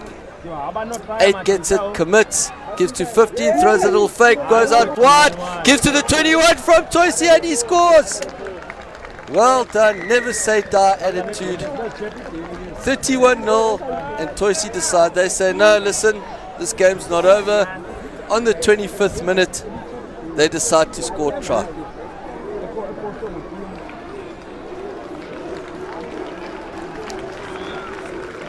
That's very exciting to see.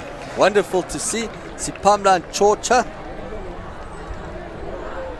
gets the ball out wide from a well-worked team attack, keeping the ball alive, looking for support, and the support was always there. It's always good to see players supporting the ball carrier, giving the ball carrier options. Sometimes teams, what they do is they just wait for their star player to make all of the play. There we see the 15 giving the show. Throws the dummy, gives it out to the winger, and he goes out and scores. And that's the game. Grenside 31, Toysi High 5. Good game, Denver. Yes, it was a good game. I'm glad to see that Toysi eventually came onto the scoreboard. It's also nice to see that they never gave up, and that's what we've been seeing throughout the day today. The smaller teams, if I may call it that, they bring it to the bigger boys, and their willingness and eagerness to win is enjoyed by everyone. That's it. Adds to the flavor, adds to the excitement, adds a lot of positiveness to the game, and it was a very enjoyable game to watch. These Grens High School will try to build on this for the upcoming season, and Toysi High School have quite a few things to look at.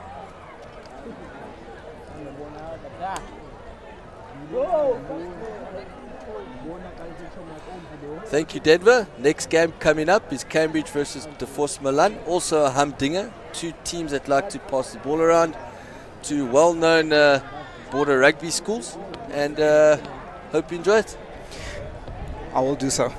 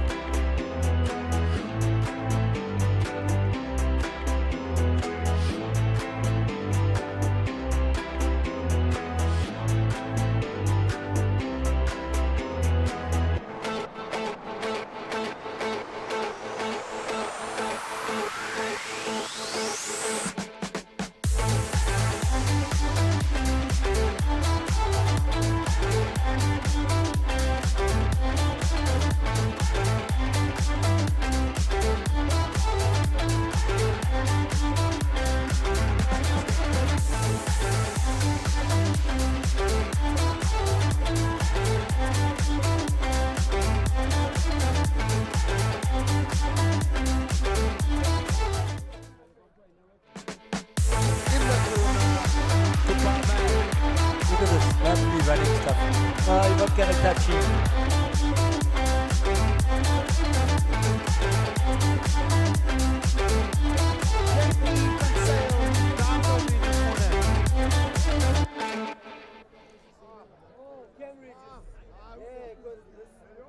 Welcome to Border Schools Day 2020. This is the clash against Cambridge High School and Deforce Milan of King Williamstown. It's a beautiful day here in East London.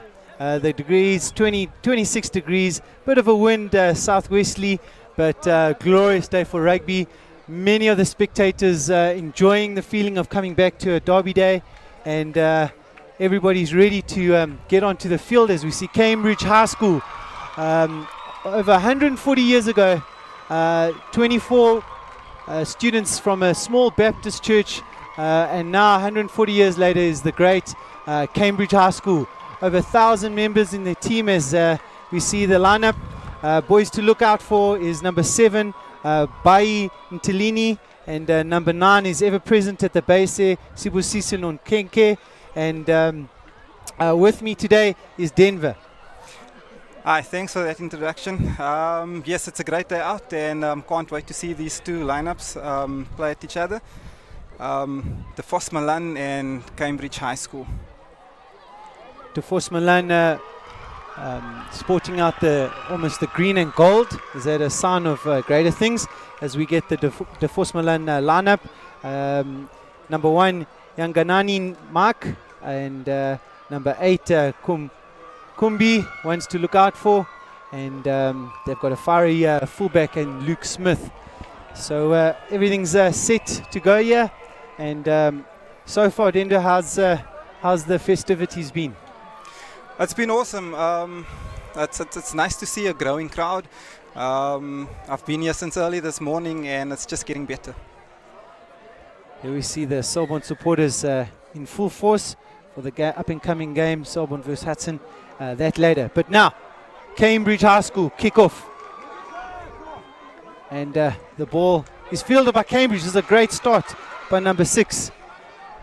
They get good forward ball. Number 7 picks and drives. Finds momentum inside the 22 of Deforce Milan. They need to scramble here defensively. And number 9 looking for a snipe. He gets through. This is a good start here by Cambridge. 14 in to help, but Deforce Milan, great steal there, and good response there by Deforce Milan. Surely in the first few seconds of the game, the nerves for the season, everything that's been worked on, preparation, everything is now on that field, and this is a great start by both sides.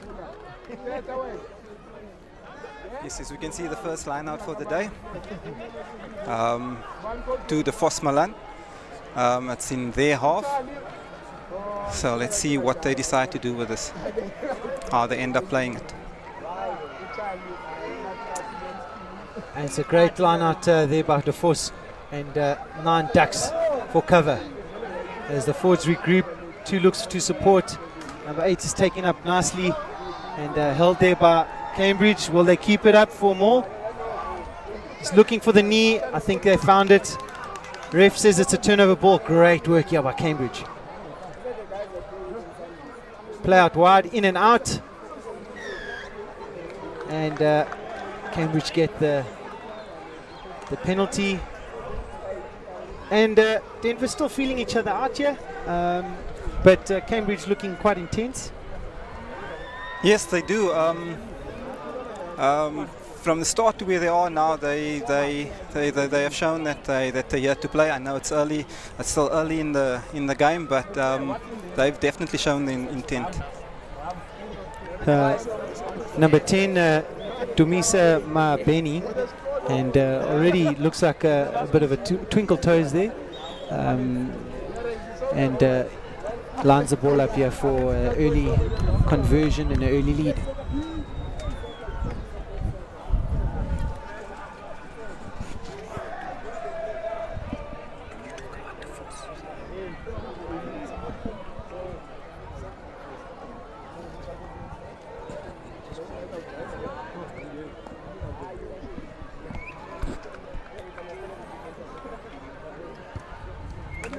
Good follow through, and it's a great strike. The flags go up. Cambridge 3-0. That's a good start. The crowd loves that. Indeed they do. So good territorial gain here in the first few minutes of this game, and Cambridge definitely making their intentions clear, much to the delight of their fans.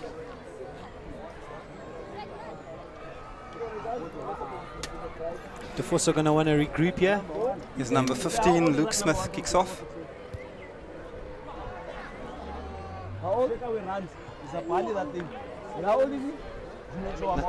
Number 8 cleans, and they look to re-establish.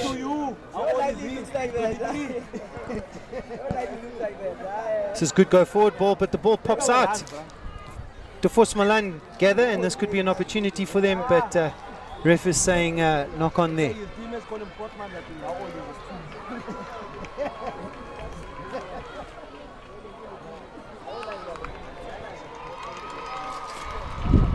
So opportunity for Cambridge to regroup and stage another counter attack, or another attack should I say.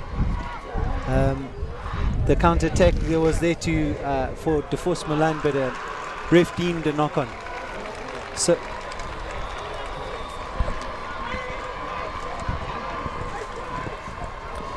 as you can hear, the crowds are really loving their teams battling it out here. And it's a great pass. 10 goes wide. There's an overlap here. Number 15, he's got a set of heels. He manages to keep it in. This is good for Cambridge. Little chip kick, box kick. Has it gone too far? And it just rolls over. Seems like Cambridge is here to play. They really do.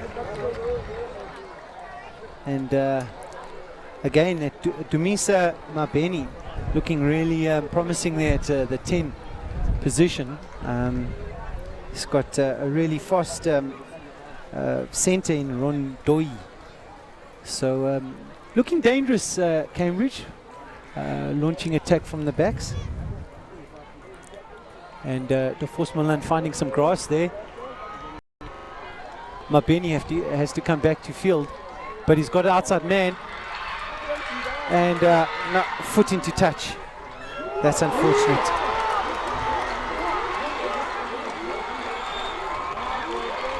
And the crowd go wild. It looks like a David and a Goliath show there. Well, it's to be expected at a high school derby. First game of the season. The boys are super excited. The nerves are still there, adrenaline's still pumping, but can easily get carried away there, Denver. It's been a very quick start and a fast-paced start to the game. So Border Schools Day brought to you by SSL, School Sports Live. Amazing opportunity to watch rugby from your living room or from wherever you are. And Cambridge looking good here up front. Number 6 doing great work. Drive it up.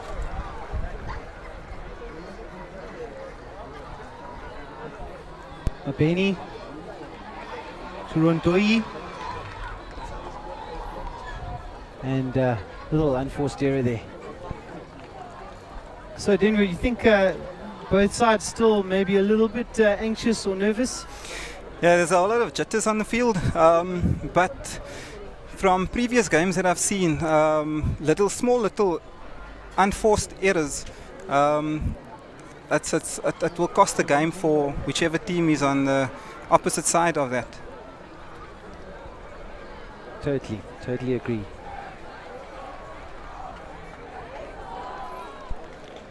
Seems like we have a player down on the field. Just can't see who that is.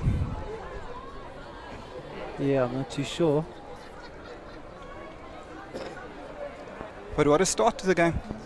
Yeah, great intensity shown here by Cambridge. Deforce Milan doing well to hold on defensively. We haven't really seen much from them in terms of their attack, but defensive structure's looking good. Injury doesn't look great here as the players are waving on for substitution. As you can see, a packed house.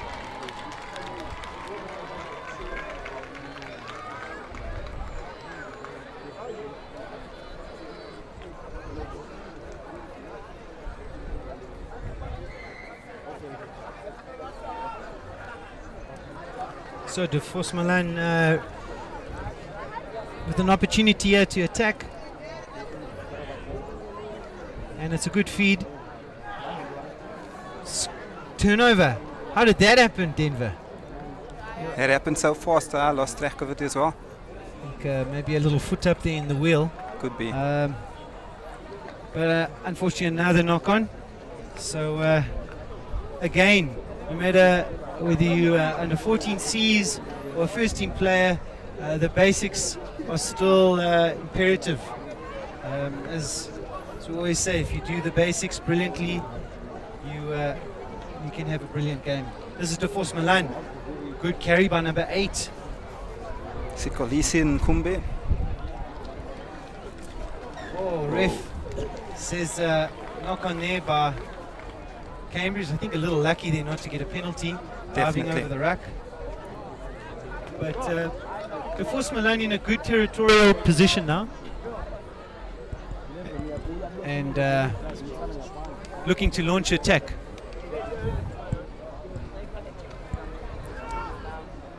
So can go either way here with these teams. But Cambridge really are looking impressive. Little blindside attack here. This is looking good. Nice Smith chip with by the number boot. 50.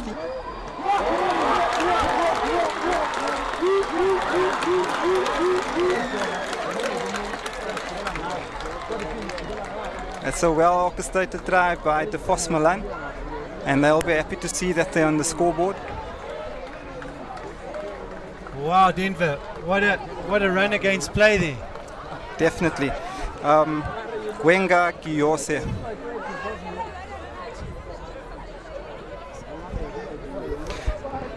But it was also good vision from the number 15, Luke Smith, to see the open space.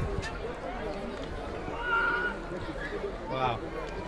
Deforce Milan just showing what they can do there with ball in hand. They haven't had much opportunity until now, and looking very dangerous with a little bit of space in there. That man Gwenya Goesa. Wow, easy canter over in the end, but it was a well-worked try. So this opens up the game. Cambridge looking like the dominant side to start off with, and Deforce Milan changing things around here. And ultimately, it's about the score on the board. And if this game continues in the trend that it does, you'll even hear how louder this crowd will cheer on their players. No doubt, as Cambridge launch another attack.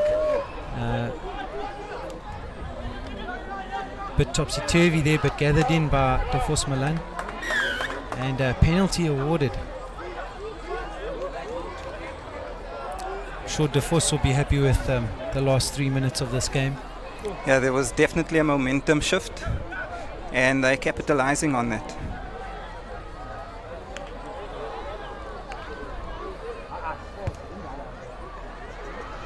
So a decent clearance there. Takes play up to the halfway line, and right in front of the schools.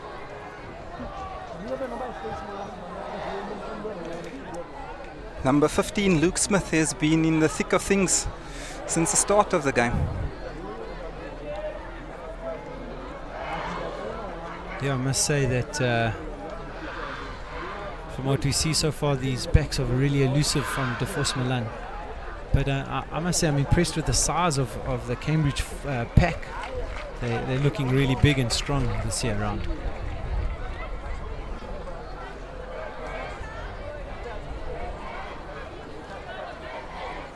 So Cambridge High School, one of the prominent co-ed schools in the city of East London, and as I said before, over 140 years old. Deforce Milan, just over 90 years old, also no spring chicken. Two well-established schools in the border area, face off, and So far neck and neck, nothing really in it other than an opportunist try by Deforce Milan. But I still assume that if Cambridge are to build momentum through their phases with their pack from the likes of their 10, they could still really cause some damage further on in this game. Mabeni's been impressive so far.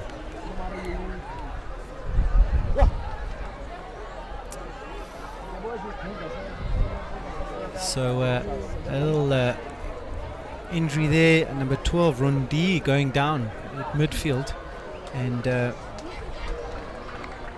ref has decided just to call the game to a halt, to just have a look at the player. Proud to say safety first, and as you can see, the crowds are filling in here. Glorious day of rugby. I hope it's nothing serious with that injury, but it also gives the two teams time just to recoup and just to calm the nerves. With a temperature of 30 plus degrees, those boys are looking really hot in those blazers.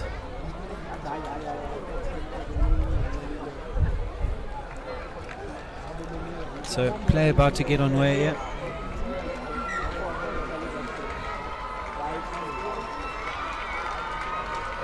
Line out feed to Deforce. Oh, it's contested well by Cambridge, and they've got the turnover. And Monyeni at 10 takes it wide immediately. Number 22 straight on the field. He's had a great entrance. This is good for 13. And wide Rakiad going blind. Number 22 has made a great input so far. Avuyizi as number 11, Ilam Nunkuba. Supposed try, but looking back, Ref's calling it back. But wow, what an entrance here from Inga Koba. Inga Koba, number 22. First move of the ball, first touch of the ball, and he's caused some havoc here. Ref's calling a no try. He's taking play back for a scrum. Mrs. Bishop there, Cambridge teacher in the background, and giving good support to her boys. Husband's a teacher at Selborne College, so education's in the Bishop family. It's a big scrum here. Pressure, but Deforce Milan do well. Take it up in the narrow channels, but refs deeming a penalty for supposedly the loose forwards not binding. So again, Cambridge looking so dangerous and looking like the side that has the not only the territory and the possession, but on the board, Deforce Milan lead.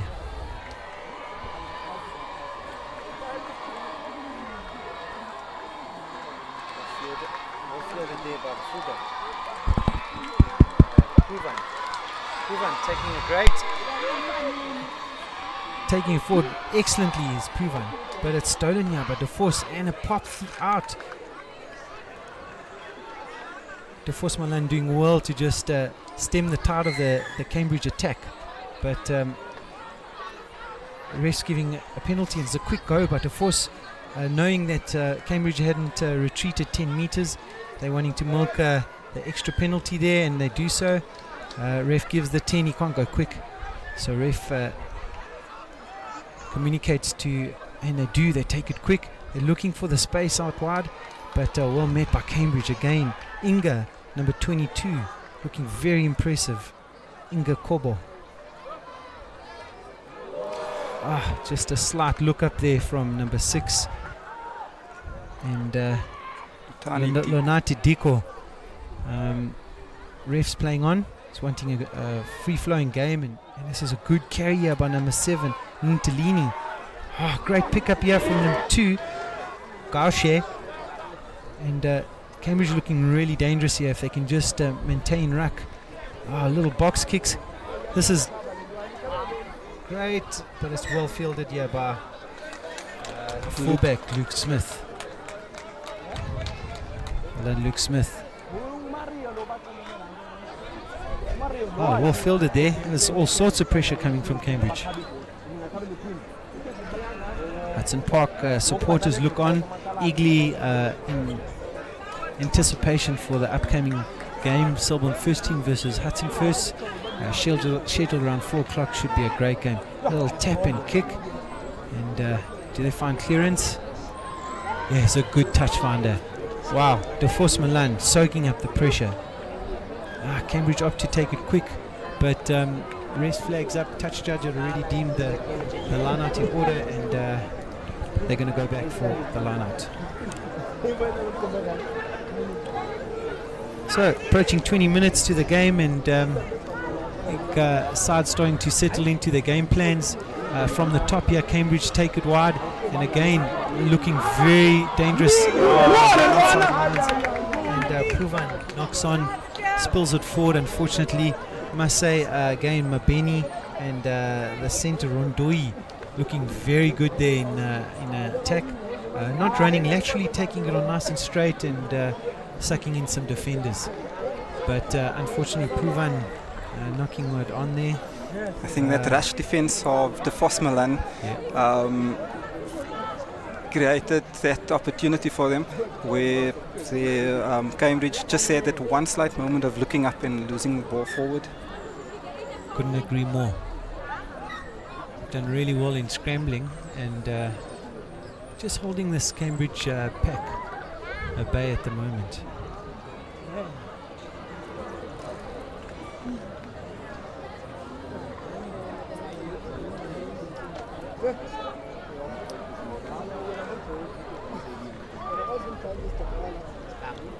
So the first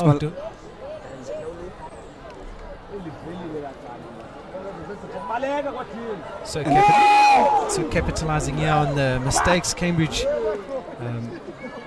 looking for the counter attack, but possession of the ball is just something that's eluding both teams at the moment.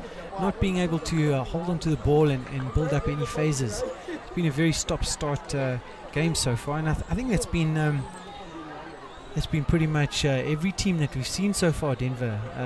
Obviously, start of the season, a lot of the boys are fresh and maybe nervous, so spilling the ball maybe more than they'd anticipated. Well, the eagerness to play is shown. Let's just do the basics right. Deforce Milan countering here through a kick midfield. And almost fielded. Pruvan.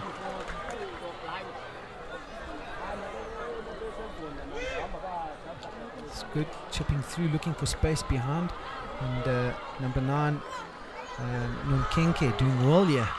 Oh wow, little sunny ball pass, good step here from Mabeni. Oh, this is good play. Sorry, my apologies, Pula at 14, doing well, and the crowd love it. Well, the talent is aplenty, both sides. No lack of that here. Again, just not too many phases being produced, and almost from one brilliant individual type play to the next. Be really cool to see some structure established here. But early days, and Deforce Milan go for interesting line-out work. It comes back in their favour and immediately send it wide. And as Deforce Milan drives forward, still keeping possession of the ball. Number 11 passing it out. Number 15 with a small box kick. Ref brings play back as there was a knock on. The scoreboard currently reading 3 to Cambridge and 7 to Deforce Milan. I think there's still a lot more left on this field to play, and the scoreboard doesn't really do justice of what the two teams are showing on the field, so there's still a lot to come and things will definitely change. I wonder what it's like in those black jerseys, Denver. It must be extremely hot. But I think for both teams. But yeah, definitely the black jerseys do attract the heat more. So beautiful sunny day here in East London. Cambridge High see Deforce Milan, and this is all brought to you by SuperSport Live. As Deforce Milan take it up again. Well fielded by Puvan, who looks for a counter-attack. There's great hand shown, little chip over. Ball's just eluding everyone at the moment, but collected by Cambridge, and good enterprising player keeping the ball alive. This is good. Levin looking for some space. He needs to link up with his support, and there's the ball coming back for Cambridge. It looks quite scrappy there, but Cambridge still have it. There's a better clean out, and Mkenke, the pass. Mabeni goes high. Ball bounces into space. That's a great finder there. That's good play by Cambridge. Both sides ruck time looking a little scrappy, and Cambridge there managing to get a few rucks in and turning Deforce Milan around. The territorial game definitely in favour of Cambridge at the moment. I think as we're nearing the half time now, Cambridge will definitely want to finish strong on this one and have a lead on the scoreboard before half time. Does a lot for your confidence as well. Deforce have done well line-outs so far, coming away with all their line-outs, but this is a pressure situation. Good steal by Cambridge. Number 9, offloading. Good dummy there, but he's held up. He finds some support. This is good support play here. Driving forward. They need good quick ball here. Deforce Milan in trouble.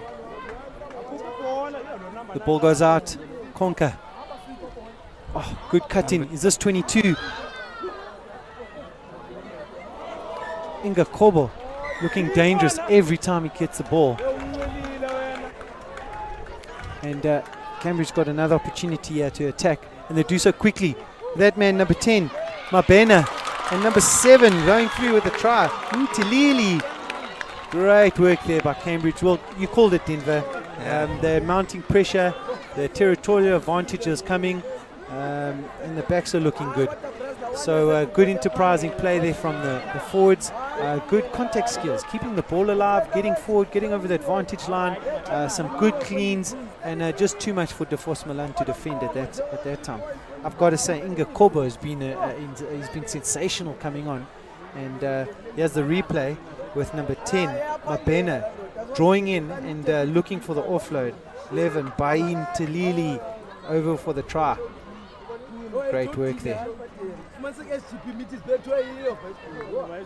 Got to say, I'm not surprised with that try. As we said, pressure was mounting, and with a kick to come, Mabene looking to convert this. Cambridge will be happy at the close of the first half.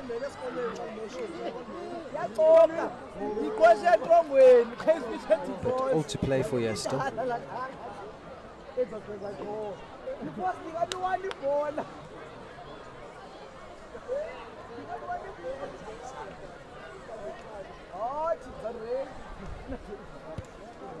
Mabena.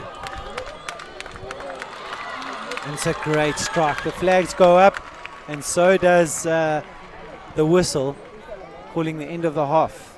Cambridge 10, Deforce Milan 7. Brought to you by SuperSport Live.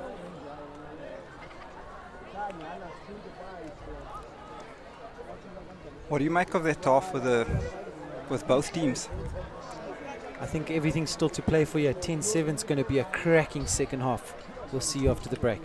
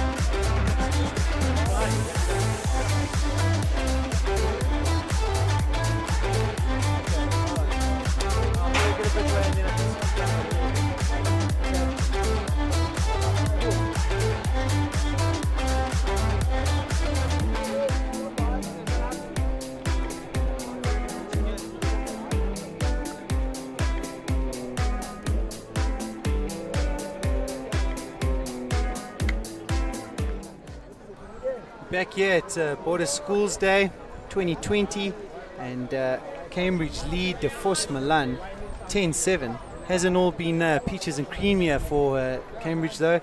Deforce Milan led most of that half through a well-worked try, counter-attack by Deforce Milan.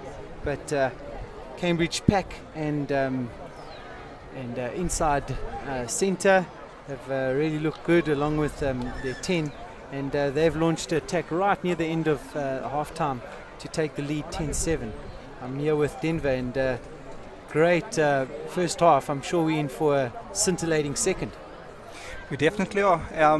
And as you've mentioned in the first half, the number 22 of Cambridge, exciting player to look out for during the second half. But also, Deforce Milan is a number 15 that's been in the game, and he's been well aware of the spaces as his box kicks, and also kicking into space. His little grubbers and creating opportunities for Deforce Milan. Yeah, Deforce Milan scramble defence has been phenomenal. They've stemmed the tide of the Cambridge attack, but a little bit too much for them coming into the half. So let's see if they can turn it around. And I think Deforce Milan would want to turn this Cambridge pack around and play them back into the corners. But a lot of the stop-start has been followed by quick taps and quick plays where maybe they could slow down and look for maybe a territorial advantage instead. But all to play for here. And this is the type of game that Border Schools brings you, these tight encounters from this area. Both well-established schools have been around for many, many years and many generations, and play goes on underway with a clever little kick here from Deforce Milan, but gathered by one of the stars of Cambridge side, Inga Koba, who every time he touches that ball he does something electric. But Deforce Milan with a good counter here. Cambridge need to clean up, and they do so very well with their number 11, and that's a great counter. But Deforce with the ball. That good to hold on to that ball as they go into that wall. Deforce Milan still has the ball. Number 9's about to pass it out. Wow, what a start to the half. Clever little kick there by Deforce Milan, and almost gathered, and could have been under the sticks. But good work there from Mapula, number 14 from Cambridge, and the 11 to do some scramble work there, Ilam Nkuba. And Cambridge with the feed here just outside the 22 on our left hand side of the field.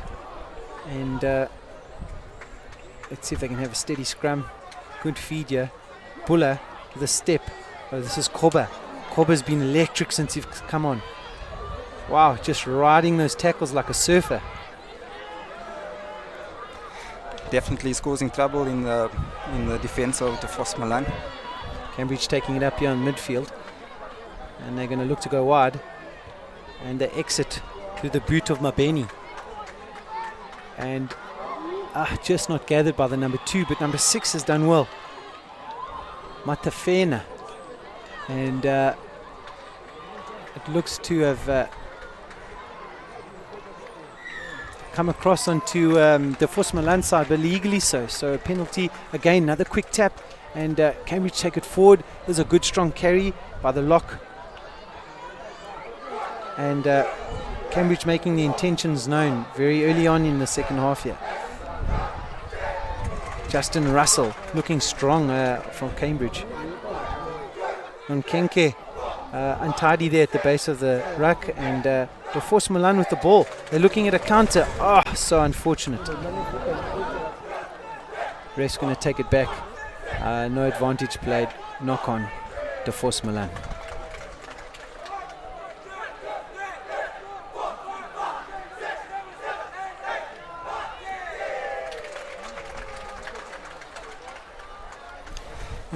As the two teams get ready to scrum down, Deforce Milan ball to throw in.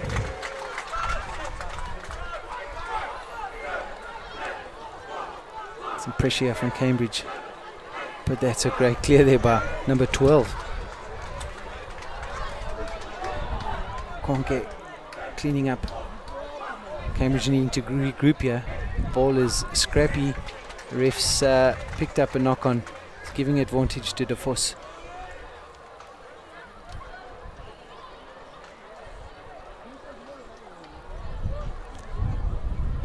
Box kick. And right down the gut of Puvan. Puvan's going to launch an attack here. He's looking dangerous. He needs to link up. He goes on his own. He's a show and go. And the ball's available. And Russell with a good pick and drive. He needs to stay in field. Just can't do so. Good play from both sides here.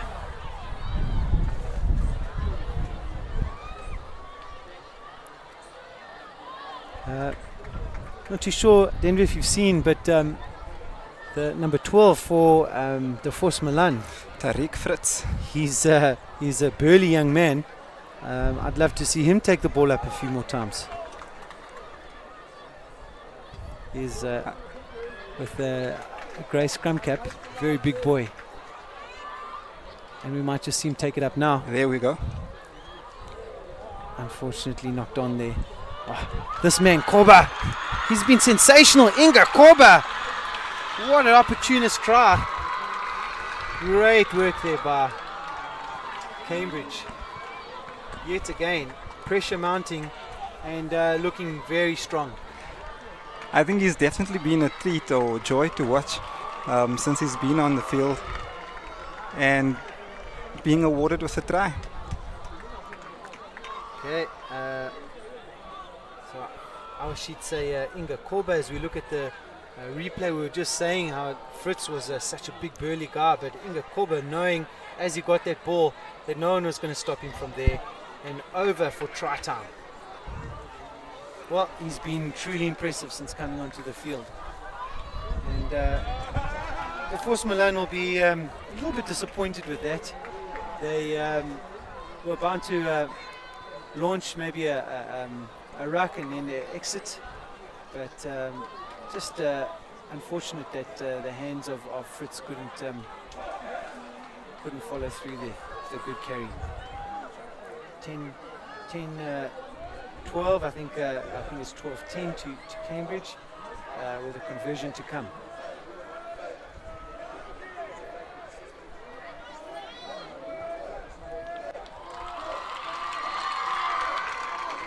So the score should read 14-10 to Cambridge with a nice easy conversion there by Mabene, who really has looked impressive for Cambridge. He's leading things from the front really well. And Denver, if you were Deforce Milan's coach now, what would you be saying to the boys?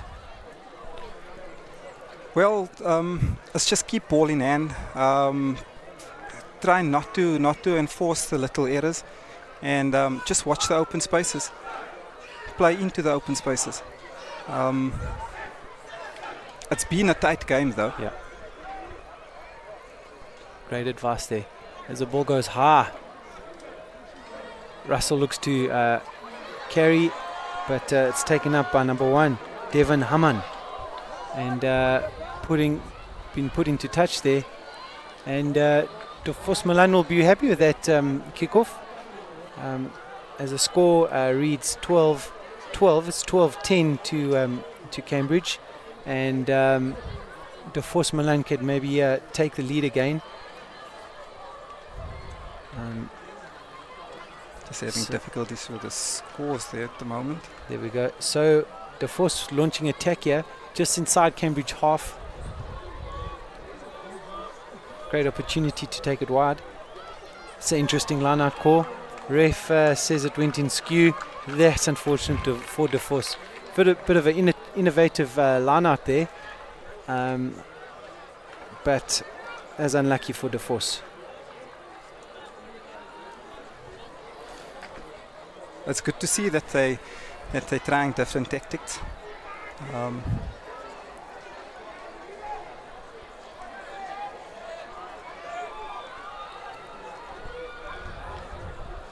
So what can Cambridge launch from this. They bring it in for more, and well held here by Deforce.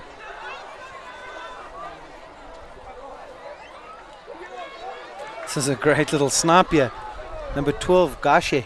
Number 2, Gashe.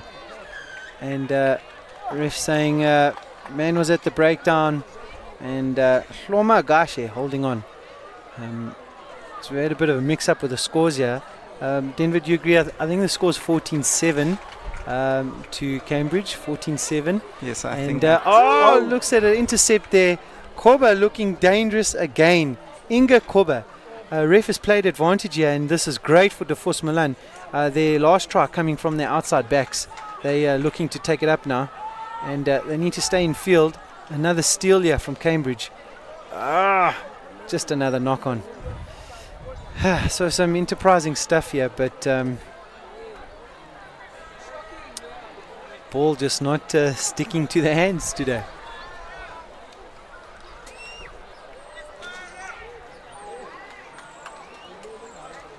There we go. Scores has been corrected, and 14-7 to Cambridge High. So feel free to shout out on our social feeds. We're on YouTube, and this is a great launching attack here from Deforce. They go out wide and caught up here. You can gauge with us from YouTube. You can follow us on Instagram, Facebook and Twitter. Give us a shout out. Where are you watching from? As Deforce continue to launch their attack. This is good.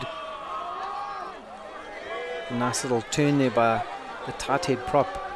Rolls it back, and it's collected by their flanker to steady the rack time. Doing a very direct route here, pick and drives and mauling it up. And ref has called back saying no advantage there. Penalty for offsides, and Deforce Milan looking to counter a little comeback here. Quick tap again, and big collision there. Good step there by Luke Smith. Ball's come out quickly. Dummy play, and keeping the ball alive, doing really well. Good step there, looks a bit high, that tackle. I'm not sure if the ref saw that, but much better here, Denver, from Deforce Milan. They are not going to lie down and just take this dominance from Cambridge. Definitely, and it just shows you with Deforce Milan keeping the ball in hand, gaining meters, and looking very promising. So also spotting on the field that for Cambridge there are two 22 jumpers. So I'm supposing that some BC where Mapulu, who's been doing all the good work in the number 2 jumper, is in fact Inga Kuba is some hard work here amongst the forwards, and that ball is juggling all over the place. At times that ball looks like it's in a popcorn machine, bouncing all over the place. But yeah, 2 22s on the field for Cambridge. One being Inga Kobo, and the other being Sambisiwe Pulu. So apologies there, but we are working on the names as best as we can. I think this will be a scrum for Deforce Milan, which they will want to win. 5 meters from the try line in Cambridge half. They definitely want to get back onto the scoreboard.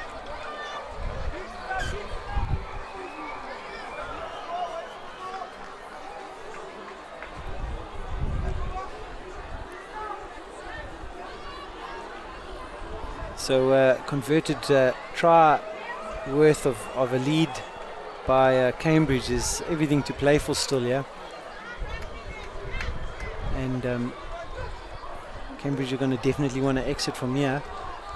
But if any of the games that have been seen today have anything to go by, don't be surprised if they run from here.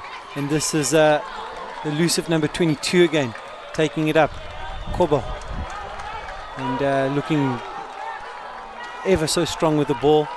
Benny with the kick. And decent clearance found there. That will alleviate some pressure.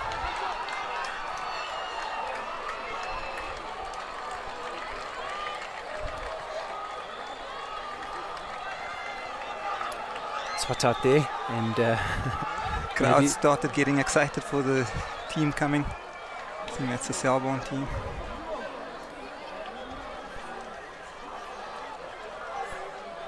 So Deforce Milan's prop looking worse for wear there under the weather. Yanganani Mick, and he's done some really strong work there in the front and some really good carries.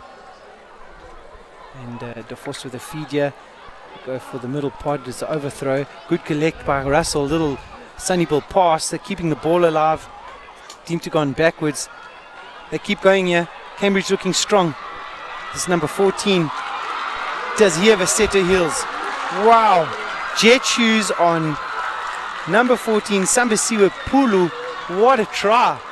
Was it almost unexpected there? But well done, Cambridge. Kept the ball alive and they just spread it right across the field. And by the time Sambasiwe and Pulu had it, I don't think Deforce had a chance of collecting him there. No, definitely. Spreading it out fast, wide. And he had a lot of meters to make, but it just shows you the speed that he's got with him. Deforce Milan couldn't contain that. I must say, Cambridge High School looking really good here as we look at the replay. Good collection there by Bena, and number 13, Villain Kowa, having the presence of mind to link up with this man. Jet shoes, Sambisiwe Pulu. Wow. Exciting to watch. So 15 minutes into the second half, and Cambridge now starting to establish their dominance here. Deforce Milan looking really promising at times, but there's some steady units out there. Cambridge have got a really good big pack, and as you've just seen, Pulu on the wing, Bene at 10, and Kobo at a number 22 jumper. He's just been electric. So really promising signs here for Cambridge as Deforce look to restart. Russell looking to link up again, another sunny ball pass, and keeping that ball alive really well. Cambridge now starting to find their straps, and pick and drive there from Gashe. Refs playing advantage. Another pick and drive from Russell.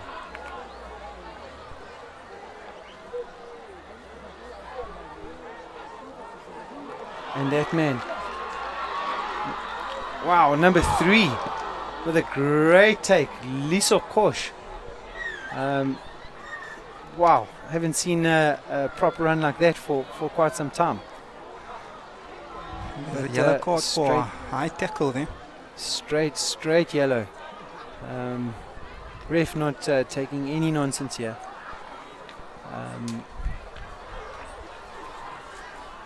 Didn't catch how severe that tackle was, but ref not taking any chances.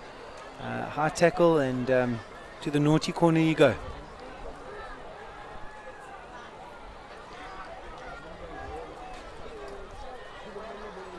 Some good work here by Cambridge, looking very exciting in attack.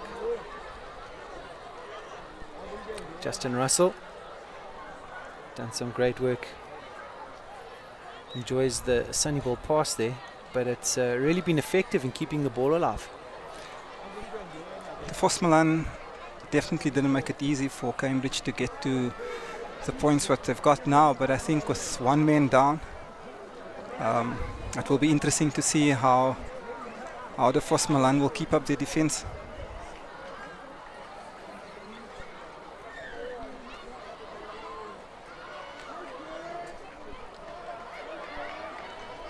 So penalty going Deforce Milan's way. and unfortunately didn't clear. Opportunity for attack here. Nkonke gives it to 11. Nkuba keeping the ball alive. Kobo. And we've seen how fast he is on the wing.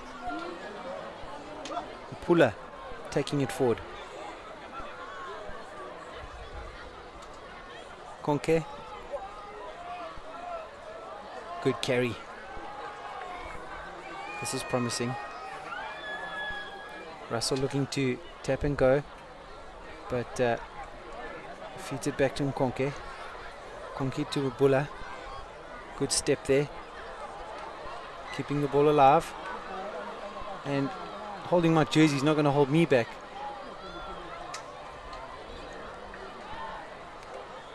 And patient here in attack. Konke to Bela. And number 17, Zamane. Stepping in here. This is good from 6. It's a Pile. But unable to hold on. That's unfortunate. Maybe a little bit lateral there in attack. But definitely got the skill set. And Cambridge looking quite strong on attack. Yes, definitely. Cambridge showing their dominance on the field. And just in DJ Hayes, nice to be able to watch SA Schools Ruggers from Australia. Thanks SSL. Indeed, thank you SuperSport Live for bringing schoolboy sport all over the world. And what a pleasure it is to show young talent across the world. There's Cambridge with a great carry there, with a little bit of the bus's full handoff. And Russell looked to pick and drive.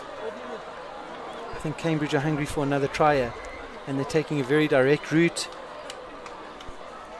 This is a good carry forward.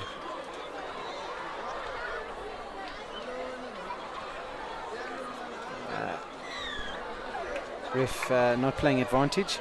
Coming back saying offside lines were not adhered to by Deforce Milan, and so they, as we look at the replay here,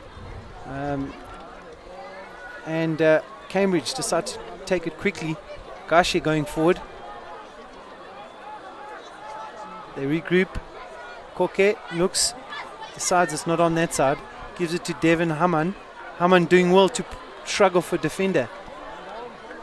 Number 4, Makubula pulling it up.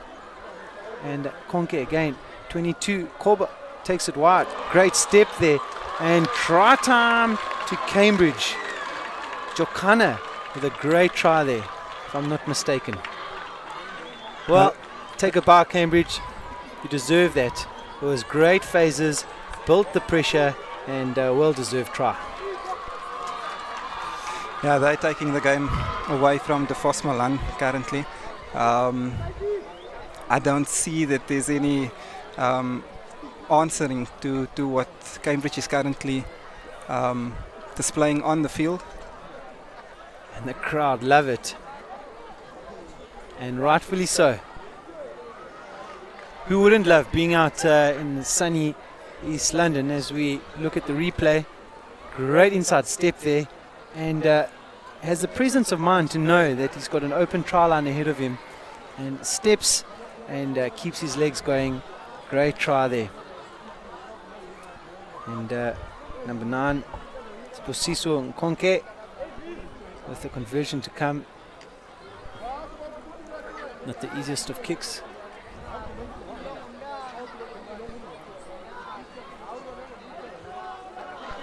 And he duffs this one left.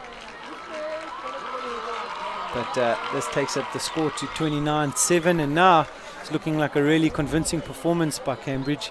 The body language is good, the intensity is good, just looks like a well-coached side, and yeah, very impressive signs. Definitely it does. By the looks of how Cambridge has been playing, I think they still have 1 try left in them before this game comes to an end.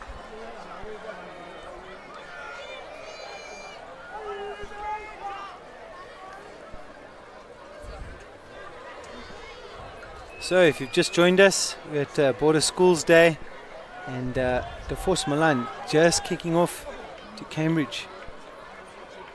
And they've been very dangerous in counter-attack. And here we go, they launch a great attack from Jokana. Looks to link up now. Little jab through, finding the grass, and just finding the touch there before one of the wings could collect.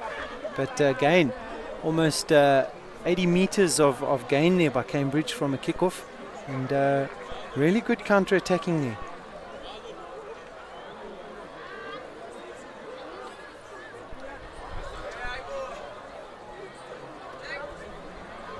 Credit to Cambridge for just a good attacking brand of rugby that they're displaying this year.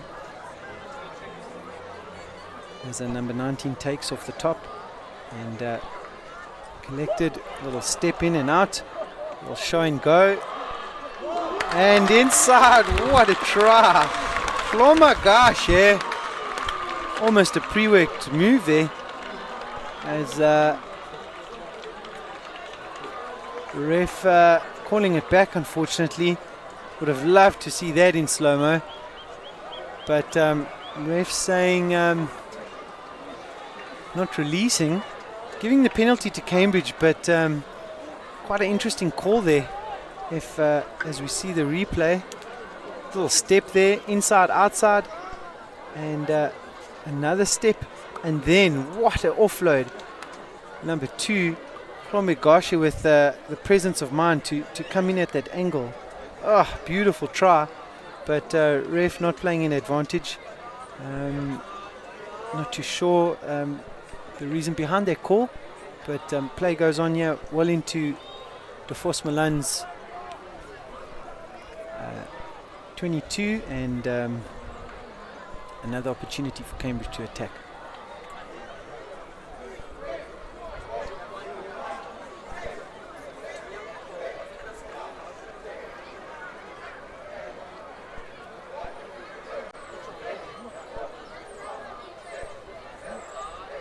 Konke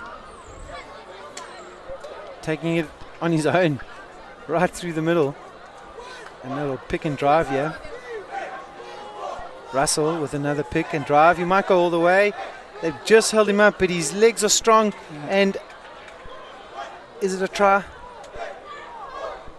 Looked to me like a certain try. Ref's calling it back. Denver not too sure what happened there. Two advantages going Cambridge's way, but those were two certain tries, but he's taken it back for the advantage. I'm not too sure the call there by the ref.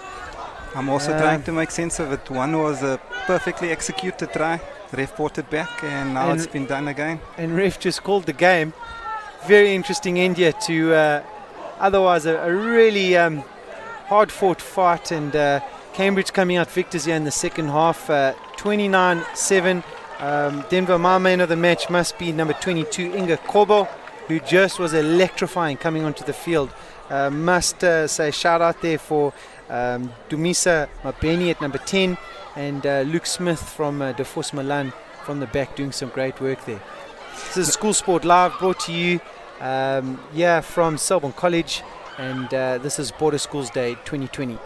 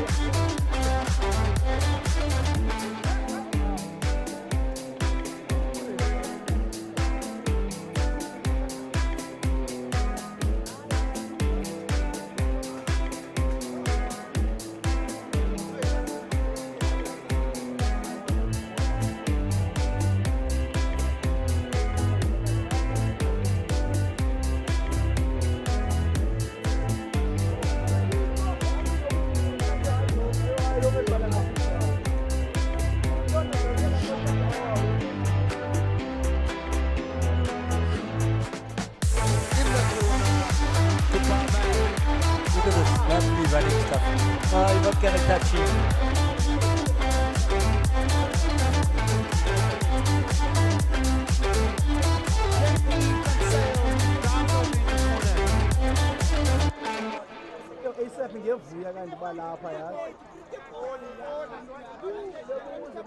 Hello folks, and welcome down to Selborne College for the second last game of the day. We have Dale College taking on Portrex Technical High School.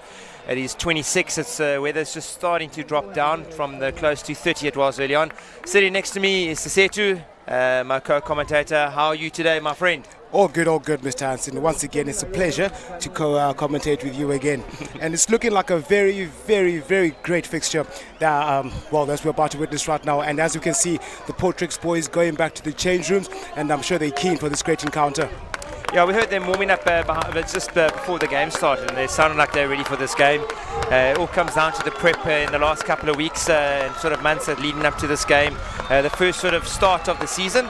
It's been an absolute festival of rugby here today in East London. The weather's been fantastic. Quite hot, a bit of a breeze coming from sort of down the field from, you could say, from if you're looking at the screen now coming up. There's the day lineup. Anyone that stands out to you?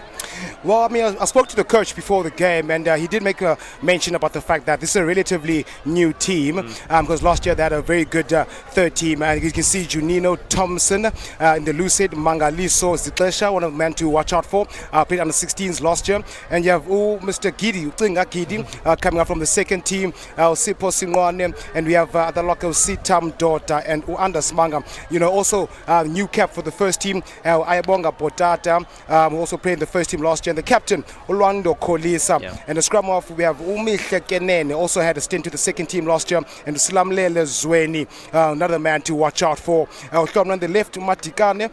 Liteta Pulo also coming up from the third team last year, and Ulikaiya Ganjo was center pairing with Liteta Pulo as well, so they know each other. Yeah. So it will be a good combination to keep it up with. Ulikona also on the right wing, Ulikona Ntantala also coming up from the third team last year. So I mean, it's a relatively new side, but it's going to be a great encounter to watch. Dale's always going to produce a start of rugby that's going to be fast. And like we said, yeah, we've got Portrex, also a very, very young side that they've produced this year under new coaching style. We've got Waldi van Grunen is the coach. Players that we've spoken about is their number 3, Lita Melo Mantewe, known as Scurra. They say watch out for him. Their captain is the number 5, Tukele Fosi. One also is Awonge Sondishwe, their number 12. He played every minute at the Academy Week last year. So a very young side, and spoken to the coaches through the week, and they say they're very interested to see how their planning and their preparation for today is going to go into. It's more of just trying to feel which players are in which positions, and obviously first game of the season. We've seen through the games this morning a little bit of stop-start, a little bit of handling errors, which is normal for this time of the year. Yeah, definitely. And first and foremost, I take my hat off to these gentlemen right now playing, because the sun is scorching hot out there. It's actually boiling hot in this commentary booth as well. As you can see, both teams at Dale College and Portrex with that long tunnel as a part of tradition, as the teams are about to enter and into battle. Yeah. It's going to be a great fixture, and it's relatively, both these teams, they have to make their names. Yeah. You know, so it's the first game of the season. It's bragging rights, basically. Still a very long season, and you have to check what's going to happen. Yeah. Definitely, and you can see the crowd filling in here down at Selborne College. Just after sort of lunchtime, I would say, a lot of the spectators started to move in. I think there's a lot to watch this afternoon, especially this game coming up now between Portrex and Dale. And then obviously the one after this, which you and I have got the privilege of being the commentators for, Setu, is the Selborne versus Hudson Park game. Yes. And that's going to be a cracker, folks. If you're anywhere close by, SSL Live, School Sports Live, get in there, watch the games that are going to be shown on today. They're going to be well contested, and starting off now with schools that want to be able to get up into the standards. You can see at the bottom on the left hand side of your screen, subscribe to our YouTube page, follow us on School Sports Live, and like us as well. A great opportunity for these young chaps to be able to get out into the market, as they say. Yes. And good for scouts to be able to sit at home, don't have to all fly down and be here. Just log on to School Sports Live and you can get all the action with us. Here we go. Another thing I want to make mention of is the fact that at least this year there's something different with this year's World Rugby the rugby day is that also teams from outside have been participating as well. So I take my hat off to the organisers for making it happen, because at the end of the day, you saw the match previous with Deforce Milan up against Cambridge, Springbok winning centre, Lukanya M's old school. So it's a great initiative shown. Also other teams, Toys High, between East London and Cathcart. So it's great to see. I commentated the second game of the day was between Chief Buck Lane High School, which I wasn't too sure where they were from. But let me tell you, they actually played a nice brand of rugby. They kept it simple.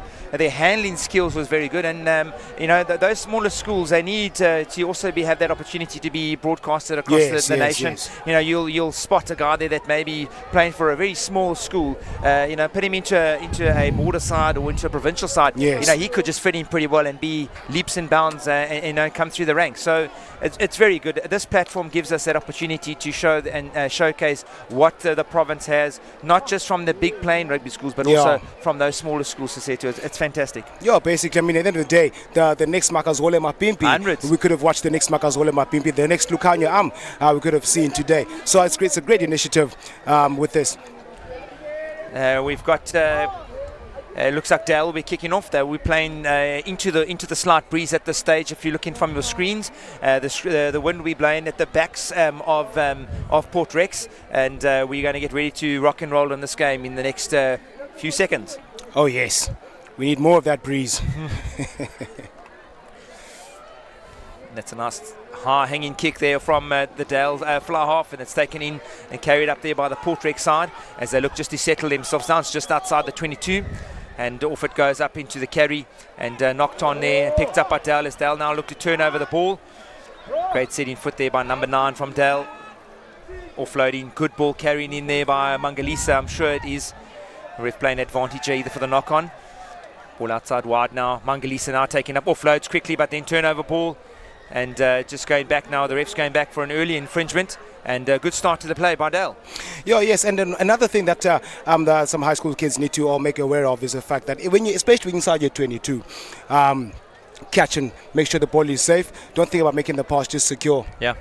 And we see Dale taking no chances. It's 50 seconds into the game, and they just want to settle down, which is good to see. A lot of the sides today, early on, they were to experiment, kick the ball out. I think if you try and want to play, you need to play how you're going to play for the season. And Dale taking the initiative, taking 3 points, putting the score on the board, and reset. And that's what we try and teach our kids. Once you've scored, go back, restart again. At the end of the day, it's all about creating that scoreboard pressure. So if you have an opportunity to draw first blood, take it. We have the Dale number 10, Zueni, is taking the points. It's just on the right-hand side of the right-hand upright. Another one to watch out for in the future. Had an outstanding season last year. What is bringing them now in the second team?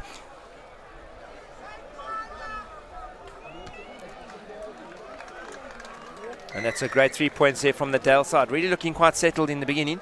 And like we said, they're just trying to maybe keep in those offloads to a little bit later on in the game once you've settled in. But knowing that they had the advantage, I think they were trying to get that ball out wide.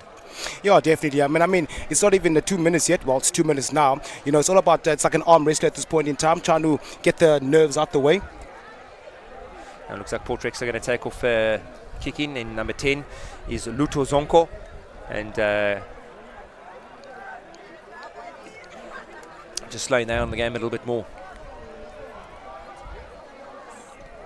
That's a nice deep hanging kick. Nice kick. Ball going nowhere at the moment. Taken back there by the Dale and flank. Then it's going to be carried up here by Dale as they look now to just take a bit of dominance up front. Coming up onto the right hand side of the field. Great carry, great defensive work there by the defensive line of Port Rex. Another little box kick there by Zweni, losing the wind to effect, and that is an absolutely fantastic vision and use of the wind. The wind's not blowing straight into the wind. It's sort of like going across, if you understand what I'm saying, Setu, it's sort of blowing a little bit back, but across the field. So he used the wind very cleverly there, and I saw early on guys were just misjudging the wind and kicking out in full. That was perfect. Very much so, and you can also see that Port Rex is also in this game. They're very hyped up. The defensive line, they're quick to react when it comes to defense. But also, just to add on to what you were saying with the flower for Zweni as well. Using the wind, judging the wind to perfection, and gaining valuable meters.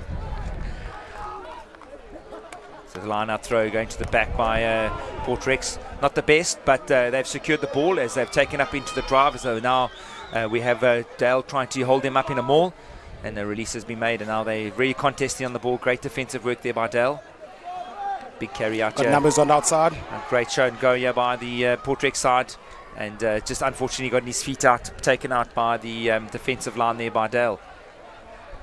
Yeah, definitely. I mean, you can see the intent from Portrex. They want to spread the ball out wide. They're showing that they've got quick outside backs, and they want to use the outside backs to their advantage. And Dale will always be playing that type of rugby that's going to be quick. So we've got Mangalisa throwing the ball out in the line-out. Set play off the top. Great carry out here. They're going to bring in their loose forwards, I'm sure. Good carry up there by number 7, Batata. Taken in here by Nam. Big 3 carry there by Gidi. I remember him from last year. Yeah, great player. 9 off the base again. Good hands. This man opened on the outside here. We've got 14 onto the lock. Great hands. Just the awareness there too. Yeah, I mean, there's a great initiative, but then at the end of the day, to make it simple, catch, draw, and make the pass. That was a guaranteed 5-point in the corner. Yeah, he just absolutely ran into support play where he actually should have just maybe held his line, drawing the last play and passed out the ball. He made the defensive line look a little bit easier, and unfortunately that pass going forward and turnover ball now to Portrex. Oh, Sitam Dorda, better luck next time. Better luck next time. I'm sure the outside wing there in Yo, you need to see me that word there. Ntantala was looking great, licking his lips for an easy running try there on the outside. You can see the folks, the crowd's really settling in now as Portrex have a defensive scrum just inside their 22. And I think in the first 5 minutes of this game, Dale has been playing much of the rugby inside the 22. Kudos to Portrex for withstanding the pressure and absorbing the pressure. It's very quick. It's 6 minutes in, but Dale have done the basics correctly. And Portrex now on a defensive line. Hopefully they can get rid of their line as number 9 puts in the ball, Langeni. Good scrum, Portrex. Oh, great running line there. Beautiful. Taking it up, making 5 or 6 meters on the line there. As you look now, they go out to the right-hand side now. Great defensive work there by Dale as Portrex now just look to set up another set phase. Going outside wide, knocked back off the hand, chicken pass there, chicken wing pass. Tackle made now. Well, one thing I have to mention for Portrex, the way they're playing right now, they look like a rejuvenated team. Good big hits here. The defensive line from Dale has been superb. As now Portrex looks to go to the right-hand side, out to the fly half. Oh, great running hands. Oh! Great work there by the running lines of the centre from Portrex. Unfortunately, just couldn't hold on the ball. Not too sure if he was maybe taken a little bit early in that tackle. But refs on the spot, and unfortunately, the Portrex centre just couldn't hold on to that ball, Setu. Oh, definitely. Just to make another mention about the fact that Portrex are showing great intent in terms of playing this game. You know, I mean, at the end of the day, co-ed schools want to catch up to colleges. You know, it's becoming a contest in border rugby as well. So it's good to see. It's very healthy for the province as well. Yeah, they definitely Awanga Zondisha definitely showing some strength in the midfield there for Portrex, and he'll be one to watch today. He seems like quite a handful. His running lines are quite good, as well as his outside centre, Onke Mkila. And also we can see that Portrex as well is got a slight advantage in the scrums. They look very heavier, more compact. Yeah, Skara, as they call him, number 3. I wonder if that's anything to do with Skara and Devena. Maybe he looks the same and similar in nature. He's been given that nickname by his mates. Maybe in the future he'll check into hooker there. Dale Amadoda by Nev McLean, Lutango, Mfaso, DC Army all the way. A lot of Dale supporters on the way. Go Dale from David Miles. Nice to hear you guys out there. Give us a shout out if you're somewhere else in the world. Just let us know where you're watching from. It's always nice to know that we're covering a wide in a space of sort of spectrum for you guys out there. And let us know what you think of the rugby so far down in East London. Eastern Cape Rugby, the heartbeat. And we've got Dale feeding the ball just on the 10-metre line of Portrex, and it's going back now. An early shoving there by Portrex. Quick tap taken by Dale. Outside backs are looking to be full of running. Great defense. Yeah, that was great work there by Portrex. Defensively, just got the man isolated from the Dale side. The 13 from Dale got isolated. And then Portrex straight over the top of the ball, hands on the ball, and winning the turnover. Oh, yes, definitely. It also goes to show that the coaching staff also behind this team as well have been doing a lot of their work properly as well. We can see by the way Portrex is defending. Yeah. The line speed is proper. As also on the breakdowns, there's the first person there to attempt the steal. Yeah. Yeah, that was great defensive work. There literally was a man down on the outside there. If the ball had gone into the space, could have been a try. Yeah, Astandile, mashallah. Great line-out feed. Ball's gone backwards off the hand, so play on. And Portrex now look to attack as another chicken wing pass there. We just were speaking about it off air. Just try and hold on to that positions early on in the season, get yourself into the game, and now turnover ball to Dale, and they're going to try and look to spread it out wide. Mangalisa, big hit there by Mangalisa, making yards as Dale now look to fill up another phase. And the in comes, here we go, look at those feet, and he's gone.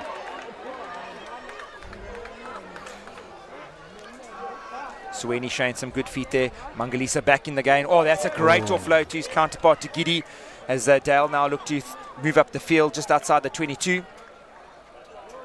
And we can see Uzitesha with all the ball carries he's making. Oh, unlucky. Hookers these days on extra loose forward. Yeah. Mangalisa was in 2 carries there. Literally the first part weighed up ground, second part, and then 2 or 3 phases later, he's ready to take on the ball again. And a great offload with him and Giddy. So we even got a prop that's got great running lines there, and that was great to see. I love to see those big guys in the midfield taking the ball up, offloading, taking the gaps. They're not the fastest, and not the most agile, but when it does happen, it's actually great to watch. So we've got Justin Middleton, Razzle Dazzle, watching all the way from London. Keep it up, you legends. Thank you, Justin. Thank you, Mr. Middleton. And Uzitesha reminds me of myself back in the days. There we go, Portrex just defending their line at the moment, and they've got just inside the 22, ball's been spread out wide, and luckily there was a little bit of offsides from Dale, which led to a penalty. A little bit too much, I think, from Dale. Maybe they also need to just settle down a bit and maybe take the option of getting out of their half. But I know they're trying to run it from everywhere. I know it's a festival today. They want to make sure they go through the motions, but sometimes you need to also go back to the basics. And yes, definitely. And also at the end of the day, even though this maybe might be an unofficial game, but you have to fight for your spot in the first team. You keep the structure, don't try to overdo things. So they'll be making a lot of chicken wings. Yeah. We spoke about this before this game, those 50-50 passes. You can see the crowd filling in here on a lot of the Hudson Park and Selborne supporters waiting for their game later on. We've got Tony Kricha watching from The Hague, Netherlands. Hope the weather's as good as it is here. Also Ethan Groenewald, go Dale, watching from England. Dale's long pass outside. Oof! Nearly intercepted there, but Dale to counteract quickly now to their outside backs again. And I think he just lost it on the wall. They're trying to get into the right position. But there was no advantage called, and they go back for the knock-on by the attempted intercept by the Portrex flank. Definitely. And also, we have to also acknowledge the fact that they're a bit of rust. First game of the season, a bit of rust. They'll get into it as the game goes. But I'm looking forward to see what both these teams can do at their peak. You can see the Selborne boys waiting for their team to play.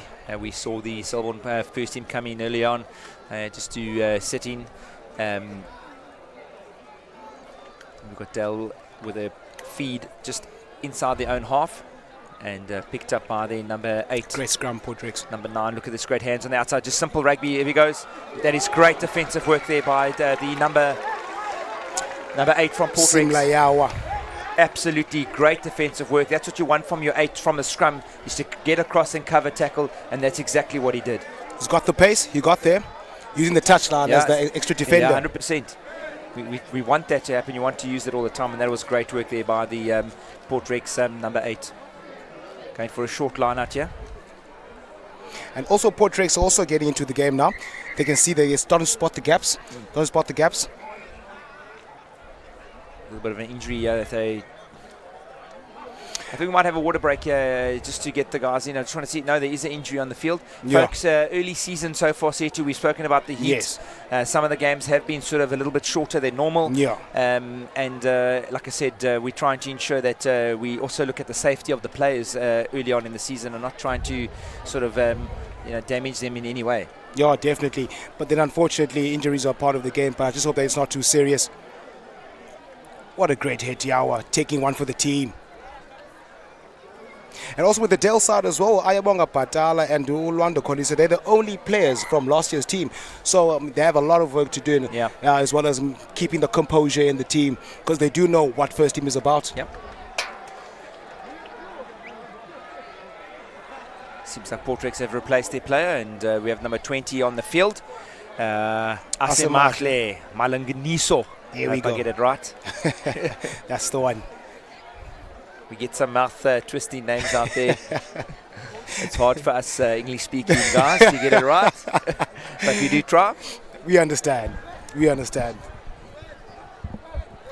It's easy when you got Yanni Duplessis. It's easy, You see now, that's the irony of that now, is that also with us. Great work there by Portrex. They're looking just to secure the ball from the line out. Great feed and carry. Great line. And great line speed as well. And they're just trying to move this big pack of Dales behind as they're now looking to take it up again. And good ball carry. Just, yet again, just that pass is just slightly off. And ref coming back, he's obviously seen something, a bit of foul play and a penalty. He's just saying it was a bit too high. And it also looks like the tables have turned now in terms of momentum shift. Yep. More of the ball has been played by Portrex. Now they've got the penalty with an opportunity to be inside the 22. Should they? They're opting for a scrum. Yep. Interesting call there, Cappy. Yeah, they might not be confident in the line-out call going for the line-out, so rather let's back what they know. We've definitely spoke early on in the game about their pack. Their pack seems to be quite solid. So let's keep what we know and keep it simple, and let's attack from our strengths. There we go. And I'm sure by the looks of things, the child milking a penalty off the scrum, because they've been dominating thus far. And trying to create a bit of space on the outside, Langile to feed also at the back. Great scrum. Yeah. Just wheeling a little bit unsettling, but yet again very strong up front. I must admit they were spot on with the getting some feedback from the side from their coaches back in their front row. There we go. Saying that they're strong up front and they're gonna try and use their forwards, especially at scrum time. And exactly showing in their preparation so far is that they are pretty much a good unit up front. That's how they utilize it going forward. Is going to be the key. I mean, at the end of the day, you have to set the tone, and it starts with the scrum. Yep. The joys of being a forward. Yet again, Langile. Another great scrum. Just the tackle and turnover ball knocked on there by Portrex. And now we look at the Dale side looking to attack. Zweli passing outside to their 13 outside backs. And jet shoes there by number 15, Boswell. And just a little, yet again, just a lot of errors coming into the game. And it's just early season. Yes. Yeah, well, I mean, at the end of the day, they're still probably trying to get over summer sports. They're probably playing cricket last week. Now imagine holding a bat in the next week, holding a rugby ball. So, but they'll ease into it. Smaller too when that cricket ball comes at you. But two knock-ons there from a good advantage by the referees. Actually trying to let the game flow as much as he can. Yeah. Unfortunately, if there's a knock-knock, you've got to come back. And yet again, we have, I think it is Portrex ball. And Portrex have shown already that they want to be full of running from there, so guarantee you they're probably going to run ball out of hand here. There we go. And as you can see, the crowd is getting more packed, just like I'm watching a test match here. I don't think I've seen so many people at a schoolboy festival type of rugby. Portrex, great running line. Yet again, you've got that line running right there, set it up in the middle of the field. Portrex looking now just to keep on dominating up front with their forwards. Another great carry, another offload. They've made 20 to 30 metres up the field as Portrex now look to settle as they're moving that ball to the right-hand side of the field. Oof! Another just basic errors and not just keeping ball in hand and doing what they do basics. And you have Dale turn around and picked up by number 5. Sitam Daughter. Dale now looking to create another upload. Mangalisa taking it forward off the short pass there from the number 9. And Dale looks to set up another pod straight out to Zweli. Zweli outside to the backs, just behind him, found the centre and took it behind him, but he recovered. And good work here by Dale as they're just trying to recover their bad pass. Good ball carry, great feet, taking it down. That's what we want to see. No 50-50 passes. Yeah. And Zitlasha was ready to take that ball. Good hands, great work, good hands here. Yes, man. Good feet there by number 4. Dale now looking to, oh, he's accelerated through the gap.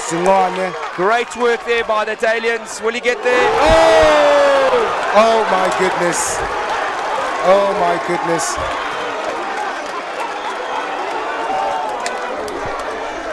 Yeah, we're praising the number 4 from Wow. Dale. Wow. And did not seem to actually see the defender coming in from behind. Wow. And absolutely fantastic cover tackle by the Portrex fullback, and dislodged that ball into a knock-on. So great work. Never give up until Never that ball's give down. up. Sipho Singwane. Unfortunately, as you can see here, he beats one defender, beats 2-3. He's through the gap. Surely it's just a whitewash now, and it becomes casual. Yeah. Yeah. Not giving up. Making sure he makes the hit. It's going to count as a tackle, positive tackle.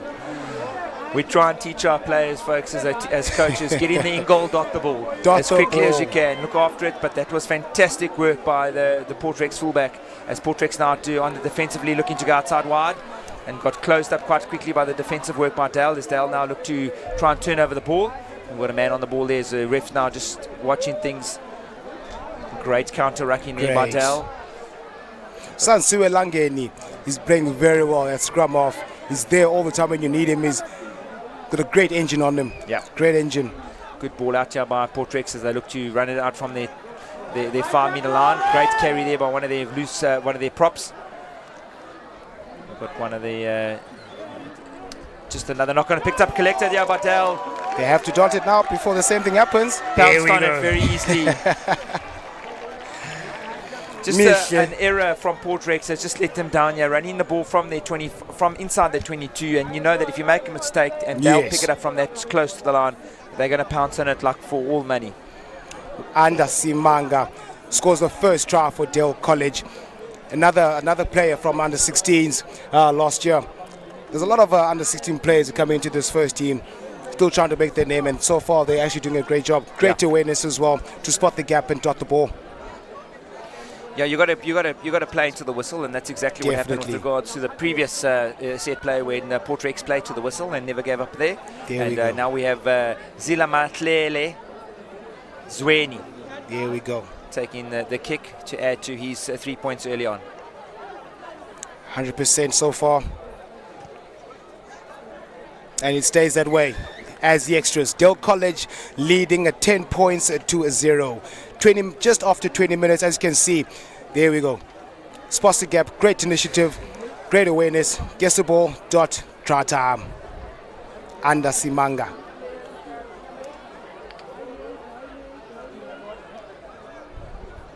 Yeah, Portrex have actually done well when they've had ball in hand. It's just their offloading and their passing. You know, just unfortunately, just one or two errors have crept in, which have allowed Dale to pick up an opportunist try.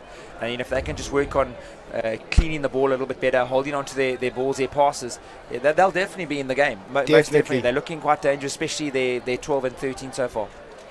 Yeah, but I think they're also in the 22. They play too much in the 22. Yeah. Maybe they can make a slight change to that and also play into their half. And now, unfortunately, the 10 has just kicked the ball straight into touch, and there'll be now a scrum on the halfway, and just giving the advantage straight back to Dale with their forwards. That's the one. As you can see, Zitlesha, the first one on the mark, ready to scrum, ready to play. He's a very vivacious, you could say, he's just a tenacious player. He's in your face all the time. Being a ref last year, he was there asking questions, and he's a live wire player, and it's good to have. It's good to have one or two of those players in your team. Definitely. And I'm sure now Dale College might know that Portrex is going to actually come hard in the scrum now. Definitely. It showed in their front row. They have taken one of their players, actually the 8th man off, but otherwise than that, it's looking good. And let's see the scrum now as they feed from Kinene. Kinene feeds. Unfortunately, just turning around, not really giving this great scrum. But definitely Dale's feeling it up scrumming-wise here from Portrex. They're really dominating a little bit up front, and they should try and capitalise on that as best as they can now before half-time. Yeah, definitely. There's like 7 minutes left in the half-time. I'm sure Portrex will want to get something on the scoreboard. The people are out in numbers. People out there to support their respective schools. The crowd is looking fantastic.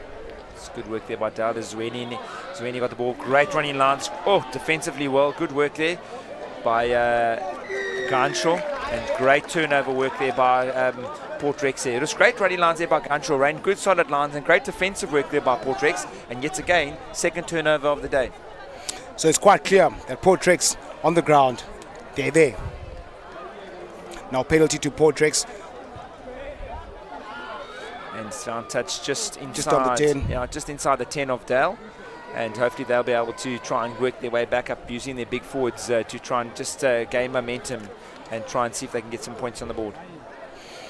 You also have to give credit to the test judges. You know, the whole day, they're probably the ref refereeing out this game now is probably refereeing his third game. Yeah. In this heat. Also take my hat off to all the officials today. There's no ball at the moment, folks. So they're just waiting for the ball to be thrown back from the crowd, and gives the players a little bit of a breathing space before they get going. Just some time to breathe. I can imagine how hot it is on that field. So gearing up for the last game of the day as Hudson Park take on Selborne at 4:10. And you can see the crowds filling in. A lot of Hudson Park supporters here in the moment. And looking forward to seeing what their side's got to do for the year. You can see the Selborne guys there, also there. Coached one or two of those boys when they were in junior school before they crossed over into the other side of town. Yeah, other side. As you can see the coach, Coach Royden. He's also been there assisting the great, the legend Griffey for the past 6 years. Finally getting his chance to lead, being a head coach of Dale College. Great steal there by Dale as they look now to go outside wide, taking up front now, and good work here yet again by the number 6, the try scorer. Stolen straight yet again by the Port Rex, been great on the ground, and now we've got Dale, Port Rex now looking to attack up the front. There could have been, yes, I thought so, a little bit of crossing there, and he's going all the way. He's love to see the locks and the props get through the gap. Unfortunately, he did that a little bit illegally. It was definitely a clear obstruction. We could see it happen in front there, and penalty back on the halfway line for Dale. Yeah, definitely. Just going back to that turnover as well. I mean, not that we maybe haven't noticed, but to Mabango, that's his third turnover. Yeah. That's his third turnover. The number 6. Yeah. But I just unfortunately that obstruction, because it was definitely a 5-pointer. As Dale look to press on into the half, and they're just outside the 22 of. Just gonna have a look here. I can see just. Oh, unfortunately, he was gone. Yeah. Just unfortunately.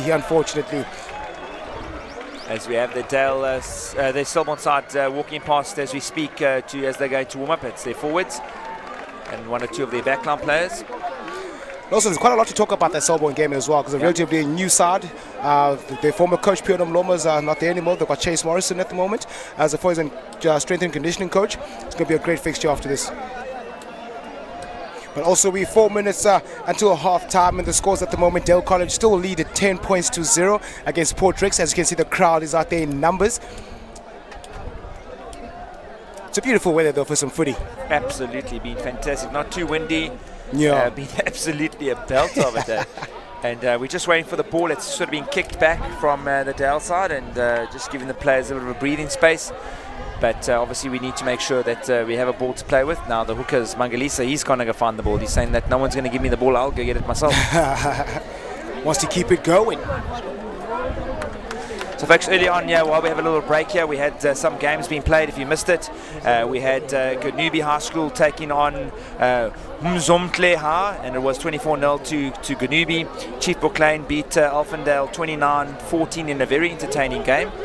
And we get back onto the field as Dale now take the ball, and unfortunately just a little bit of skew throw and turnover ball now to Port Rex. And also hello to you too, Bjorn van Zyl all the way in Belgium, and James Bosch, I beg your pardon, watching from Boston. No, to answer your question, no, not yet. They're up next. And watching now from New Zealand, Supreme Zibs. Thank you. And also Port Rex having a scrum just outside their 22. At this point in time, if the game was one of territory, they will be running away with it. 100%. So Portrex feed to their strong. You can see their Great forwards scrum, really great Portrex. scrum from Portrex. And just not resetting, they're just pushing up on the side here, coming up a little bit early, and the ref's not happy with that and is asking him to restrun again. Yeah, I think for this season, there's something to look out for Portrex. I mean, the scrums at this point in time are looking very strong. Yeah. And I can see that there's a lot of confidence when they scrum because they back themselves, which is good to see. And also, it's a weight difference as well. Yeah. Because it's a much bigger pack. Portrex has got a much bigger pack as compared to Dale. Yeah, those front three from Portrex really have been dominant. Kuzwao and Mushalaba and Montewa as they now look at Portrex go outside wide to their backs. Great hands, great running Great there. line. Absolutely, can he link up there? Number 14 is going to back his space on the outside and he's gone again. What an absolute move to offload now on the inside. Can he get the offload in? Oh, trial of the day, Setu. No doubt about it. That was absolutely fantastic work there by the Portrex side. We have it was great work there by Kamva, Madlavu, and offloading at the right time to Kanya Qualeta. Great work. You could see it happening. We're like trying offload. Here we He go. timed it to perfection. Absolutely great. From the start of this game, you can see they were trying the same thing throughout the game, but then finally it worked. And then the center again, give it to Kamva Madlavu on the outside, looking for support, and he did very well there to maintain himself, to keep strong and not go out. As you can see, cuts through the gap, looking for support, steps outside, and he's gone out. Oh, he missed him at the 15. Boswell missed him, looking for support, staying strong. Great core muscles there, core strength. Offload was perfect. Oh, under the sticks, try time in the corner. Great try from Portrex. That's what they've been looking for. Great try from Kaya Kwalata. I mean, it's quite obvious that that's what they've been trying to do. Yep. Because they backed themselves from the back line, and eventually, like a hot knife through butter, through that gap. Through our team build-up here, we had chatted to the coaches and they told me number 14, watch him, he has got jet shoes, he can run. And he was given a bit of space from the fullback from Dale Boswell, and he took it. And the handoff was good, he did everything right, ball was in the right hand. Superb try here by Portrex, and that comes up to half-time to... Now the game's back in favour of where it's going to go for the next 30 minutes. So folks, it's half-time here in East London. Dale taking on Portrex 10-5, and we'll be back shortly for the second half. I suggest you stay.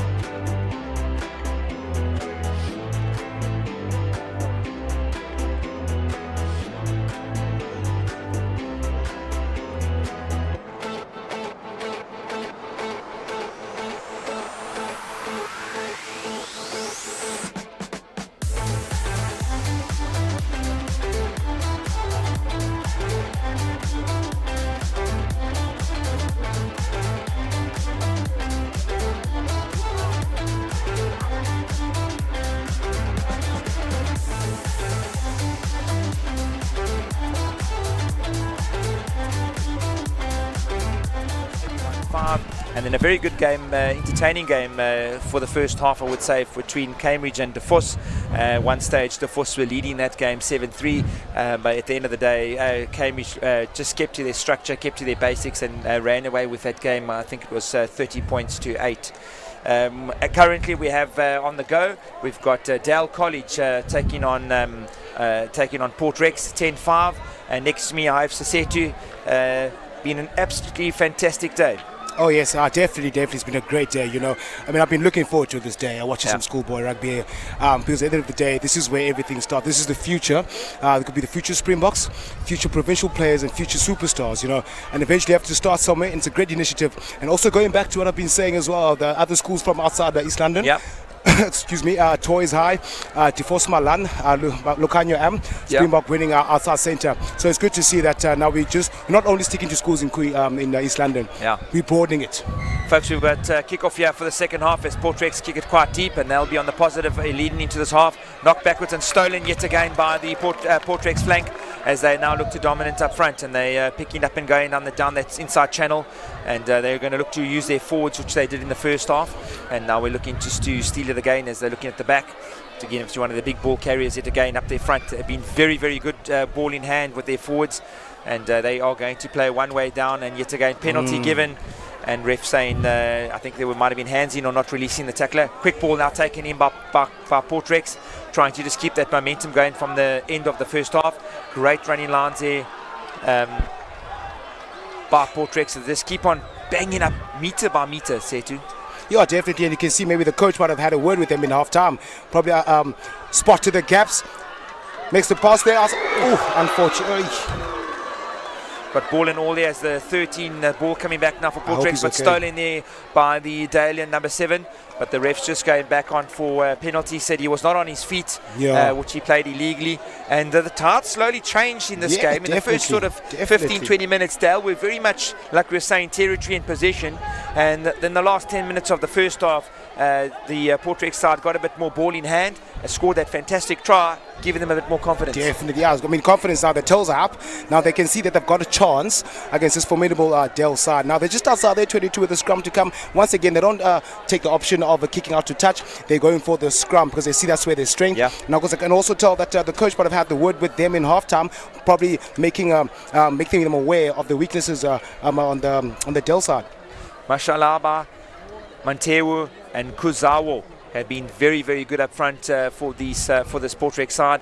They seem to be good ball carriers. Their scrumming technique has been very good. They've put the Dale side under a lot of pressure, and hence they are sticking to what their structure is, and that is to scrum down when there's a penalty, keep the ball in hand, which is not bad at all. It's good thinking. Yeah, great. So it's great thinking as well. Because you see now Dale will be under pressure. They'll be under pressure, and they're just outside the 22. And also going back to what you were saying, that the tides have turned, tables have turned. Now the momentum is with Port Drakes, and they look very dangerous. Very much so. So we got now the feed to Port Rex. We've got Langeni to feed to the scrum as they're just outside the 22. And they're going to look to attack. I can guarantee you now they're going to look to do something in the midfield there between their two centres, who definitely seem to have a little bit, if they can get the timing of their passing that right, they're going to be a factor in the game. We can make a bet that ball is going to Onkem again. The perfect line.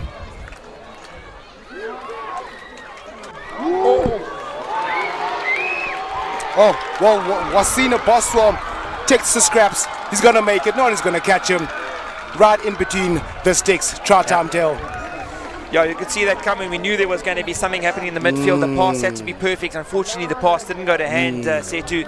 And Boswell picked up with a clean show of heels, and off he was gone. And there was going to be no one to catch him full money unless he tripped and knocked the ball out of his own hands. But he showed great composure and basically dotted down under the poles. And also great defensive structure because they was up very quickly at the line speed. That's why they made those mistakes there, Port Rex.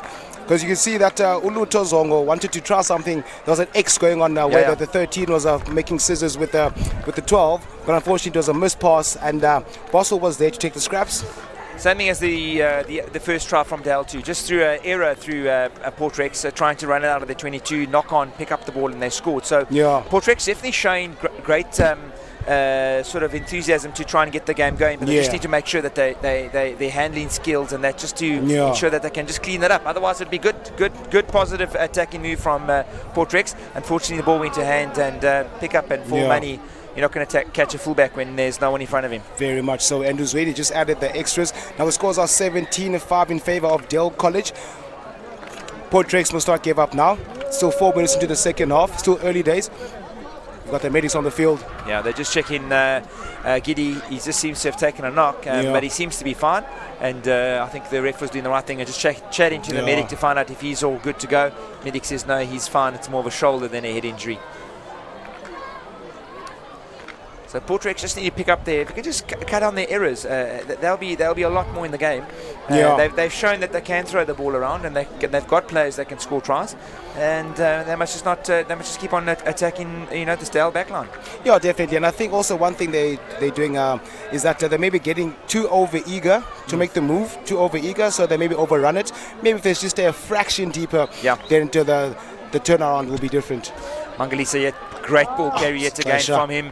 He's been the #1 ball carrier for Dell as they look to now just set up some field, and as he kicked it out on the full, no, he skipped it in. Great kick from the flower from Dell, and now it's a counter attack from Portrex. What are they going to do? We've got the Scrator Akamba Mtlata, and got sorted out quite quickly there and turned over. And the ref's just saying no, it was illegally, and Portrex are going to go again. They're going to look to run the ball as they look outside wide. Great work, great defensive work. Big tackle in there by the Dell defensive line, as we've got the number 9 from Portrex looking to go short, and yet again good work there by Dell defensively. His numbers outside wide if they do move it fast, and here we go. Great work there by the Portrex fullback Qualeta. It's another good carry. Unlucky. And here we go. Dell's going to counteract. We're going to know they're going to be quite quick on the counter. Big ball carry and hands full there by the number 5, Mdoda. Sizinzo Mabongo has also been a live wire for Portrex, not only making turnovers but also taking the ball up. The refs need to just close this game down quickly before it gets away from him, and they want to try and open up this game. It could be a bit scrappy if they do. And Yarigo is going to have a quick chat to one of the Portrex players just to say, hey, there's a card. You got a long season ahead of you, just chill. He's got a card there in his hand. I was hoping that this would not happen, because now it's going to change the entire game.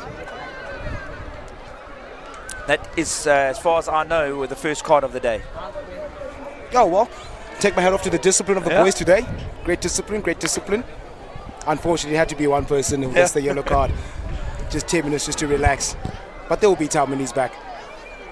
And the crowd now is settling. I can hear some people singing on the stands, gearing themselves up for the main event. Yeah, definitely got a nice crowd coming in Sisetu. At least I reckon about 5,000 people. Between 3,000 to 5,000 people have set in here quite well, and it's definitely filled up here in the last half an hour or so, getting in to watch the Hudson-Selborne game. At the moment, we've got a very good encounter here between Dell and Portrex. We're 7 minutes into the first half, and Dell taking the honours so far, 17-5, and Portrex a man down. Hopefully they will be able to withstand the pressure that Dell's going to put under them now. We've got a line out to Dell just outside their 10 metre, and Mangalisa is going to look to throw it in. A shortened line out, so they're going to look to use one of their pods. I reckon off 10. If I see we sitting here, we've got a bit of an advantage. There it goes to the back, 9 to 10. Offload to 7. He's been quite good at the ball carry. Dell now setting up in the midfield. They're going to look to go wide. There's an advantage handout here for Dell. And unfortunately, turnover ball was good, but I think they were previously offsides. The ref is getting a bit irritated now. Portrex must just try and maintain their discipline. They already have a man down. They can't afford to have more than that on the pin. He seems like he's talking to Utukela Fosi. Yeah, the captain for Portrex. I'm just saying, them guys, settle down. It's early season, and penalty now to the Dalians, and they're going to look to put some more pressure on the man down side team at the moment for Portrex, and they're going to now look to kick it out just inside the half of the Portrex team. And also, one thing that I've noticed, that now the second half looks like the wind has changed direction a bit. Yeah. Because we thought that now the second half the wind will be in favor of Portrex, but then now it's all over the place. So we have Mangilisa going to feed. Yet again, it's a full line out. So there'll be a man extra because I think it's the hooker from Portrex that has gone down. So great feed, great work. Taken up there by Zweni. Zweni looking to offload. Great. Oh, he's got it! That's a brace for Boswell. I'm sure they're going to check it though for potential forward pass. But what player from Zweni makes 2 double switches and then just puts it on the plate for Boswell to eat? That stuck like Bostic. That was almost as his name was saying, folks. That was unbelievable to watch that pass actually stick in the little groove of him there and made that running line. And that was great running line from Boswell. Second try, he scored this half. That was superb offload by Zweni into Boswell and straight through the running line. Oh, that was a beautiful try. That was a beautiful try. And it all started with that man in picture right now, Zweni. Yeah, his running lines and his tacking lines, at the defensive line of Portrex has been very good, and his offload, his distribution to know exactly when to give that ball was superb. Yeah, and he's been commanding very much so in this game, Zweni. It's as if he's been playing in the first team for a number of years. And also a man who played second team last year, also had a couple of stints with the first team, has travelled with them on tours, so he does have a bit of experience, but then now he's actually wearing the number 10 jersey and he's doing very, very well, exceptionally well. That's the thing with Dell College though, they produce great flower-halves, they produce great loose trio, because as you can see here, Zweni with the ball, dummy 1, dummy 2, puts it there, Boswell right in there like hot knife through, but no one's going to touch him. No one is going to touch him. You can see the face, his face. He had to do a bit of work there because the ball was sort of passed behind him and he sort of like overran it, and I think maybe that's why the Portrex guy thought it was a forward pass, but the pass was actually passed behind him and he actually took it from sort of behind his back, which was absolutely fantastic. Goodness me, that pass was so flat, it's impossible to put some air in it. Yeah. And now just over 10 minutes, we are about to strike the 11th minute now. Dell College leading by 24 points to 5. Pass is thrown away there by the Dalian, and they're offloaded now to Portrex as they counter-attack. And just a little knock-on there by both sides as the rest playing advantage now to the Dalians as they now look to counter-attack. They're just inside the half of the Portrex side. It'll kick ahead, charge down, and the game's going to be played on, picked up by number 8 as the game now is becoming a little bit loose as both sides are trying to just speed up the game for this last 15 minutes or so. Outside wide, good defensive line by the Portrex side as they're just slowing the game down a bit. Good carrier, offload, good interaction. There goes Mangilisa off again to the number 7. This is great enterprise in rugby by the Dalians as they look to keep the ball alive as they start to moving the ball outside wide as they're now looking to go outside to the left-hand side of the field. Yet again, and just kicked back and picked up there by Boswell as he'll now look to counter-attack from deep and got outside backs looking to... Oh, stolen! Oh my goodness! Is he going to make it? Is he going to make it? He's going to get inside there. Boswell is chasing him down, and that is an absolute steal of a try there by Portrex. What a try! That's what the great Gordon Duja would call a smash and grab. Broke through that connection. That is cable theft. Busy trying to connect the network there, but Awonke Sondisha just decided to break that connection with a great... Oh well, it took a while for him to get there, but he had to make it. The only thing that was going to stop him is the whitewash. Yeah. Great try by the Angler for not giving up. Great awareness as well. It also got, what I've seen so far is that so far in this day, the teams have been doing a lot of great defending as well. 100%, but also good to the referee because it was a little bit of a sort of advantage one way, advantage the next way. He let the game flow, trying to let the game go into not stop-start, and that was fantastic work. And well, there was a scud missile kick there by the fly half of Portrex. And Luto Zonke getting over and keeping Portrex in the game, 24-12. Yeah, just 12 points in it. And also we can see that so far that both these teams have been scoring off the other's mistakes. It just also shows that in this heat they still remain focused, still remain concentrated. As you can see, he was hoping that Trala would come closer to him. Oh, but great try and the trademark dive. I won't get Sondisha. He's also been playing very well. At least we know he can fly for 5 meters there. And Portrex now got their tails up as their 13 now looks to move up the field, and they're starting to play with a bit more fire and confidence as they work up now. As Zonke now looking to feed as they go back to their pick and drives, which was good to their in the first half. and their carrying of the ball has been fantastic. A little bit bigger forwards, so they need to do a little bit more of that in this game if they can keep themselves alive and try and get into another score. Zonke now outside wide, inside ball, great work here by Portrex. All of a sudden, there's been a bit of a spark under them, and now they're starting to work well. Good work, good defensive line there, well carried, well picked up from both sides. As Portrex now look to feed up just inside the half, as they look to feed it, and that is an absolute smoker of a tackle. Ref was happy with the tackle. He's now just called it down. It was a great tackle. Oh, great hit. And also, it's a seesaw battle between these two teams. I mean, it's still an arm wrestle, even though Dale College is ahead by 12 points, but you can see that Portrex is also showing great intent, not giving up. They know that they're still within the 12 points. It's a bit of a tussle there. Let the boys play. But we do not condone fighting, boys. Yeah. What I liked about that was the ref was right on the spot there. Definitely. You could see straight away with his hands. He was happy. He said the tackle was in line. It was a great, clean, round the shoulder tackle, not round the neck tackle. And it was great to see. And he stopped the game. He thought that there was a bit of an injury, which is great. And I'm sure the ball will be given back to Portrex on the scrum. But we must also forget about good hard tackles. You know, Yes. as long as they're clean, you know, we need to give credit to where credit is due. That was a great, solid, on the shoulder tackle, and great to see that the guys up and running. As everyone's getting ready now, as you can see, the Solomon guys are moving forward and getting ready for some sing songs for their first team. And also credit to the officials. Also, just to add on to what you were mentioning now, player safety. Yeah. If you suspect something's wrong, stop it. Don't just assume that something might happen. Bushkat Amadoda. Elamkwali, Dale College. Great college. Founded in 1861, celebrated their 150th in 2011. Thanks, David. I must agree. There's been a couple of one, and I'm assuming you're referring to the try that Boswell scored just now. It was an absolute great pass and great receive from the fullback.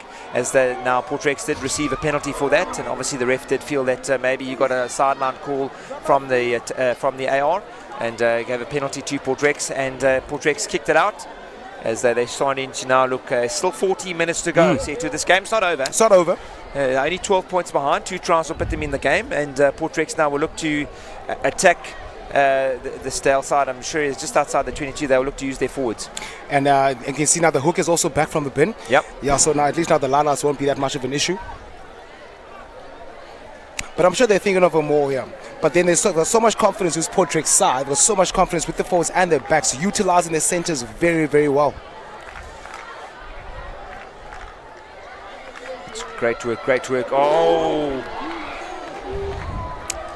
Very unfortunate. Thought process was very good, just execution needs to be worked on. But otherwise than that, now we've got Dale taking up Mangalisa yet again, ball carrying. He's been a stalwart for the Dalians this afternoon. And Dale now look to come out onto the left-hand side as they kick it ahead. And it's great work here from the Portrex fullback. And just needs to clean up, go to ground, and recycle. There we go. Did his job, secure the ball, keep it simple. Box kick here. Is great box kick here. This could be detaining here. And tackled, I thought so. Tackled him just a bit too early without the ball from the Portrex fullback. And now Dale look to go. They've got Zweni. Jet shoes, dancing shoes. As he puts it back now, and Mangalisa going up again. He's looking to carry, gone What to a ground. great player. And could this be a steal for Portrex? No, off his feet. Well done there by Dale. As they look to just a little box kick out into the spaces here. Will this ball bounce well? Is it Boswell? Oh! And picked up there by the Portrex fullback. Coleta, as he's looking now just to set up more phases in the middle of the field. We've got Langene picking it up, looking to pass outside wide. Great work there by the Portrex side as they look to set up another phase. Langene picking up, offloading again. Oh, no knock on there, I don't think. Straight back into the hands of the prop who was behind him. Langene looking to feed now, running out of space on the outside and numbers for Portrex. And now they've been held up. Will this be a turnover for... no, comes out.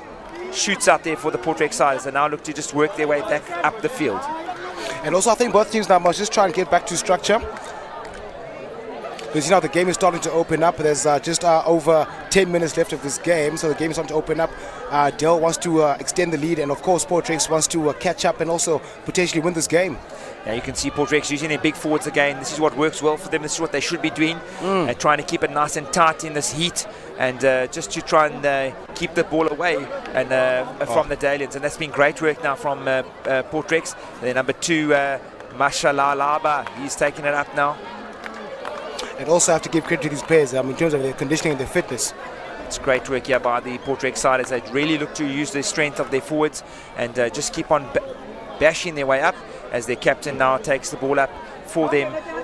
Fussy, ball's going out wide, back inside. This is what we would like to see. Great work, not held.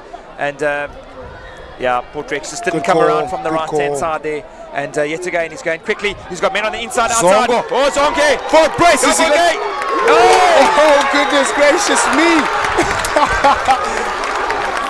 I won't get Sondisha with the brace. But it all starts with Luto Zong with great awareness of floating outside to I won't get Sondisha. I hope he's okay. Looks like he's hurt. Probably a swallow dive. That was great work from the daily from the Portrex guys. Yeah. They used their forwards, which was good, was what we were saying to you. Go up, go up, go up. And then eventually they went out wide where Sondisha made the initial breakthrough. Oh, yes. Went down to ground. A penalty came in, and great work there by their fly half Zongo. Quick tap, and he was up to the reaction of the ball, and he made the right choice. If you can have a look at it, looking around, saw the man on the outside, and that was absolute great strength from Zonke, their 12. And folks, that is dangerous. I hope he's okay. And also, just on that point with Awonke Sondisha, just if you check what he did with the ball, changing in the different arms. When the contact came, he took the ball out from the other side of the arm to make sure that they then potentially rip the ball out of his arms. That's also great awareness. We have a game on here. There's 10 minutes to go, folks. 24-17. Stay seated at home, wherever you are. Make sure your TV is big. Make sure you're watching this game, because Portrex aren't going away. They are not going away from Dale, and they're going to give everything they've got. They've definitely showed in the last 5 minutes or so that they're still here to play. They're not going to go away. Definitely. Now they're here to play. 24 points to 17 in favor of Dale College, and Portrex are still in it.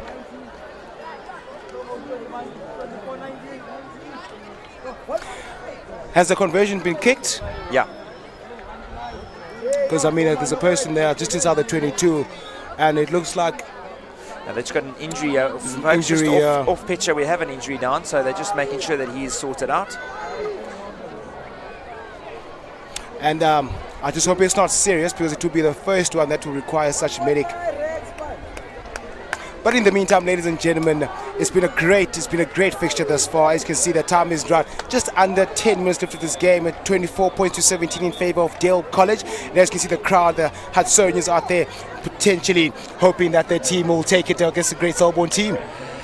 Yeah, we always come out with great guns. We haven't really beaten Selborne in many years, but we've always been thereabouts. And like I said, they are going to look forward to this afternoon's game within the next 10 or 15 minutes, folks. At the moment, we're just waiting for the Dell guy who was actually injured. He's up on his feet and time's on, and we've got 8 minutes left of this game. Just under 8 minutes left of this game, and scores 24-19.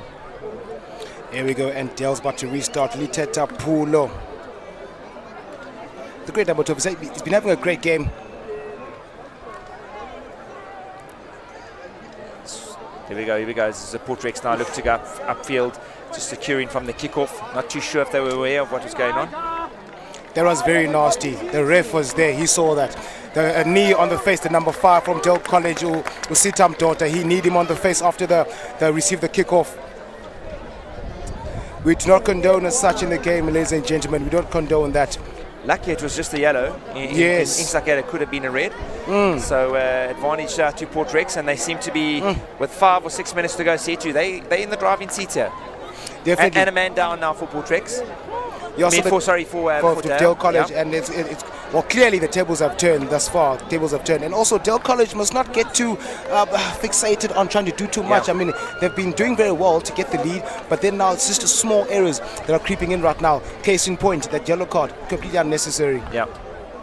Could cost them this match at the end, and just give Portrex the confidence that they need going forward. But we've got just on 6 minutes to go. Line out to Portrex as they look to just keep on dominating with their forwards, and also great officiating from the referee Taparacha from Alice. Great coach. And also an official as well. Taking no nonsense up front. Great work here, great line out as the ball is fed out wide outside to nobody. And the number ref just saying there's just obstruction, pulling back from one of the players as they'll now look to just try and get. And I think now the most sensible thing to do is probably to go for poles. 100%. Oh, there we go. We have Uzweni. 100% so far. 100%. He's looking just to control the game, take the game out of reach of Portrex. And it's also we've got Sitkama Mabanga.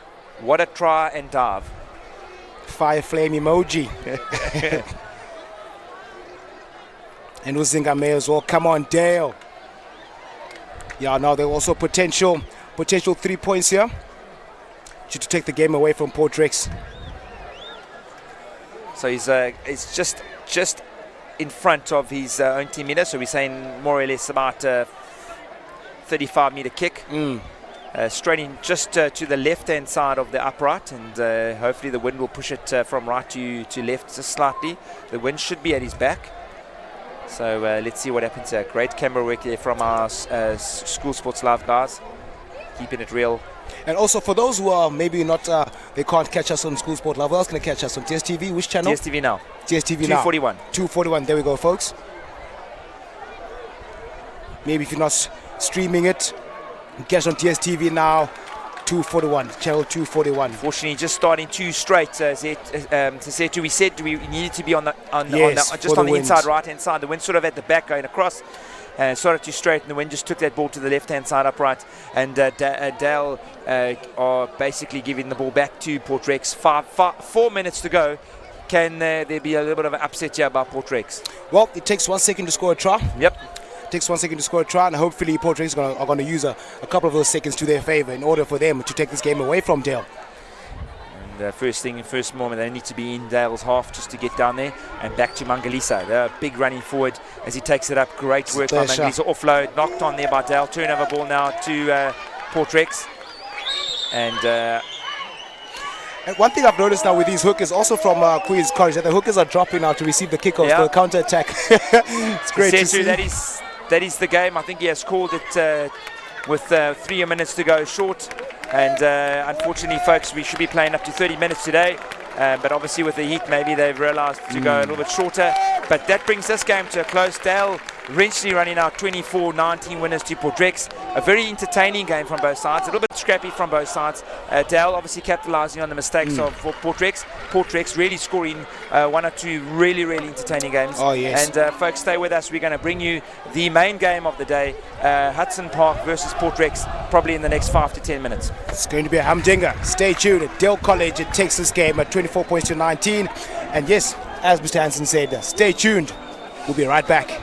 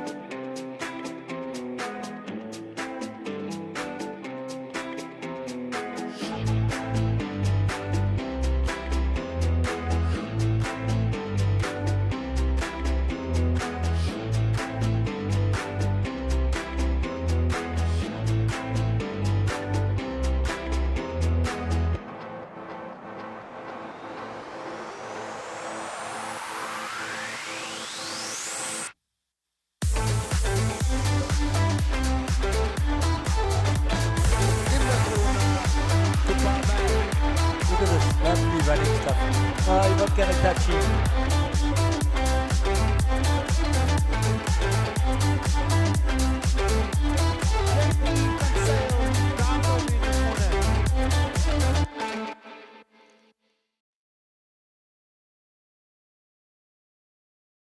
Welcome, ladies and gentlemen. We're still right here at Sorbonne College, East London, where we're going to witness a great encounter between Sorbonne College and Hudson Park High School. While the weather is getting relatively cool, the wind is blowing from 26 kilometers from a southwesterly direction, and the precipitation only at 2%. And right now, there's two games. Well, this one game between these two great schools. It's actually the main event. The crowd is packed. Everyone is out here to witness. The Sorbonnians are just singing in their passion. It's going to be a great encounter. But then again, I'm not alone. I'm with the great man himself, Hansen. So hello, my man. What a great day it's been. We've been here the whole morning. We've been watching some entertaining rugby. We're now down to the final game of the day. And let me tell you, this is absolutely fantastic. I wish you can actually have a look at the crowd that's getting in here to watch some schoolboy rugby. You don't get so big crowds sometimes watching some provincial games. And let me tell you, it shows you that schoolboy rugby is alive and well. Definitely. And it comes down to two great sides. You've got the Sorbonne College boys there. There's their cheerleader. He's getting ready to go. This is what it's all about. The camaraderie and the competition between the two schools is good. And it's going to be an entertaining game, I can tell you that now. Yeah, definitely. And also in the past, Hudson has only won 3 times against Sorbonne in the early 80s and in 2004, where the current coach now, James Stanley, was the forwards coach, and also in 2017. And also, Lau Hansen. But now, just quickly with the Sorbonne team, it's a relatively new side. And also, there's a new team without Mzomhle, but we have Lika Kula, Jordan McLachlan, and as well as Josh Olivier. It's a great side. And Warwick Day, second year promising for the future at number 10. We have Luto Somlata, and at 12 Aibela Makadla, and at 14 Lukayensom Krebisa. It's a relatively new side, and it's a great players right here. And also their captain, Josh van Vrienden, great player. Also in the reserves, Theonis Janse van Rensburg, also player to watch out for. Bryce Schroeder also coming in there. Jaden Matthijs. This is a great side. Also a scrum of Risa Richter. Yeah, just to give a shout out there to my man next to me. I was part of that coaching staff in 2004 with Jimbo when we beat Sorbonne for the second time in history. Players to watch for Hudson Park. Let's have a look at their number 8 and captain Mornay Fouché. He was obviously he's a great from Grant Coma Week boy. Their big number 12, Josh Jonas. He is one to watch. He's in the under 18 setup with the South African team, which the training squad. He's been down there already. He's definitely one to watch. And they've got great outside backs. Some of the players that played last year is back again. Their front row is going to be very good. Bubelo Madiba, he played for Craven Week last year. Samba Galada, he was academy player. All these players, they've got so many depths from last year. One to watch also is Oscar on the bench. Oscar Mayataza, he's a Craven Week player, folks, but he just picked up a slight niggly injury leading into this game or into the season. So he's starting from the bench. So they've definitely got depth, Hudson Park. They looked at a lot of players from last year that were playing first team. They've retained those players, and they are looking good for growth this year, and they really want to back this side to produce some good rugby this year. Definitely. And also you can tell the coaching side at Hudson Park is also doing a splendid job as well, because most of these players from Hudson Park have represented Craven Week as well. And also yeah, you can see from James and Stanley, who's been the Craven Week coach last year and this year. Obviously, he hails from Dale College. He played for Northamptonshire Saints, and obviously for the Border Bulldogs, and he's the current Craven Week coach. So he's obviously putting in a lot of time and effort with the likes of Ludwig Boy as their sort of their forwards coach, and then the attacking coach coming back to Adam Robinson. So they're definitely looking to step up their game as a school, and as a co-ed school, they can definitely lead from the front of all the co-ed schools within our region. So it's definitely going to be a game to watch. Definitely. Great players on Sorbonne side too. Josh van Vreden, who's also part of the under 18 SA squad selection, and he's been in the training. He's definitely going to be a handful out on the field. He was a handful last year when he was in grade 11. He's going to be a handful now today, I can guarantee you, as their captain. Yeah, definitely. Now we're also here at the Sorbonne. A couple of Springboks have played for, come from Sorbonne. Brent Russell, Mark Andrews, Andre Forst, and also Chris Clutie. Played for the SAA against France, but now has his trade in Munster and Ireland.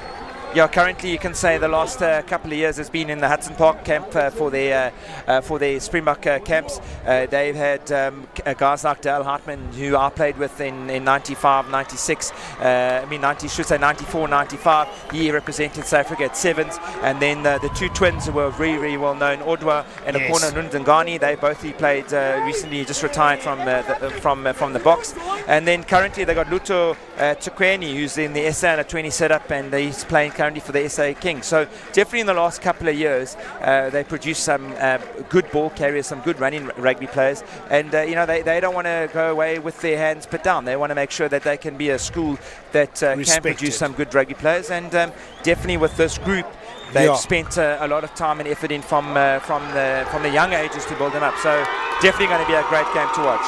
All right, ladies and gentlemen, in this commentary booth, I'm getting goosebumps because this game is going to be electrifying. The crowd here is electrifying. The supporters are out there in numbers, and the Sorbonnians just made their way into the park up against the Hudson Park. It's going to be a humdinger. Yeah. Just looking at the size of that Hudson Park pack when they were past it here, I was quite number 3. Mabeche, he's one to watch. And Hudson Park really up and ready for this game, and Selborne, they just let's see what they're going to have to do.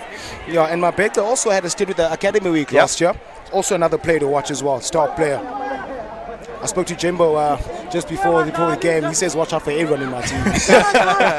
Every coach's dream, eh? And it looks like Selborne will be kicking off. Hudson Park with the receiving. We're playing from on your screen. Hudson Park, we're playing from left to right, and it looks like they've got the wind in their favor. The wind's sort of at the back of Selborne. Sorry, Setu. We sort of shielded here, so the wind will be is blowing sort of at the back of Selborne, going across to the left-hand corner. As Selborne now will take the kickoff with the Warwick Day. Another player to watch with the scrum cap reminds me of Stephen Larkham. Yep. So wiry player. Well, Warwick Day, will this be your day? I guess we'll see after 70 minutes.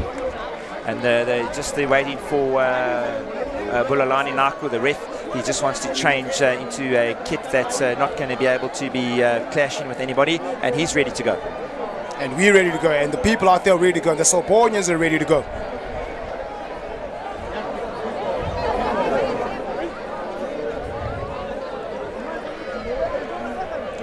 Oh, it's great anticipation. And we off. Warwick Day restarts the game. And unfortunately, just makes a slight blunder there. Unlike the young lad, kicked it out on the full, which will be a scrum on the halfway line for Hudson Park.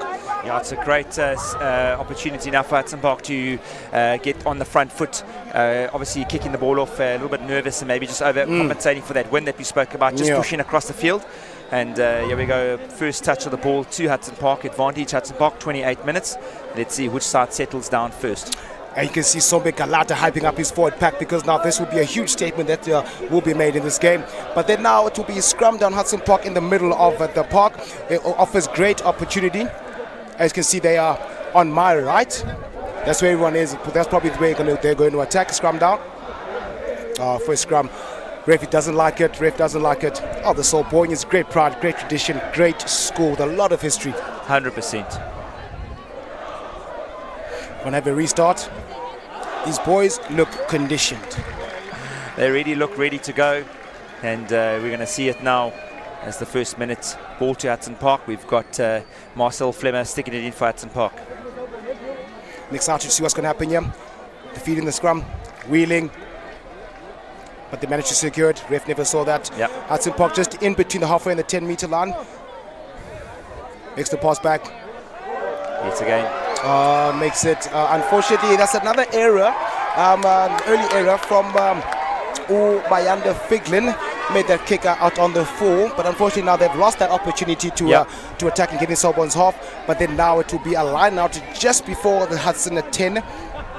Just trying to feed each other, I think, trying to get a bit of territory there and just overcompensating it again. Like we said, the wind is a bit, it's sort of swirling to the left-hand side, and they need to ensure that they're kicking a little bit more infield and let the ball then be pushed out to the outline. There we go. And the lad that you just saw on your screen is now the wing number 4, Josh Odifeer, is also another player to watch out for. Great lad. And now Jordan McLaughlin, star player. Misses the line out, but Hudson Park has possession. Lungisa Bonga. There we go.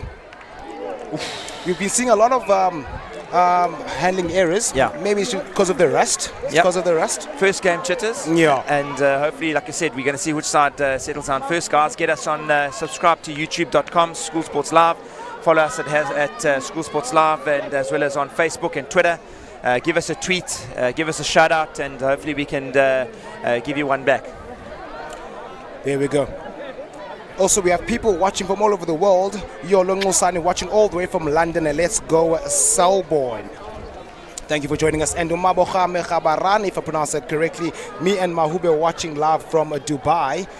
Oh, please bring us some gold when you come back to visit. Scrum down just before the halfway line. Selborne ball. Big scrum by Hudson. Surely turnover. Feeling gets the ball. Bayanda. Took 3 men to take him down. Boinga. Valuable meters. Flame with the pass. You can see now Hudson trying to keep the ball in hand, but unfortunately they've conceded a penalty.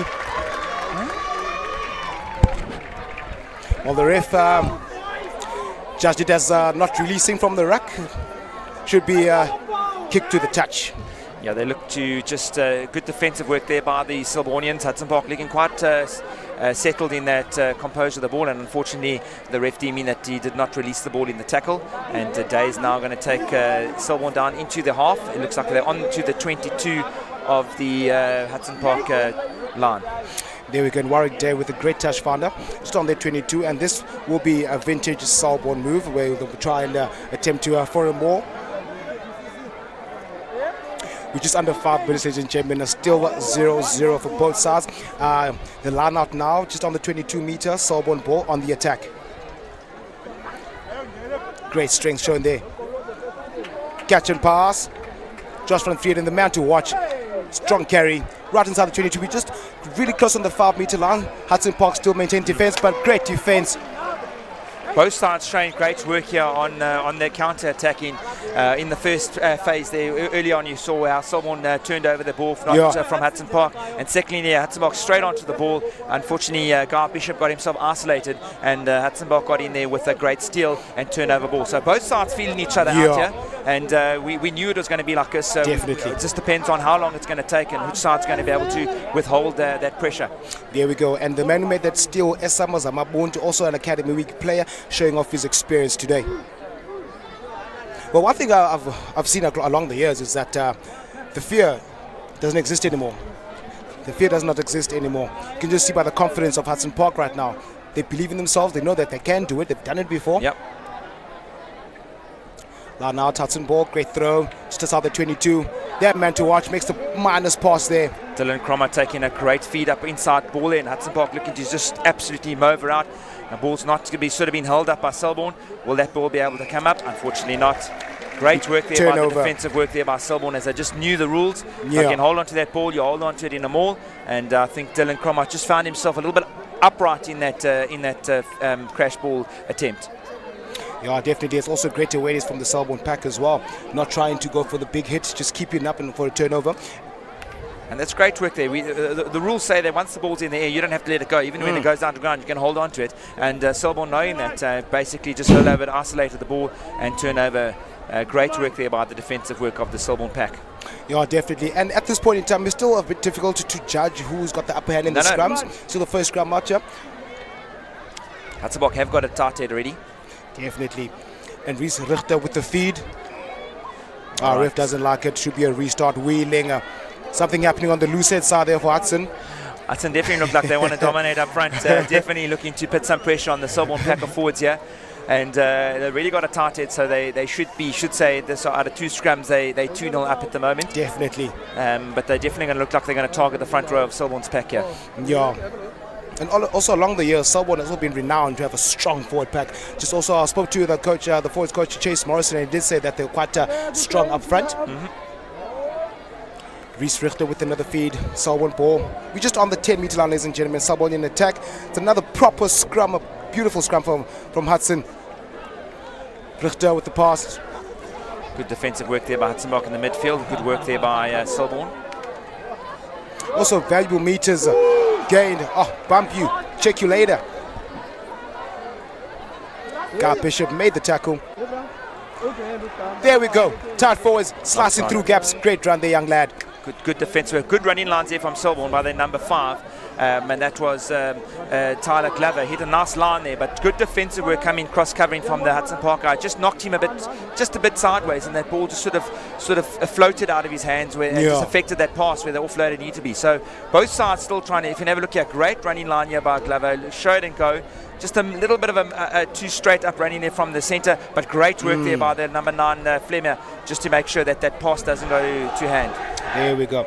And now in the past 3 minutes we've been in Hudson Park half, but then they've been doing well not to concede any points, early points, just to avoid that scoreboard pressure. And the Flemmer with the feed, Hudson Park ball. Another proper scrum from Hudson Park. They're showing great dominance, and out there. Good work down there by Flemmer. Figlin, game for territory. He find himself isolated again. On the ball is Hudson Park again. Or this be another turnover. Great work there by Selborne. Great upper body strength. Great from the Josh van Vliet, the captain as well, leading by example. Oh, there we go. Day with a beautiful kick, territorial kick. Great kick. Well done, young lad. Great awareness of the game. Great awareness of space. Now the Selborne side, just trying to move that pack around of Hudson Park and just sort of putting them at bay, keeping the ball and keeping the pressure on, and basically saying to Selborne to Hudson Park, well, if you're going to score, you're going to have to score 80 to 90 metre tries. So sort of a ding-dong battle going on, and sort of a nothing kick there by Flemmer. And look at that, great awareness. Oh, great awareness. And just putting the ball back into Hudson Park's 22 and say, here we go, you can have the next play. It's like a chessboard play piece here, and it's who's going to be able to withhold the pressure and see what happens after that. And we can see as Selborne wants to bully Hudson. Those one-off runners trying to dominate the collision, but they were right inside the 22-meter line.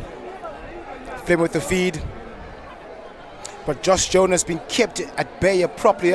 Still too early. Just outside, Flame with the pass. Behind the Figlin. It's great work by him. Just down the 10-meter. Counter-attacking. There's a counter-attack. Blake makes the pass. Great beauty of a pass. Bulunga Mfundisi beats the man on the inside, makes the ball right back inside the 22-meter line. Selborne in attack. Warwick Day showing great upper body strength. Just outside the 22. Reese Richter. Jordan McLaughlin also showing great upper body strength. These Selbornians very strong. But Hudson Park on defense. Turnover. Was great work. Great work. Hudson Park looking dangerous on the outside. Yeah, for Shay. Chet shoes here. Great work there. Great feet. He's gone. Oh my! There we go.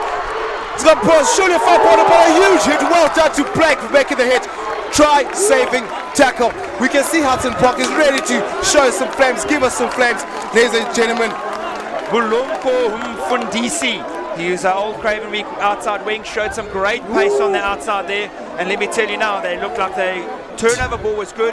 Into the space from Fouché. Fouché offloaded to Mfundisi and off he's go. Oh, great defensive tackle there by De Beyer. Bulunko Mfundisi, great pace.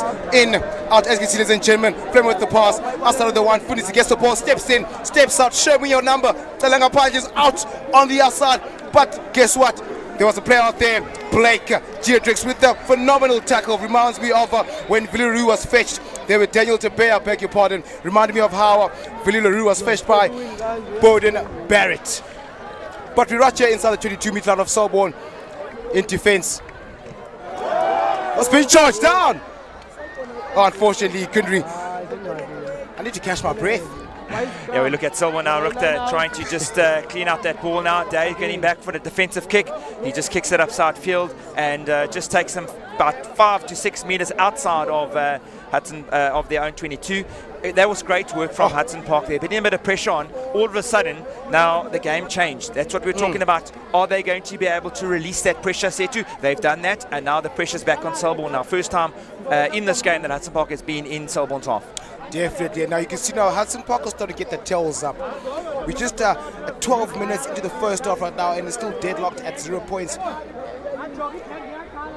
Sambe Kalata, also Academy Week player, with the throw. Great throw, beautiful lob there. Monet Fouché with the catch. And now they're just trying to build up some phases, a pick and go. Selborne, they must watch out, mustn't creep. Must make an advantage for an offside there. But Selborne still in defence. Hudson Park building up phases. A strong carry. Dylan Cromhout. It's been turned over. Steel's been good. Hudson Park reacting quickly now. Can they get their ball back? Great turnover by Selborne. And can they clear their lines from this defensive, quickly turn around from their turnover ball? Can they get away from their line?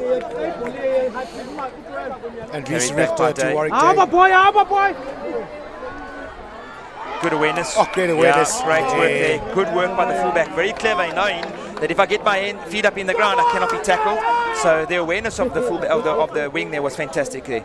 There we go. Also great cover there by Sim Nhleki, I beg your pardon. The younger brother of Olonwabo Foxy Nhleki. Yeah. Supposed to be the quickest guy in the team. We haven't yet to see him spread his legs and run. And yet again, Hudson Park now putting a bit more pressure onto the Selborne side, and they got a line out just on the 22. From the last line, I'd say it looked like Hudson Park were looking to set up a maul from their pack. Obviously, that's one of their advantages or one of their to-go-tos. Let's see what happens from this line out if they will repeat that. Yeah, definitely so. But I see now it's just on the 22, just a meter out of the 22-meter line. I'm assuming that they might just go for the maul, and exactly they do just that. There we go. This is great work from Hudson Park as they're now really looking to dominate this maul. They've really got it set. They're really now putting pressure. They're really close to the line. Line out advantage to Hudson Park. Galata! Oh, there we go. The inside, they're attacking at full force right now. Flem with the pass. There we go. Selborne defending for their lives because Hudson Park are knocking on the door. Keegan Punasami with the ball carry. Still Selborne in defense. The ref has his arm out. Advantage to Hudson Park. Selborne are scrambling in defense, trying to get the pull and post together. They have to make sure the pull and post stays there because the scrum off looks like it's a nippy scrum off. We're just 2 meters out the trial line, and Hudson Park are looking to score, but no big hit there. Corbin Harrison with a huge hit. Shifted. Oh, great hands. Great work. Great hands. Punasami should be inside the corner. Great defense. Great work. Great scramble defense from Hudson. I beg your pardon, Selborne College. Still the ball is with Hudson Park, but there was an advantage for Hudson. This is great defensive work, great composure. Ball, Hudson Park trying to keep that ball alive, but yet just great work there by the Selborne side, just holding him at bay. Almost felt that if they just needed to go the other side of the field, but there was no advantage here, and there's going to be a penalty, I'm assuming. Yeah. Sambe Galata almost ran away with it. Another smash and grab. Wonder if Hudson Park will take a scrum sent up in the field. Here we go. Monash Fouché, he's been around. He was here last year. Was one to watch last year as a grade 11. But let's see what they'll do. I'm sure he's going to go for poles. Take the early points. That was entertaining rugby. Great pressure put on Selborne. Maybe what I would have liked to see is maybe them take a scrum upset here as they've got Selborne sort of on the back foot at the moment. But definitely I can have a look here. Great work there by Puma Sammy.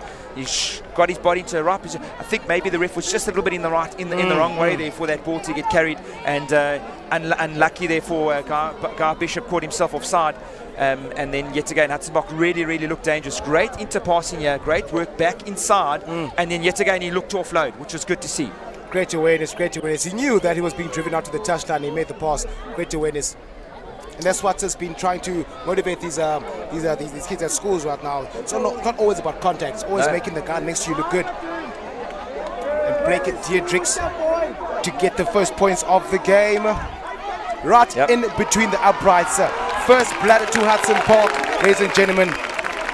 And that'll settle some of the nerves that both sides have had now. Now the game points are on. Now it's down to structure. Hudson Park really looked good with ball in hand when they were down in that area. They just maybe need to just be a little bit more clinical in not be too rushing into that line, and just maybe set one or two more phases and then go out wide. But they definitely look like they're here to play. And we're down to 3-0 with 16 minutes gone in the first half. There we go. And also Josh Jonas, even though we haven't spoken much about him, but once he gets his groove on. And restart. And unfortunately, just a small error there by a day. It's the second time he's restarted now. The first one was in the start of the game. Second one now, just kicking a bit too hard, not allowing for the wind, and unfortunately now advantage back onto Hudson Park, and they can either have a line out or a scrum. They've opted for their scrum. Their forwards, definitely their front row, look well conditioned and ready for scrummaging. There we go. Warwick Day. Don't worry, young lad. Don't worry, young lad. Don't worry, young lad.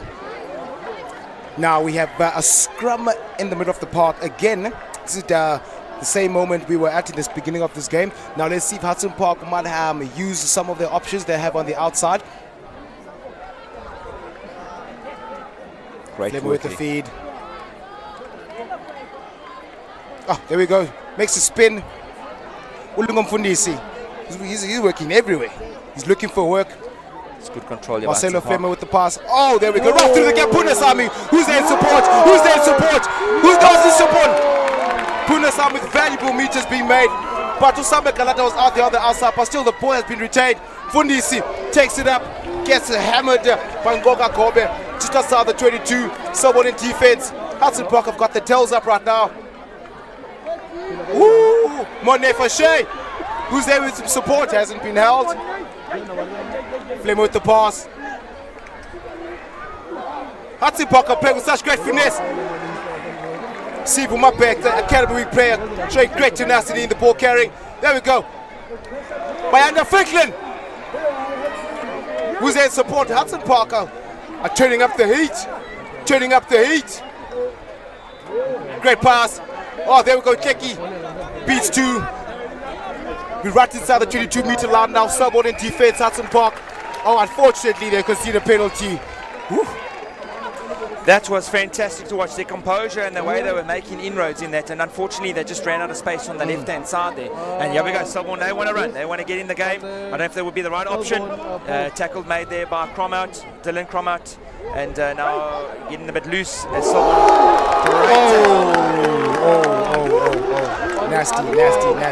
Actually, he just took it a bit too further. The first hit was great and took him into the horizontal. Now Selborne looked to try and get into the ball, into the field, and now they work their way up again. Some great work here by McLaughlin. Still inside Selborne's half. Up on there. Ref's going to go back for that tackle, I'm sure of it.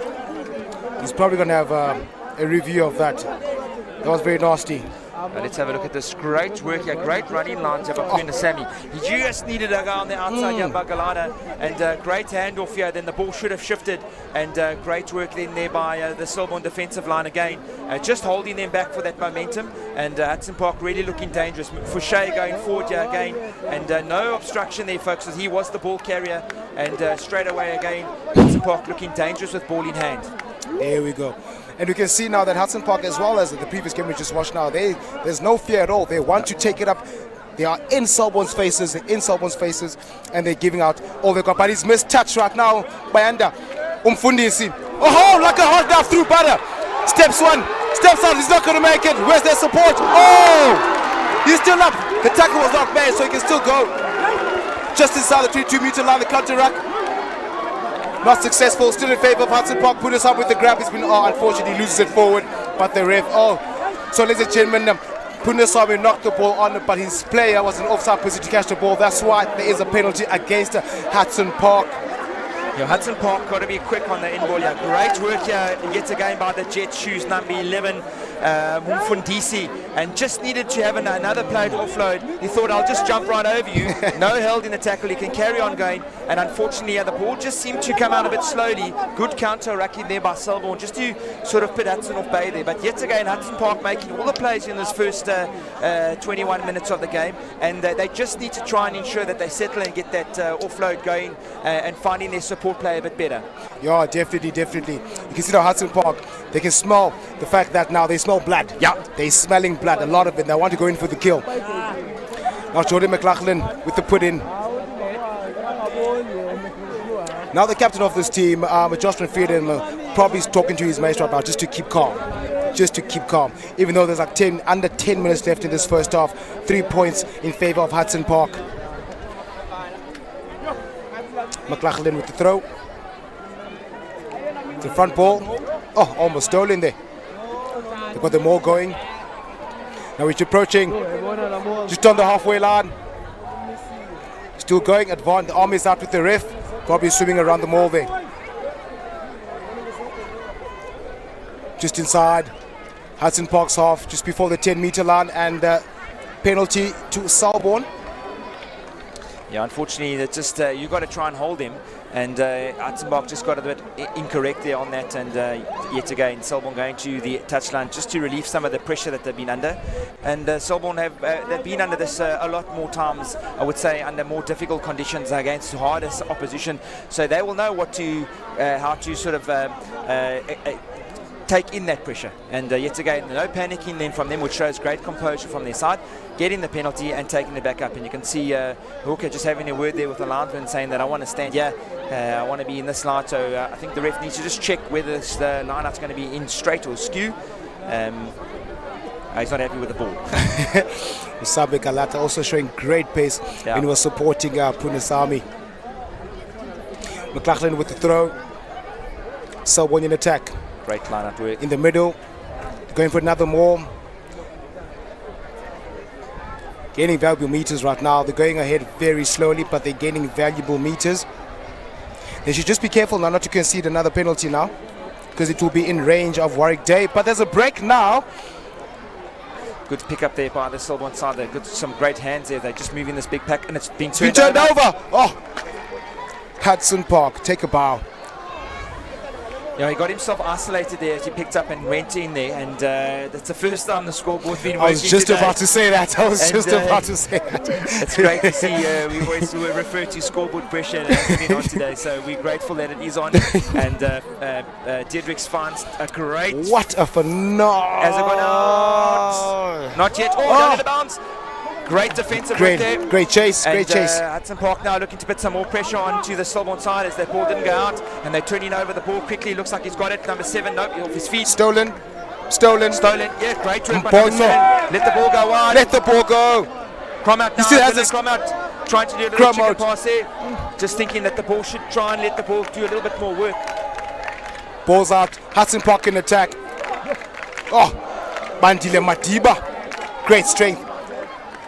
Bongo, turnover, and he's carrying the ball now.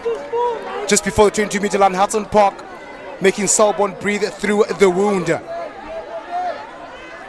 Oh, great inside pass. Punasami has been carrying a lot. He's been carrying a lot. Well. Very well. And he knows which lines to pick. Ooh! That's a great pass! Ooh, unlucky young lad. Tackle That's release. Monet Foshay is also pulling his own victims here. Oh, unfortunately, that's so unlucky. That's so unlucky. Hudson Park doing all the good work here, all the hard work, all the great work, showing great composure at that last pass. I think they need to just let that ball do a little bit more work, holding on just at the wrong times. Cromwell there, just should have maybe just let the ball move a bit more. And the last pass, I don't think it was intended to go to that player, Setu, and that's why the knock-on came. But yet again, Hudson Park are looking very, very dangerous. Very dangerous. Also, just to add on to what you were saying there, So Hansen, is that he wasn't expecting the pass to come, but then in a game of rugby, you must always expect the ball, always anticipate the ball. Just got a bit of an injury to Jordan McLachlan, just taking a bit of a knock to the knee, so they're just having him assessed there by Kasifana Mav, who's been with them as their sort of physio for a pretty long time, so you'll know what to do. And here we go, we got the scrum down inside of Selborne's 22, 4 minutes to go to half time. Hudson Park need to try and, if I say, get some points for all the work they've done pressure for the last 10 minutes. All the pressure, and also Jordan McLachlan was down there. Could be also tactic. Yeah, slow down. Slow down. There's no injury time today, folks. It's running time. It means the clock doesn't stop. So also been a bit clever to take in a bit of pressure. But let's see what Hudson Park can do with their pack of forwards. Here we go. And you have scrum down. Reese Richter with the feed. And Hudson Park scrum looking strong. Oh, but the second shove is there. Warwick there with the kick. Looks like he hit it on the side there. Great work. And now there's just 3.5 minutes to go. Hudson Park now need to try and get away with some points. I'm sure they're going to go back to that lineup that they did early on and try and see if they can maul their way up. I'm sure Selborne will try and sack them if they can. But definitely looking like a side to control the game, control the tempo, and they really look dangerous. Very, very, very dangerous. And now they sort of have an opportunity for another more here. We're just like 5 meters outside their 22-meter line. Oh, but I have to make mention of this beautiful crowd today. Yeah, folks, thank you for coming out here to East London. Thanks to the guys that are watching on School Sports Live this afternoon, bringing it to you as it happened. Great line-out work there by Hudson Park, and they look like to now go straight up the middle with their big pack of forwards if they can control this. There he goes, broken off to the number 1. Madiba. Flemmer with the pass. Great carry there by the number 3, Mbeche. Oh, great clean. Galata, show and go. Oh, stays. Must release. Ball control from Hudson Park has been very good this afternoon. It's a little bit undecided on what they want to do now. They're very confrontational though. What? Mzomhle picked up by Dedricks. Staying strong on his feet. Hudson Park on the attack. Selborne with the scramble. As some beats one. Oh, they can't bring him down. He's like a soap. Flamer with the pass. Kunasami. He's quite agile for a lock. He gets around the field. It's like another loose forward. Bayanda. Surely refaces his arm out. Surely with the turnover, surely no one was cleaning there. So Gromos decided to take it to himself. Hudson Park in attack. Oh, +1 there through the gap. Takes 2 to take him down. No hands on it to ruck time now. Here we go. Hudson Park still in defense. Flamer with the pass. Catch and pass. Pass too early. Not too early. Oh, Fundisi! Oh, nasty. Great work by Hudson Park. They're looking to go wide, doing the basics, Ronya, and yet again that is a try-saving tackle, but unfortunately it is a yellow. Player safety. I think yellow is the right call, but unfortunately for the young lad, even though it was unintentional, Bulumko Mfundisi was surely going there to go in the corner with a 5-pointer, but unfortunately Mzomhle has to be in the bin. Ref having a word with them. Definitely Selborne finding themselves on the back foot with the pressure. Hudson Park need to just find a bit more composure. I find that they're just a little bit unsure at times, but definitely when they go outside wide, their backs looking like there was great hands. I don't know what Hudson Park. They are man up now. Would they attack the line? And I would now with 1 minute to go. I would take the line out and try that rolling ball again. Yeah, definitely. I mean, the momentum is with them now. I mean, it looks like they will be the ones. The coach is looking there with great suspense. Looks quite casual with the hats on there. Nice shades there. But yeah, line out in the 5-meter. Hudson Park in attack. Selborne College are a man down. And it looks like now Usambe Galata doing the dirty work. Great throw. He's been throwing very well. A fantastic game, yeah, very tight game. 3-0 to Hudson Park. And Hudson Park looking to keep it safe. And here we go again. Go with the more. And there you go. Must be careful of obstruction.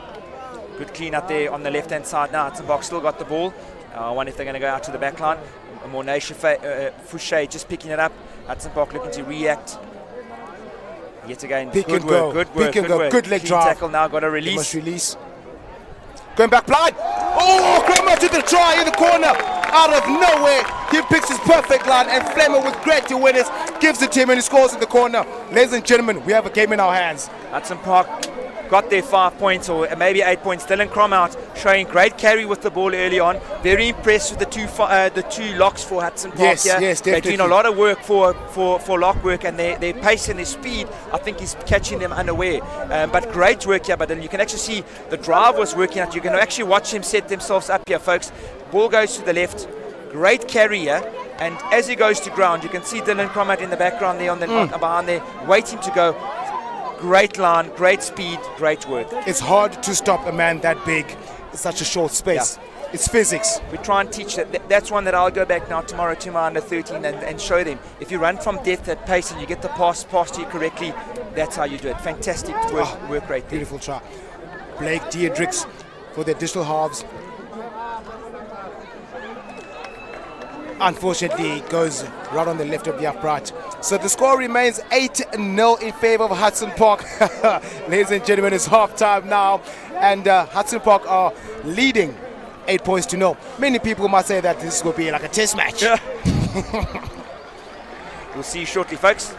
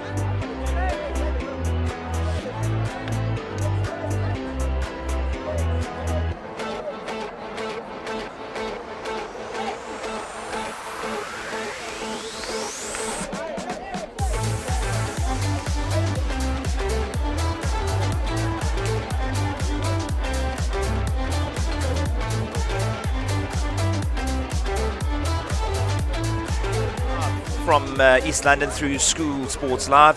Hudson Park taking the lead, deservedly, I would say, 8-0. Put Selborne on a lot of pressure. And really a good game to watch at the moment. Two sides that are really well conditioned. If you have a look at the stats, one try to Hudson Park. No really line breaks that have been happening, but tackles made. You can see Selborne making more tackles, truly based on the fact that they've been put under a lot of pressure and obviously missing a lot more tackles because the ball has been in favour of Hudson Park. 7 turnovers to Hudson Park. They've been very good on the ball. Both conceded 5 penalties, so it's been sort of even Stevens, and lineouts 164 to Hudson Park. Scrums 3 apiece, and 1 penalty conversion from Hudson Park. As I said to you, been a great game to watch. Hudson Park eventually got their 5 points from all the hard work they've done. Key players so far in the game for me has been from Hudson Park have been Morne Fouché. He's been very outstanding. The other one I would say would be Keegan Pumasemi and Dylan Cromart. The two locks have really stood out in their ball carrying. And Samba Galada as well. He's sort of been around the field as like another loose forward hooker. So a very entertaining game. Not to mention anything from Selborne, they're really looking good. Defensive-wise, they've been defending a lot. You can see the penalty, the tackles made in this half has been sort of doubled, purely based on the fact that Hudson Park have had a lot more possession and a bit more territory. So second half's going to be entertaining. It's who's going to be able to tighten up on the mistakes. Anything from your side that you've noticed or witnessed that can add value to our spectators? Yeah, well, I mean, at the end of the day, we need to understand that this is a new look Selborne side. It's a new coach, new players, everyone is coming up from junior levels. So basically, they're still trying to gel as a team, still trying to gel. And as you can check there with tackles made, you can see that they've been under pressure for most of the first half. And Hudson Park with 16 tackles made, even though there's no line breaks, but they've been great intent, especially with Bulungu Mfundisi. And also as well, thank you very much to iSports Analysis for the fantastic stats. And by the way, numbers don't lie. Special shout out to you, iSports Analysis. Thank you very much. So I'm looking forward to the second half right now. And many people are very nervous right now because it's going to look like a humdinger. Someone folks here is thinking what's going on here. But it's been great out here today. We're getting into sort of the last half an hour of the school's rugby. Just to let you remind you folks, we School Sports Live is yet again bringing you rugby from across the board. They're also currently bringing you some rugby from Boerland, if I'm not incorrect.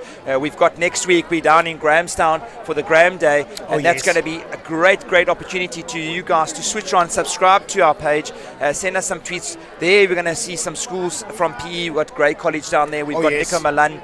We're really going to be seeing some great rugby. So same schools from here are going to go down there. St Andrews are going to be down there, Kingswood's going to be down there, and then the week after that we're down in PE for the Grey Festival. So we've got schools from all around the country. Jeppy's going to be down in there, Durban Boys High I think might down there. So Sax are going to be there. I haven't seen Sax come down to the festival for a long time. Guys, there's lots of rugby. It's brought to you by School Sports Live. This is a great initiative for some old boys to get in touch with with the schools and to see what's happening back home, where you might be overseas, you might be in Dubai. We've had guys from Dubai, we've had guys from all over the world. This is what schoolboy rugby is all about. I mean, it's all about the gees, being an old boy. For example, watching Queens, I thought about my boys back in Connaught House.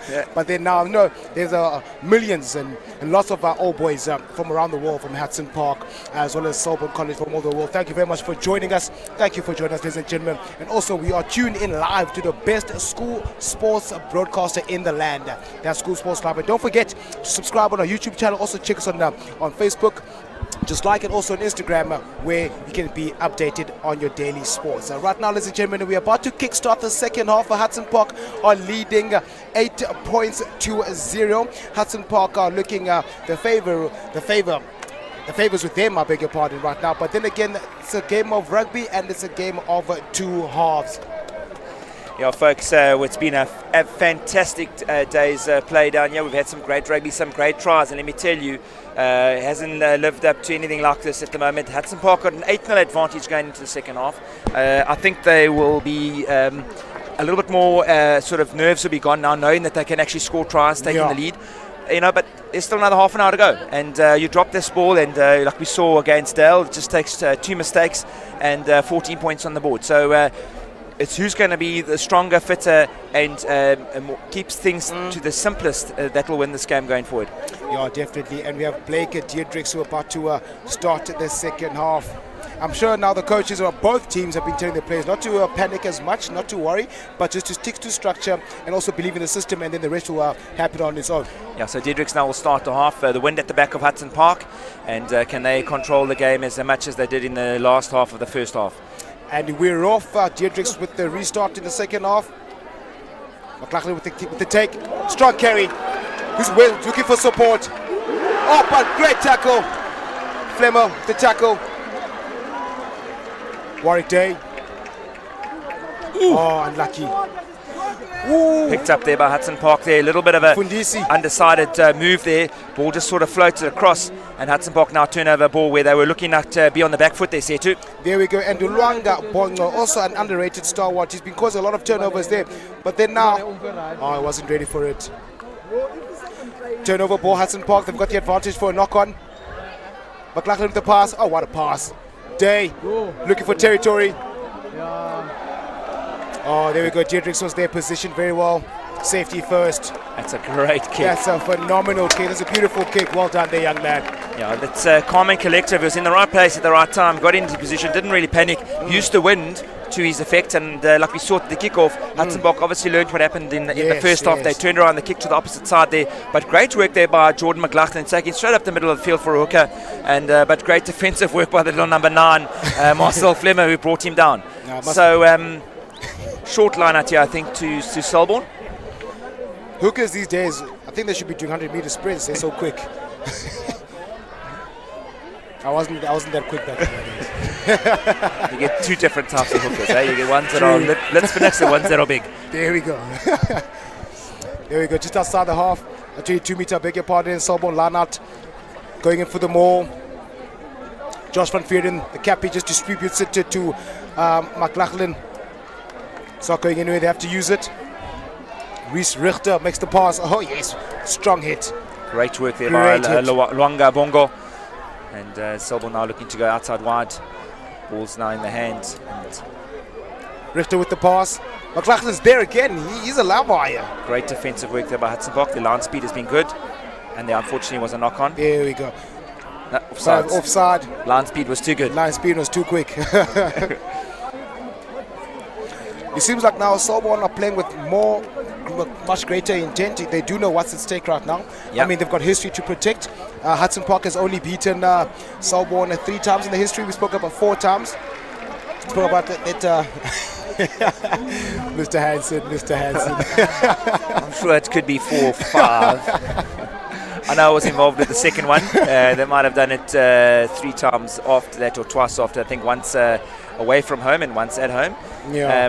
But besides the point there, Hudson Park definitely look like they're up for it today. They're definitely a well-conditioned side. They're looking good and drilled, and they're really giving Selborne a hard run for their money here. And we've got McLaughlin now putting the ball in again to the Selborne line. Still advantage for Selborne College. McLaughlin. A bit of argy-bargy there between the players. Ball going to the back. Oh, well taken there. Oh, Bulela Makaja. Van Veerden. Tackled. Oh, no tackle from the red shot time scored. Not held in the tackle. I think that is the mark there, Setu. Great work there. A little bit of an opportunist try there. The ball sort of bounced up, and unfortunately from the line out, it was a bit of a missed line out, but works to your favour, you take it.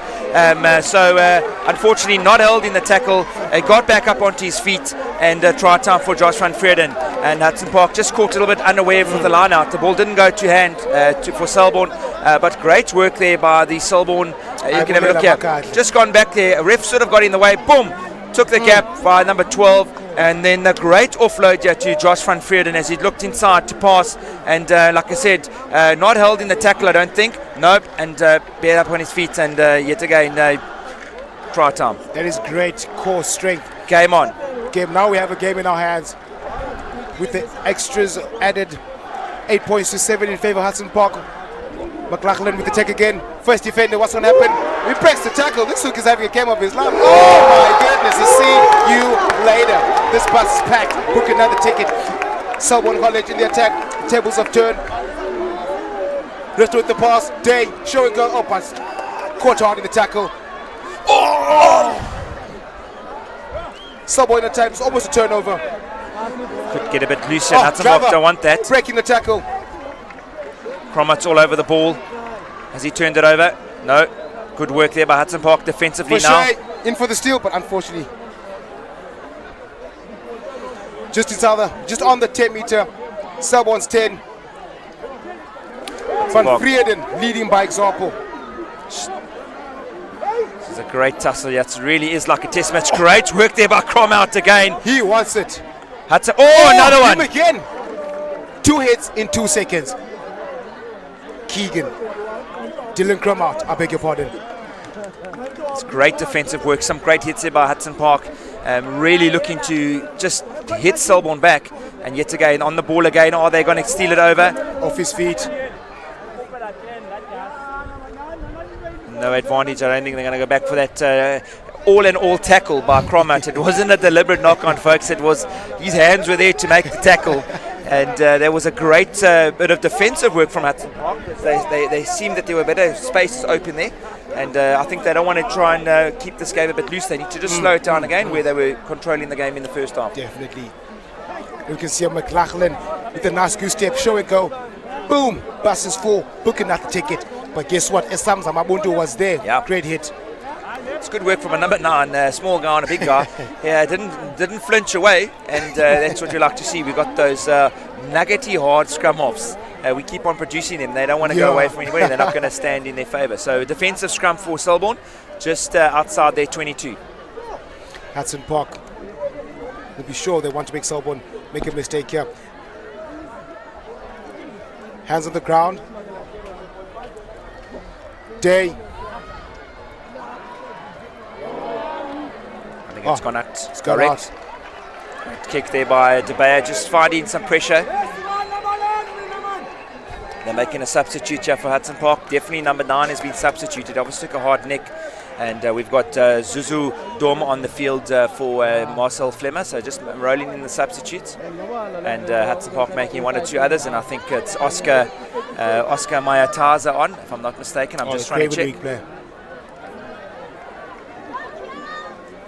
All right, folks, just also a quick reminder, folks, that you can also catch us next week at the Graham College Rugby Day, where the greatest sports broadcasting company will be doing it, School Sports Live. Graham Rugby Day. Oh, for shame, unfortunately. Yeah, sorry, just wanted to apologise there. Zuzu Dom not on yet. I thought he was on the field, but maybe there was a bit of blood. And Marcelo Fleming is back on in his 9 position. So Hudson Park just making 1 change at the moment. We just want to make sure we got the right player on the field. And it is Oscar Mayataza has taken up his role as in the front row. Just 1 or 2 little injuries from Hudson Park there off that ball. Just trying to set themselves out. Obviously for them also yet again, it's early season, they want to just feel their way around, do 1 or 2 options, but yet again it's still handing errors that lead to anything. Yeah, definitely, and we are almost 10 minutes into the second half, and it's still anyone's game this. Blindside wing for Selborne has moved into attacking position just outside Day. I wonder if they've got a move on here, or if they're going to go blind. It's probably going inside. Great scrub by Hudson. Selborne. Oh. Day smashed. Great defensive work, good line speed for Master. They're going in for the steal. Stolen by Hudson Park, not. Oh, yes. There we go, penalty for Hudson Park. The line speed is phenomenal. The line speed is outstanding. They're always catching Selborne off guard. Setu, great work on your defensive. I think, like we were saying, with regards to the Selborne side being a little bit new in defence in the back line, a little bit unsure there with Day and that blindside runner, and then obviously on the defensive line, the minute that tackle was made, the first 2 guys, so you can watch it, Day got tackled by Jonas, great defensive work. Now just watch the first 2 guys onto the ball. In goes the fly half onto the tackle, and the next 2 guys are onto the ball. Great work, and kicked it long, Hudson Park. Looks like a waste of an opportunity of turning a bit more pressure onto the side, and unfortunately he's just kicked it too far instead of actually just getting the ball out, and now they'll go right back for another scrum. Yeah, unfortunately that's his first fault of the day. Yeah, just a little error. Trying to get that extra 2 meters is important, and just a little bit too far. Safety first. And also the proud sponsors of Selborne College Rugby 2019, Yebo Tanks and Puma. Shout out to you. And now, unfortunately for Blake, he overcooked it. An opportunity to have an advantage in Selborne's half, but they're just inside the Selborne's half in the halfway line. Selborne scrum. Now Hudson Park will put them under pressure. They obviously got the number one hooker prop back on this Oscar Maitaza from Hudson Park. I wonder if he'll make a difference with regards to the scrummaging. It most definitely does. Good shove from Hudson Park. But Selborne managed to get it Day. Great defensive work there by Hudson Park as they're slowing down Day in his movement. Hudson Park Richter. now looking great speed there, line. Great Glover. defensive work by Glover. Richter again. Oh, where's the onions? First hit, first carry, valuable meters. Good hit there yet again by Jonas, making good hits. So Selborne now just trying to keep the ball in hand and just work their way up. And great line speed there from Hudson Park defence. I'm just slowing down their defence and getting out. Just inside Hudson's half. Richter, Day, beautiful pass. Josh, it's difficult to take him down. Just over the 10 meter. Richter, Day again. Oh, great work there. Josh. That's a Cromot again. He's been a stalwart in for Hudson Park today, the lock. Putting in some massive hits. Hits again, in goes McLaughlin going around. Great Cromot again. Doesn't matter. Did his job. Tackle is made. Hudson Park's line speed on defence has been absolutely fantastic. Perfect. And they're moving across now, so great work to the defensive coach of Hudson Park as they're just making sure they make their tackles. Up line speed again. Good work there by Puna Sami yet again. Also doing work as Cromot now moves across in defensive line. Richter. Great work there. Cromot Great D. almost stole it. Great work here by Flemmer again on the ball. Unfortunately, I think he was offside. Day, the crossy. Oh my goodness, that would have been the try of the day. Great thinking there by Selborne, just trying to send in. And Hudson Park putting some big tackles into those hards and just trying to break this clue down. That was great thinking there by the fly half, or I think it was a fly half for cross cover kick. If they'd gone to hand, he was in for all money. We have a game in our hands, so no one wants to lose here. Unfortunately, ladies and gentlemen, Marcelo Flemmer was found to be offside, so with a penalty to Selborne College just on the 10-meter line. Selborne in attack. Great defensive work by Hudson Park. They just didn't see that the ball was available to play, and unfortunately he was just in the wrong side position and the pickup was gone. So good work now to see Selborne putting under Hudson Park under a bit more pressure in these in the first phase of the half. Can Hudson Park do what Selborne did for a long-standing time, is to actually hold on to the pressure, get hold of the ball again, and try and put more pressure onto Selborne. Here we go, and you can see Selborne are going straight for the jugular because they had an opportunity to go for the 3 points, but they're opting for a line out. They want the whole thing. Yeah. So Hudson Park defensively just moving back into the line. They got a short line out here from Selborne. 5-man line out. We're just 2 meters outside the 22.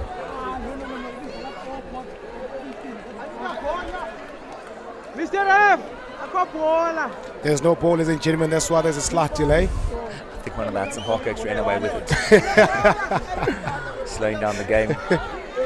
And yeah, been a great contest this game, guys. It could go either way at the moment. It's 8-7 to Hudson, and there's still 17 minutes to go.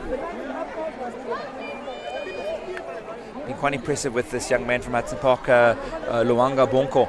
Here we go. Really good play there. He's just showed some. Oh, now we've got 4 balls coming. Also on screen, Sambe Galata. Yeah. He's been playing very well.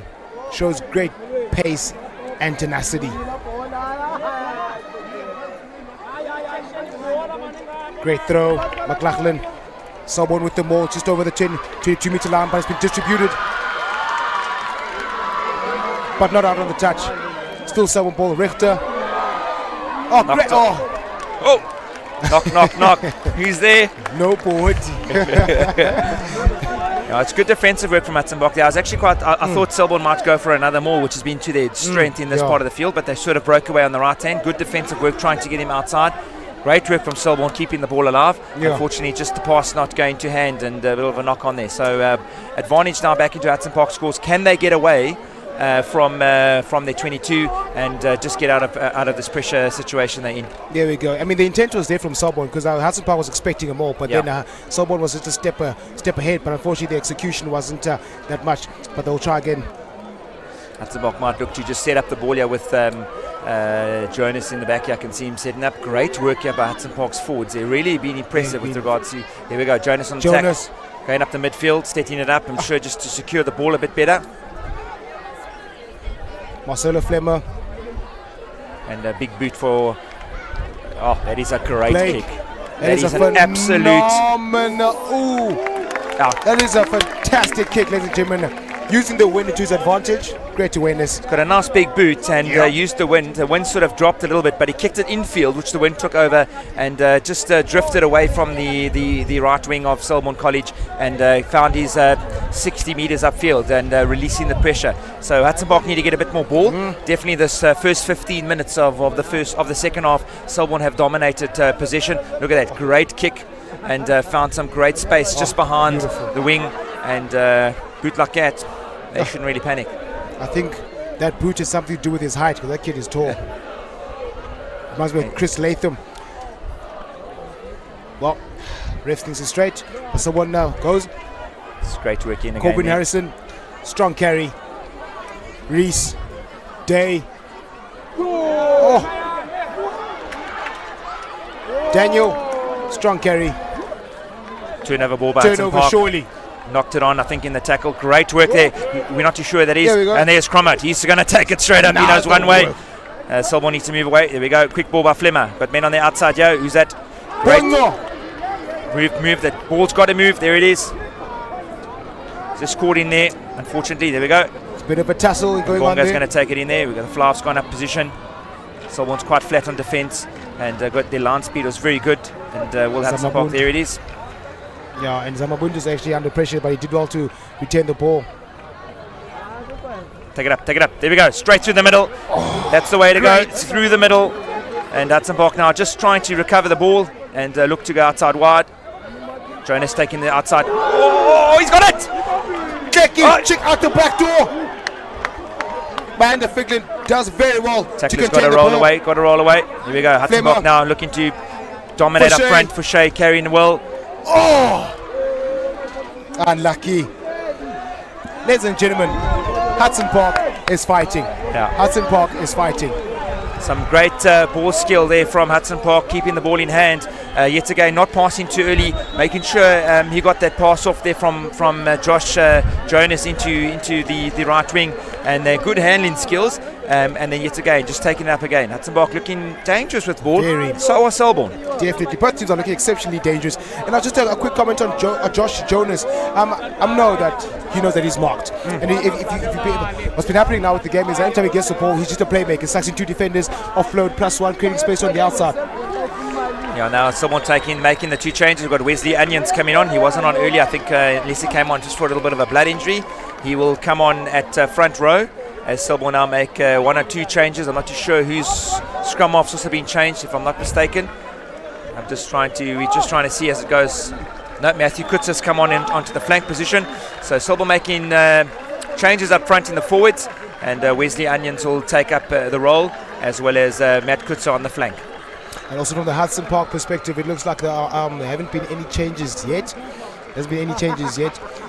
Just one change. Only Oscar Miataza, Craven weaker player. There we go. On screen right there. Watch a shove.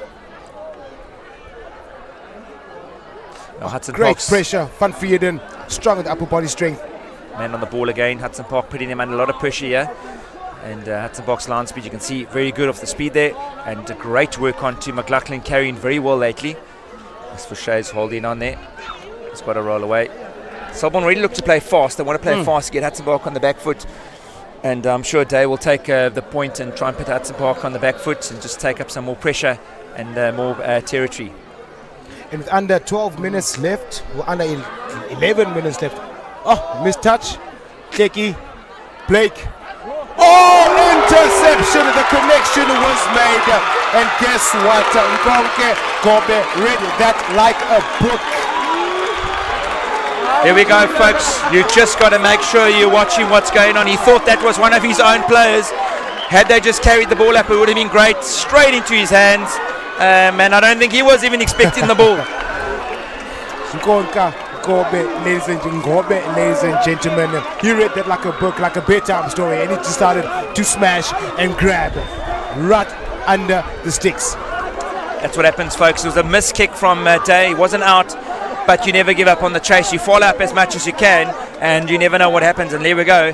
Proof is in the pudding. So Selborne now with a 2-point kick to take this game 14-8 in their favour. And Hudson Park's done a lot of hard work, and yet not getting away with the points again. Yeah, and Warwick Day, this should be taking candy from the kid. This conversion just to add the extras.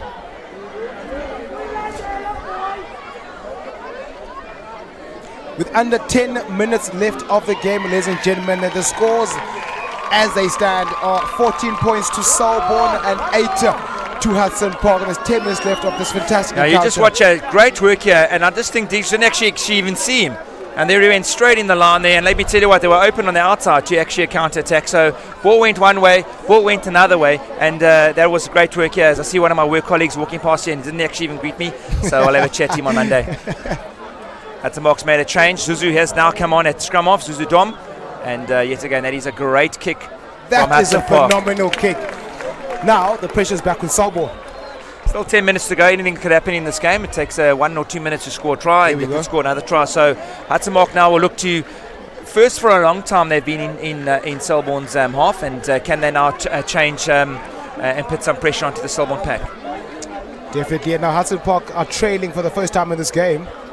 Now they've got the advantage with the line out just outside the 22, on the 22 actually. Just got a couple of injuries here to the Hudson Park side. It was a gifted try there from Hudson Park to Selborne after all the hard work they've done, and you can see a lot of tired bodies over there. At least now it's getting a bit cooler. It's hot. We're into 5 o'clock, and I can tell you now it's still about 26 degrees out here. And as the sun starts setting, it's just getting a bit cooler, and the boys can feel the heat.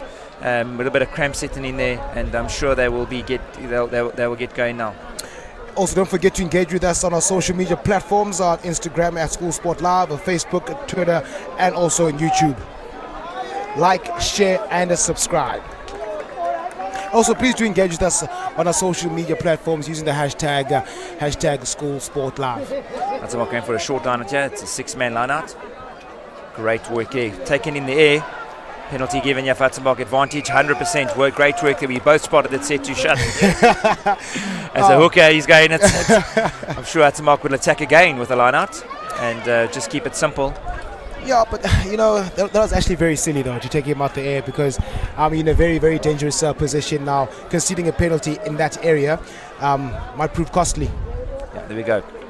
Now they get just gain an extra advantage now. They're just about 7 meters out now. I wonder if they have a full man line out. Keep it simple. Use their big forwards to their strength. Oscar being on now. You can see straight away in the forwards he's definitely a scrum engine prop. Extra weight. And will they now try and put some more pressure on the Selborne side?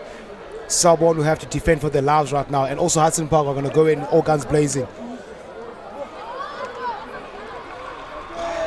Unfortunately, there's an error when it matters the most. Unfortunately, they made the error, but now the ball is with Selborne, scrum down.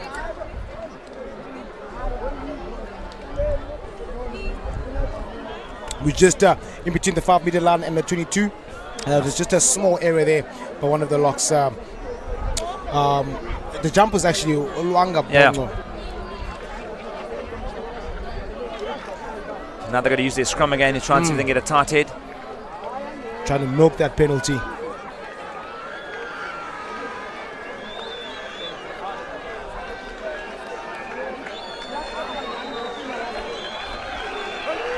have a reset. Official's not happy. And Bryce Schroeder looks like he's about to get in the park.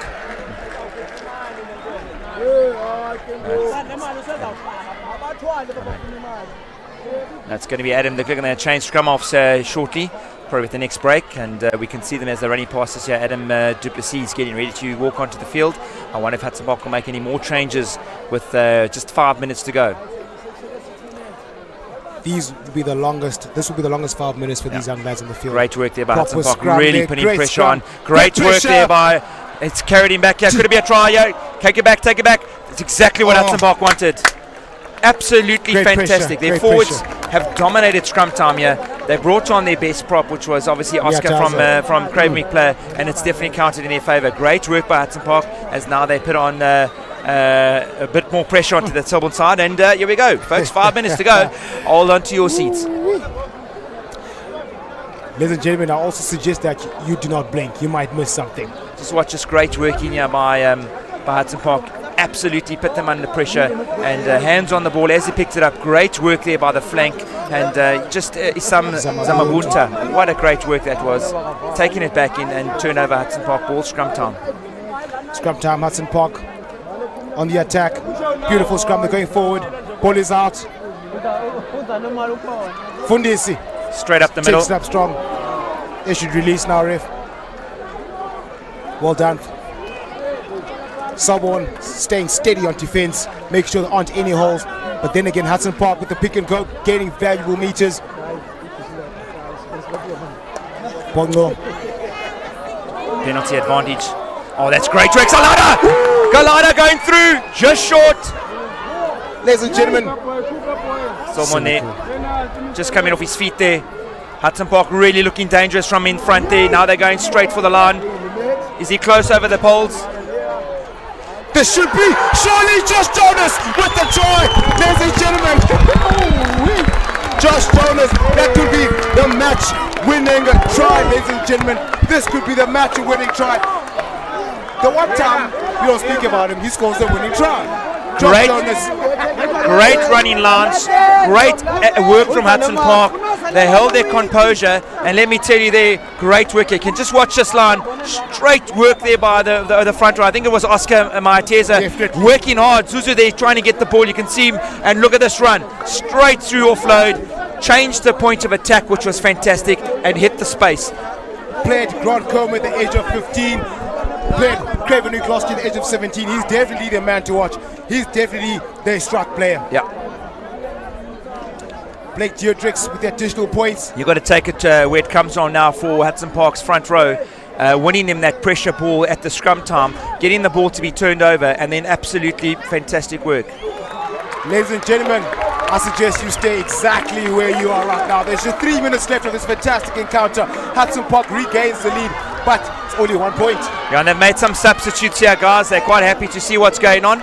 There's just 3 minutes to go, and we've had 1 or 2 substitutes in the back. Josh Schoen has been pulled off already. I think the coach is happy with what he's seen, and he's saying, guys, we know where we are, and you're leaving up to a couple of the reserves to finish off the game. Yeah, definitely. But then now, I'll just call them the bomb squad. Yeah.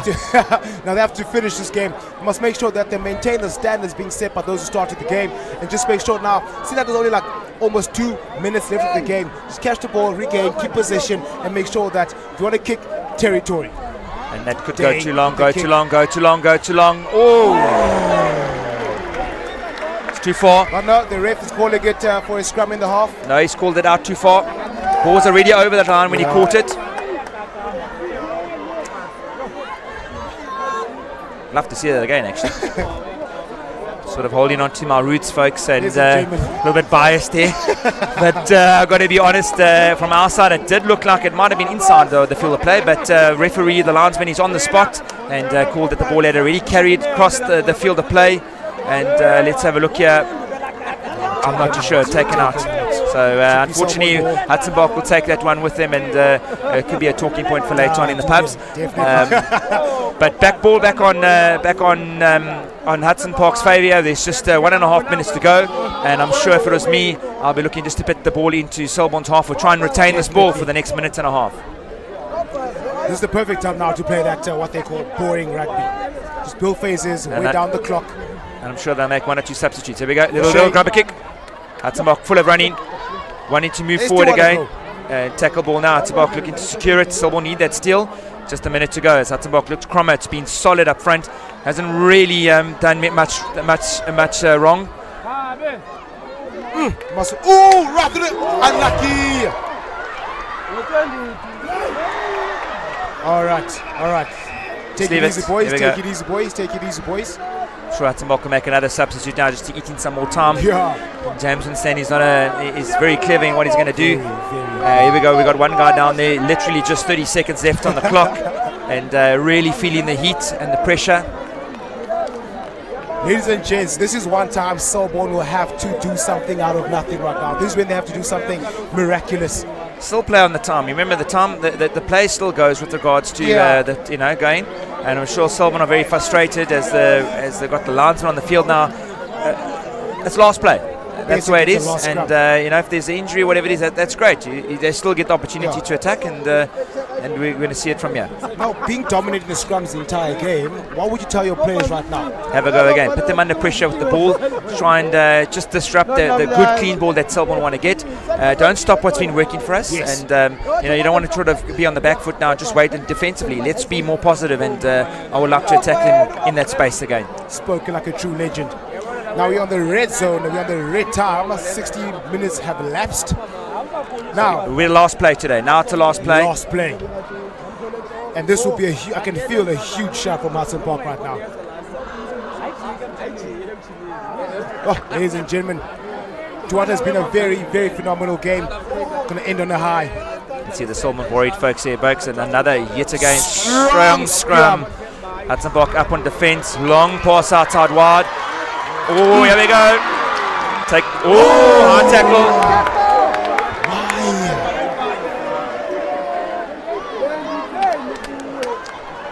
When it matters the most, Jim, you just had to make the tackle. He might get a yellow card here, just unfortunately a little bit too high on the player. Had he just gone a bit lower, game, set and match. Now what they're going to do, they will go for poles, I'm sure of it. Gave him a red card. Ladies and gentlemen, we do not want to What do you do? You go for poles or go out? Poles.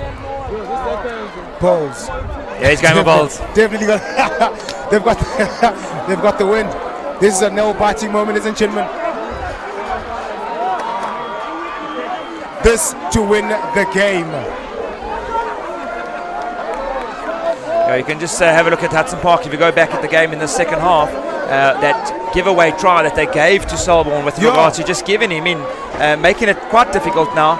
And now a kick from just inside, sort of about 5 meters from the 10 meter, and about I would say 6 meters inside from the half.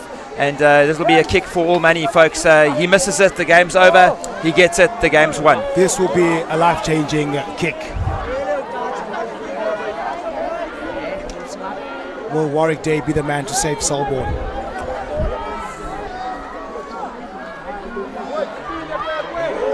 Warwick Day, and it goes right in between the uprights. Ladies and gentlemen, the last kick was the decider of this great encounter, ladies and gentlemen. Warwick Day is the man who took Selborne underground, brought them back to life with that last kick, ladies and gentlemen. As you can see, the Selbornians on the park celebrating with their first team players. What a great spectacle, ladies and gentlemen. It had to come down to this. It had to come down to one kick. It had to come down to one mistake. And unfortunately, ladies and gentlemen, it was too close, but yet it was far. Yeah, just unfortunately on one hard tackle and a red card at the end of the game, they gave them the penalty, gave them the opportunity to get back in front. A little mistake by Hudson Park in that pass that gave their Selborne a try. They've done the hard work, they played the hard game, but yet again, you've got to put points on the board when you get them. And well done to Selborne, sticking into the game as much as they could. Felt that they were outplayed for most of the game, but yet again, 17-15 to the victors. They came back, they gave themselves an opportunity to be in the game, and where they got the opportunity and they took it. And nothing wrong with Hudson Park. They'll go back to the drawing board when they meet again in June. I can guarantee now Hudson Park will be ready for them at home. And here we go. We'll look at this final kick. Really took quite quick over it. Didn't really think about it. And he slotted it straight through the middle of the poles. And there was a great kick from Day. And you can see there everybody was happy. Fire in the art, ice in the mind. Not even a celebration of that kick. No. So, folks, that brings a great festival of rugby down to the last game. 17-15 in extra time. 2 minutes extra time to get that kick over. And like I said to you, what a great game of rugby from Selborne and Hudson Park. Something to look forward to for the rest of the year. We like to give a shout out to School Sports Live. Great for bringing you this entertaining game, and something to watch for the year. Catch us next week in Grahamstown. We will be at the Graham Day. Great rugby to watch. Tune in from as early as 9 o'clock in the morning right through to the afternoon. You'll see some schools from Port Elizabeth and in and around that area, and myself, Lyle Hansen, and my mate next to me, Setu. Thanks for joining us today at Selborne College down in East London for a great day of border rugby. Thank you very much, ladies and gentlemen, and the school sports have officially started.